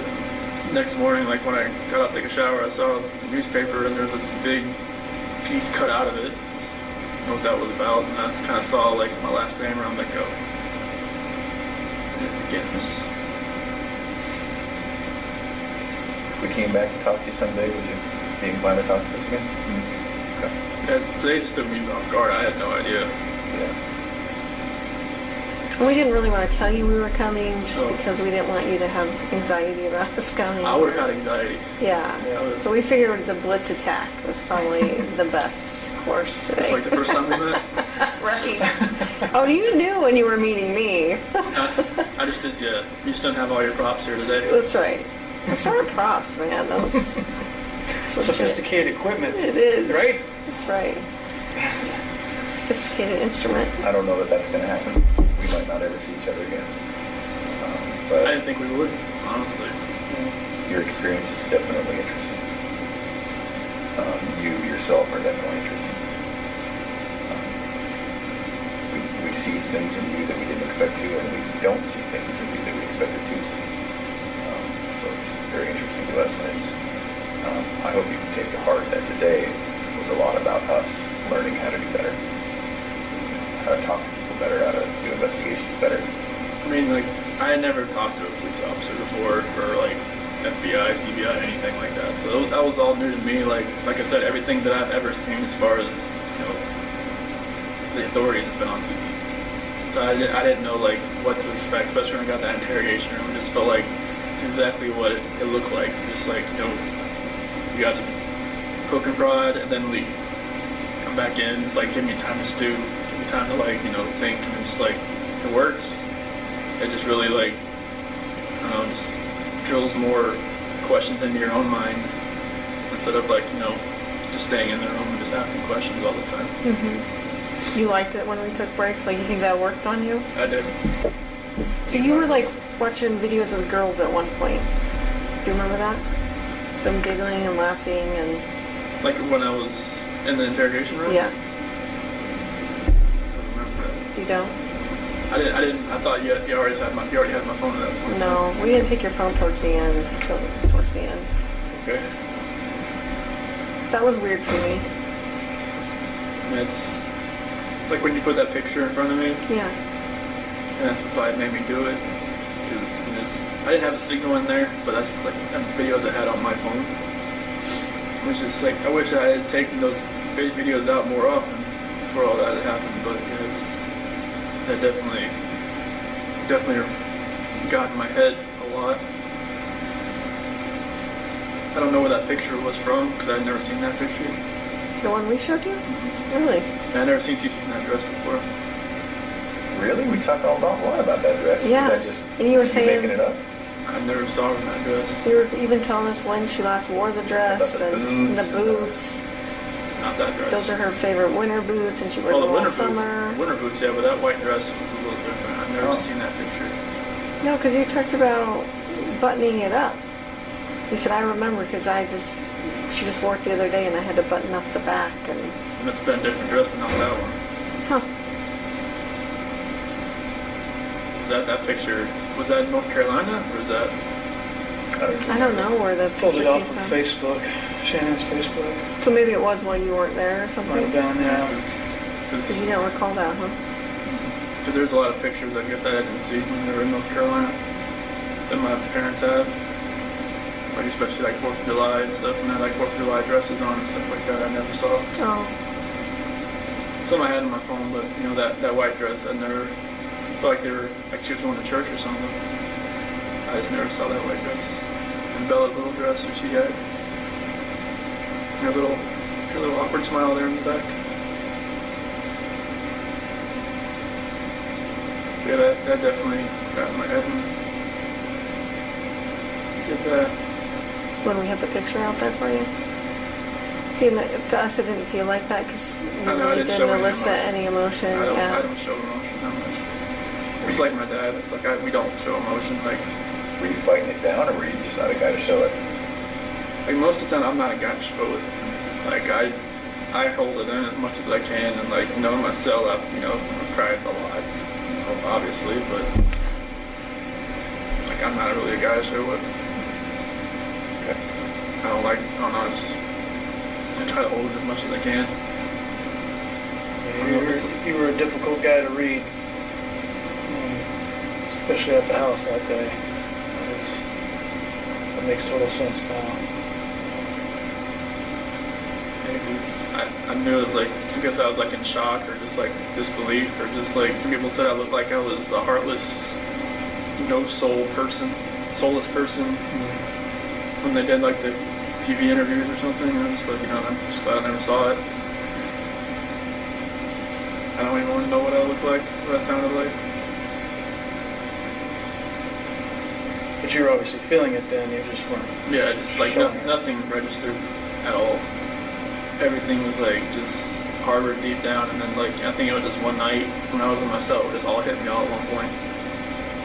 Not the fact that I was in jail, but the fact that like everybody was gone.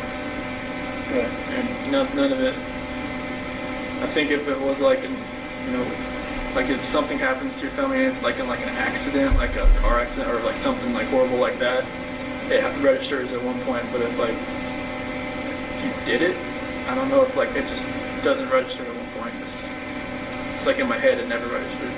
Does it seem real now? Oh, it feels real, like every day. Like I see pictures, I just know like where they were at when they were doing that. When I first had like some type of hearing over the phone, and I heard like Frank and Sandy and Frankie, and they were on the phone, and I forgot what kind of hearing it was. Something about like a probate hearing or something. I knew exactly where they were in the back. I heard the birds chirp. I knew they were on the back deck, and I just like walked back to my cell and just balled my eyes out because I knew exactly where they were. I knew how many times the girls were back there, and it's just weird how emotions process differently for me than everybody else. Like something like you said, if you lost your kids in the grocery store for 5 seconds, you'd be a mess. And then like, you know, for me it'd be like, you know, I'd be panicked, but I probably wouldn't cry. I'd be like looking around trying to find them, but it's like it just processes different for me. I never knew why. Never know why.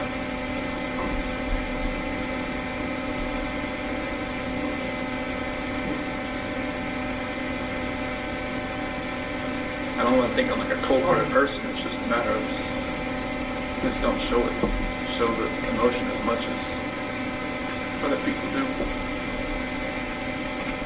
Even when, like, you know, the girls left North Carolina, like, you know, her Shan's brother and mom and dad were all crying when they left. And it's just kind of like, you know, I never really saw my parents get like that when they left. So it's kind of like, I don't know if it's like you're born that way. Like your family doesn't show emotion like that? Is that what you're saying? Yeah, like, you know, my dad couldn't really speak at the sentencing hearing because he said he was kind of like, he said he was going to lose it. Like lose his emotions. Like that really hit me. It's kind of like I never seen him like, you know, like that. Like vulnerable? Like nobody really ever seen me that way either. That's why, like, maybe I just... Was it ever like you're a sissy if you're like that, or was it just something you just never did? No. I never saw my dad cry. So maybe it's just something that, you know, was imprinted in my brain that maybe I should never cry. Maybe it's like... Was your mom like a loving mom, like a doting mom, and, you know, would give you affection and hugs and kisses? And oh yeah, she'd always like ask me like, you know, what was going on. Like she said I was always hard to read. She never knew what was going on. But did she still try and give you affection even growing up? Yeah, she always, my sister was always a parent. Like it was always like what was going on. She was always open with me. It was always just, you know, closed off. And she always wanted to know what was going on, like how I felt. And I just like, no, okay. That's all I give her. Even if something was wrong, like I would have probably never said anything. Because like I just, you know, deal with it myself. But I don't know if that just growing up that way just kept me that way. Deal with things on your own, but then they build up so much that you can't deal with them, and they take a hold of you never thought in a way could take hold of you. Do you think as a result of just bottling up for so long? Definitely. What do you remember your dad saying at sentencing? I remember there was a scripture. It was a 1 John 1-9, and then like a lot of it, their representatives said for him, and my mom said a lot. My mom spoke, but everything my dad had written down, the person said. But you know, he was talking about going to Little League games and races and stuff like that, and going to being my coach and everything like that. I was hoping that, you know, I could experience the same type of joy doing that for my girls. I remember your mom saying she loves you and she always will. Yep. That was pretty important to hear. I think at the end she said, "I forgive you, son." Yeah, that was big, right? Yeah. And your dad, when we came here today, we were just hoping and praying that you would take your dad's advice. Do you remember what he said? I hope you do ever get a chance to talk. You can talk about it. Okay. And I think that's what today was. Don't you? Yeah, I think it was. I didn't expect it to be today. Yeah. So DA made some comments during that sentencing hearing about your emotions and having no emotions, or do you remember all that? Yeah, just like, you know, he lied to us from the start and a couple other things. I believe that's what he was saying. What do you think? Do you think he was anywhere close? What do you think of? Basically, what is your opinion of what he said in that? I mean, it's going to be, you know, taking all his evidence and putting it into the story that he wanted to convey, and like if you don't know me, that's where you're gonna portray me. Like if you take everything from August 13th to now, like that's how people are gonna know. There's no other way people are gonna opinionate themselves about me just by what they see right there. Right. They're gonna say, okay, they look at the guy that did the interviews on the 14th, and they see, okay, that guy should be like, you know, on his hands and knees, like trying his eyes out, and what's he doing? He's just like, you know, he's just talking. Right. And they're just like, no, I know. And maybe got some information maybe from like her friends saying, like, he was cheating on her or something like that. He's a cold person. He was, you know, trying to do this and that. It's like, they don't know me. That's always going to be their opinion about me. It's like, there was one church service, the only one I've been able to go to in here, and said you're not defined by one moment in your life. And I think that's like, people are defining me by one moment in my life. They don't know like what happened before or what can happen later. So I just hope that, you know, hopefully one day people can stop judging everybody. There's tons of people in here that, you know, I don't even want to know what they did because I don't want to judge them. Like, you know, like, I'm not that person. Like, you know, they know what I did. I'm not going to ask them what they did. You know? Makes sense.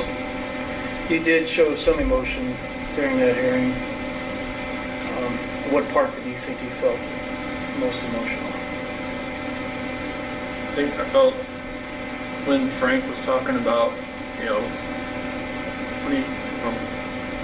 I didn't know what to expect when he first started talking, but you know, he said I was the evil monster, and that rang in me, and he said I tossed him away like garbage, and that hurt. And you know, when Sandy was talking about that video about Bella was calling me her hero, and that triggered it a lot there. And then when Frankie was saying, you know, like, I'll never be called uncle again, but you'll never be called a dad again. That really stung. But, you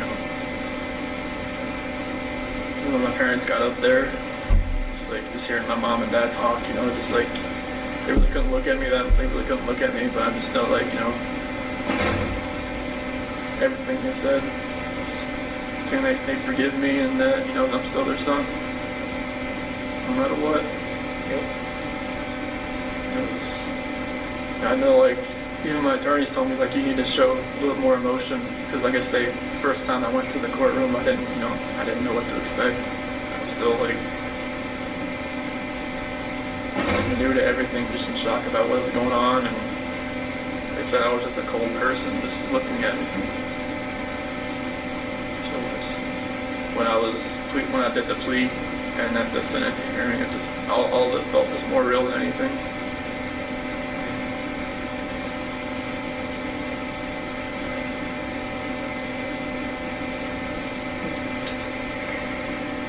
I remember growing up, my pastor used to tell me, it's better to be 1 foot out of hell facing heaven than 1 foot out of heaven facing hell.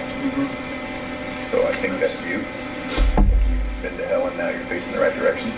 Definitely, I definitely feel like I never knew I could have a relationship with God like I do now, but that's like the amazing grace with all of this, but I just wish nobody had to pay any kind of price for this.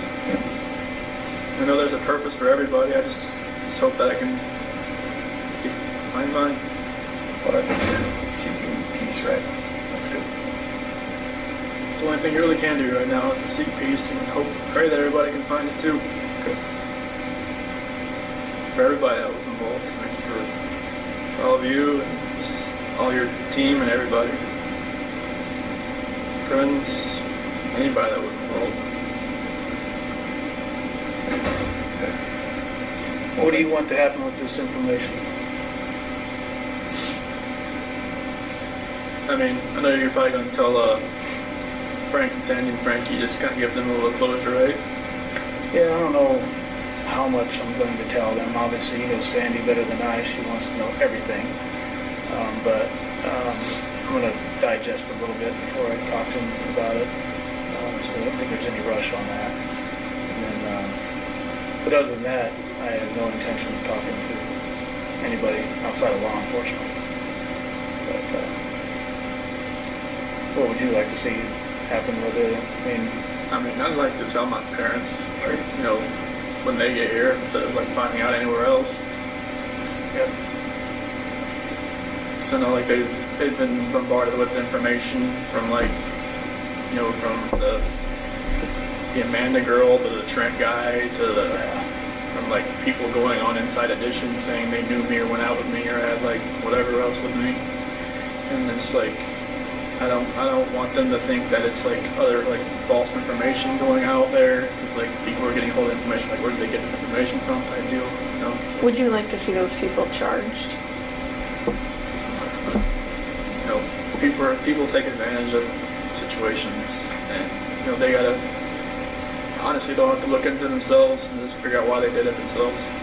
So I mean, I don't think charging them would help. I think they just need to work out whatever they got going on within themselves. I mean, Did you ever have a profile on Tinder or anything like that? Any of those dating websites or anything? No. I just had Facebook, I had Instagram. That's it.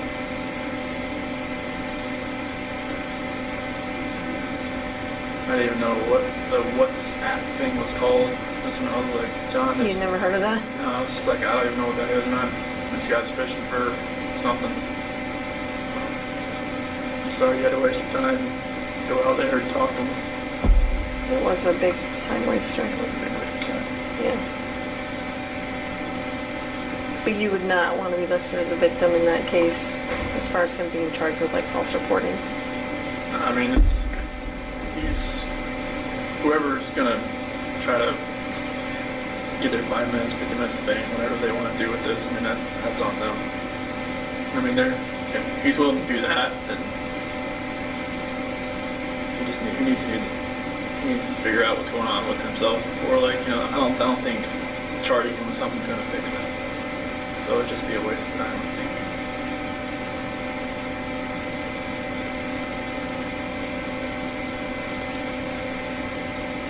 Anything else before we send things away?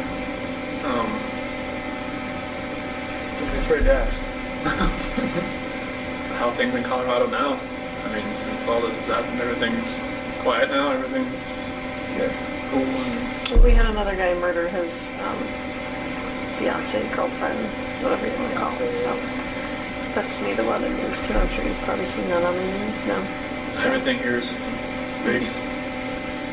I think the only thing here was like that Jamie Kloss thing. I don't know if you heard about that. Oh yes, we were just talking about that out front. But the girl was kidnapped. Yeah. She escaped after like 90 days. Yeah. That's crazy. He'll probably come here. Yeah, they said he's in some county jail. Is that right? Yeah, Is that what she said? Barron or something? Yeah, so all I see here is like stuff I trying to. It's like everything happened here. So you guys stay tonight there. Watch out. Sorry. Definitely.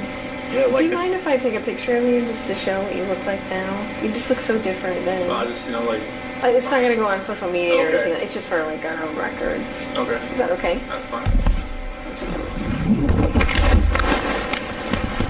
Were you asking him something while I was? No. Oh, sorry. No, I was just going to say, it's like the roads in the background's scary enough. I know. When it's snowing, it's horrendous.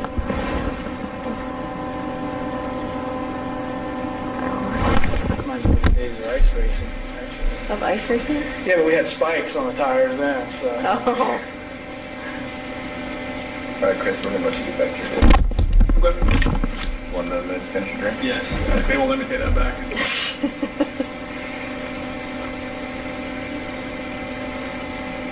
Yeah, I had to shave. They recommended I change my appearance at the RDC. So. Why is that? Just so people didn't recognize you? No.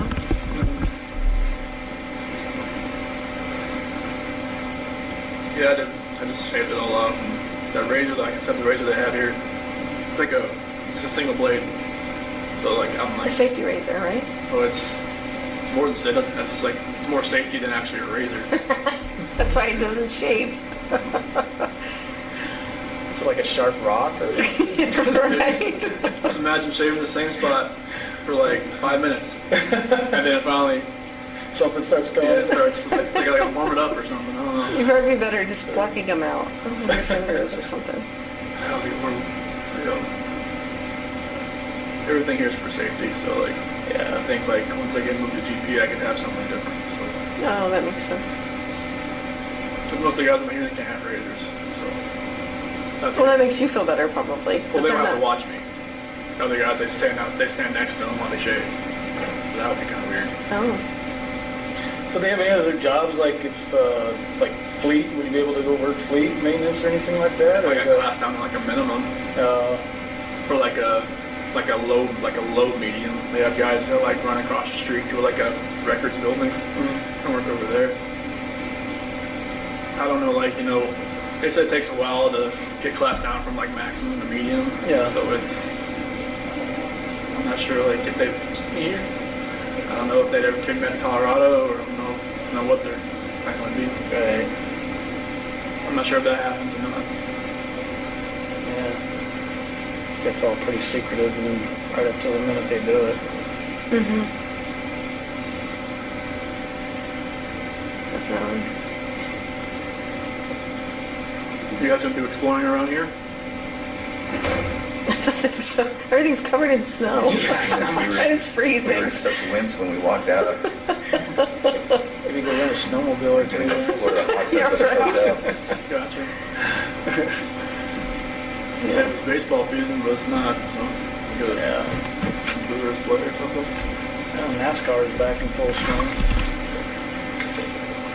I saw the last 2 laps last night when we came out. Oh, did you? And I went to over like 200 NASCAR races growing up, so Yeah. I went to one Daytona 500. It was one that Mark Martin almost won. I was hoping he would, but he got passed by Kevin Harvick coming out of turn 4. I was just like, Yeah. yeah, it was a wreck fest, I heard. So. Yeah, sorry, I didn't get to watch it either. But you went to NASCAR school, didn't you? Mhm. Yeah. That was fun. It was a blast. Yeah. It was like my childhood, just reliving all over again. Right. Seeing race cars with dynos and doing fabrication, welding, all that kind of stuff. It was really cool. Not sure if that school's still over there anymore or not, but I'm guessing it still is.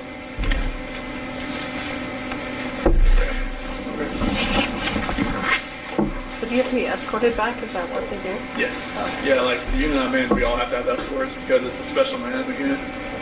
So guard escorts you everywhere. Yep. So what about when you're all playing basketball together? Are the guards watching you? There's 3 of them in there. Do you ever get in fights playing basketball? No, we're just, we're, guarding each other, like blocking everything that happened. Everybody's We're cool with each other? Good.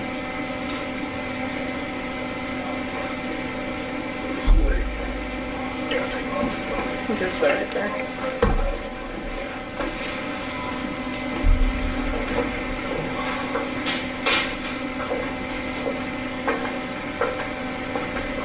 You guys fly back tonight or Tomorrow. tomorrow? Yeah. Could have flown back tonight, I guess, but I don't know what time the flights are even. It's probably the only time you ever come. My brother went to school there, so. But I had never visited him when he lived there, so that was my first time driving through yesterday. It's a cute little town. Actually, this town's cute. Honestly, like the downtown. It's a pretty cute place. It's just so desolate because it's so cold right now. I think it was like a couple weeks ago, it was like -50 with the wind chill here. Oh. Yeah, they said like the PSU counselor I talked to, she said it hurt to walk in there and breathe. Wow. Yeah, they were saying, like, on the news, like, for people in, like, Chicago and all those places not to take deep breaths because it was, like, freezing their lungs. It was insane.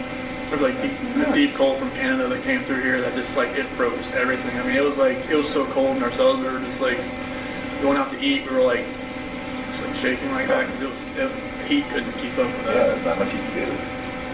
Plus, this place is old, so, like, all the windows, like, they couldn't insulate it. Yeah. The wind was just like rushing in. Would you stay here if you could? I don't really know much about the state or anything about what's going on in here, but like from what I see, I mean, they say it's decent. Yes. Like I said, it's a lot better than going anywhere else. Yeah, that's generally the word. Is if you hear it's not as bad as other places, that means it's pretty good. Yeah, so like I'm just hoping and praying that I can help people here and that they'll keep me around. Maybe they'll make me like a personal care worker or something. Help other inmates, mentor them, because I guess they have a couple guys that are serving a life sentence that have turned into personal care workers or counselors. Good. Help other guys when they come in. Then I can do that. They don't have like the normal programs you would have, but you know, it's fine with me. Like some guys like they want to get like extra degrees and stuff like that. They don't have that here. You have to go to one of the other places. So if you just said, I want to, do some more education stuff, would you get moved to another place, or is it totally up to them whether you It's just totally do up that? to them. Because like I'm not sure how that gets paid for. Right. So like I'll just whatever they want me to do, that's what I'm gonna do. If they want to move back to Colorado, I'll be like, why? Why do I have to move back to Colorado? Oh, if they told you that, Yeah. you would question that? Oh, like after a while, if I was here for a long time and then say, okay, since you leveled down, we'll move you back. I'm like what? But I don't know how that would go. Are you scared to level down, though? No, I mean it'd take years for that to happen, but like I don't know how it would be like in Colorado and the DOC there. The PSU counselor, she worked in DOC in Colorado and California. She said Colorado looks like California now. Really? She said it's bad about the gang violence and everything. I could see that. Yeah, I can see it. Changing. Yeah, I think people in this part of the country are just different overall. Really, we kind of talked about that earlier. Colorado's not what it used to be. People here just seem to be nice. I think a lot of transplants probably moving into Colorado from other states. Yeah. Probably affecting that, because no, Dave Colon, he said they were moving to Florida just to get away from Colorado because it's significantly changed. Yeah. It's just so expensive and... Everything's just there. Houses just keep going up and up. For any kind of, like a half an acre of land, you're just going to pay the same amount of money. Here, I think it's a lot cheaper, but the pay is it's much lower, I think, too. Yeah, I was doing a little reading on the area, and the median house price up here is like $116,000. I mean, you can't even buy a mailbox in Colorado for that. No.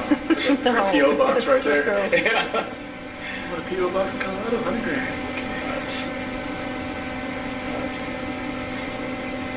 I think I was reading like Pittsburgh, kind of like the same way. It's like it's crazy to think about how much it varies from like state to state, city to city. Pittsburgh expensive? No, like Inexpensive? yeah, it's like 150,000 per house. Really? Like deal. I'm like, geez. But deal with the weather and deal with all that kind of stuff too. Yeah. Yeah, there's a reason for that, right? Like here, I guess you got like April to September. That's your only good months here. The rest of the time you're in your house. Yeah, I don't think I can handle that. Especially if snowmobiles. I wouldn't even like that. It's Can't still do that cold every day, on right? You start using the snowmobile for necessity, that's a problem. Right. Get to the store. You gotta put a license plate on the Daily snowmobile. commuter. Yeah, that's the problem. Kind of walk around Titletown all the time.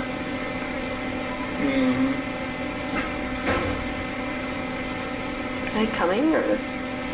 Yeah, they just literally walked away with another person. Oh, they did. They gotta get to the end of the wherever and come back. This place is huge. It's a long hallway. So how far is your pod or wherever you're staying from here? All the way down that side. All the other way? Yeah. I think this is like the west side of the building here. I haven't gone much farther than this. Like all my stuff's always on the east side. But they got huge like pods that are like 100 over 100 guys in them. So, but they move like 40 or 50 people out each day. You have a cellmate, right? No. Oh, you don't have a cellmate? Nope. When I go to GP, I probably will. I haven't had one. Most of the cells in my unit are single cells. There's like 3 that are doubled up, but they don't have the overcrowding they have. that issue they had when I first got here. That's what she was saying. There was like 400 extra inmates that they ended up shipping out to different places. So Yeah, I never knew what the assessment part of it was as far as like how many people they had coming in and out, but it was like you got people coming in and out everywhere.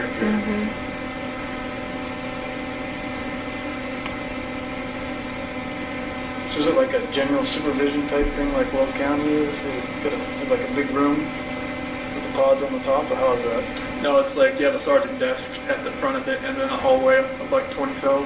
Okay. And they just kind of walk back and forth. But the RDC was like, you have like a cul-de-sac of cells, 3 tiers, and then like the perch for the sergeant right here, he can see and everybody's cell just from looking around. Right. Okay. But this one's like they got to walk up and down. This used to be like a mental hospital or something. They said, like back in the day.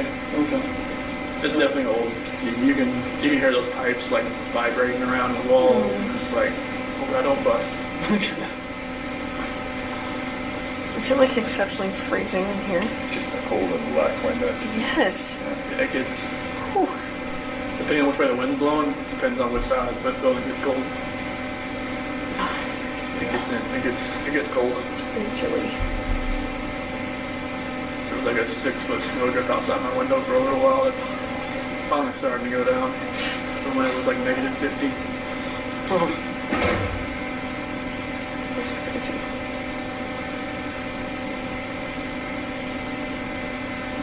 It's a little too cold.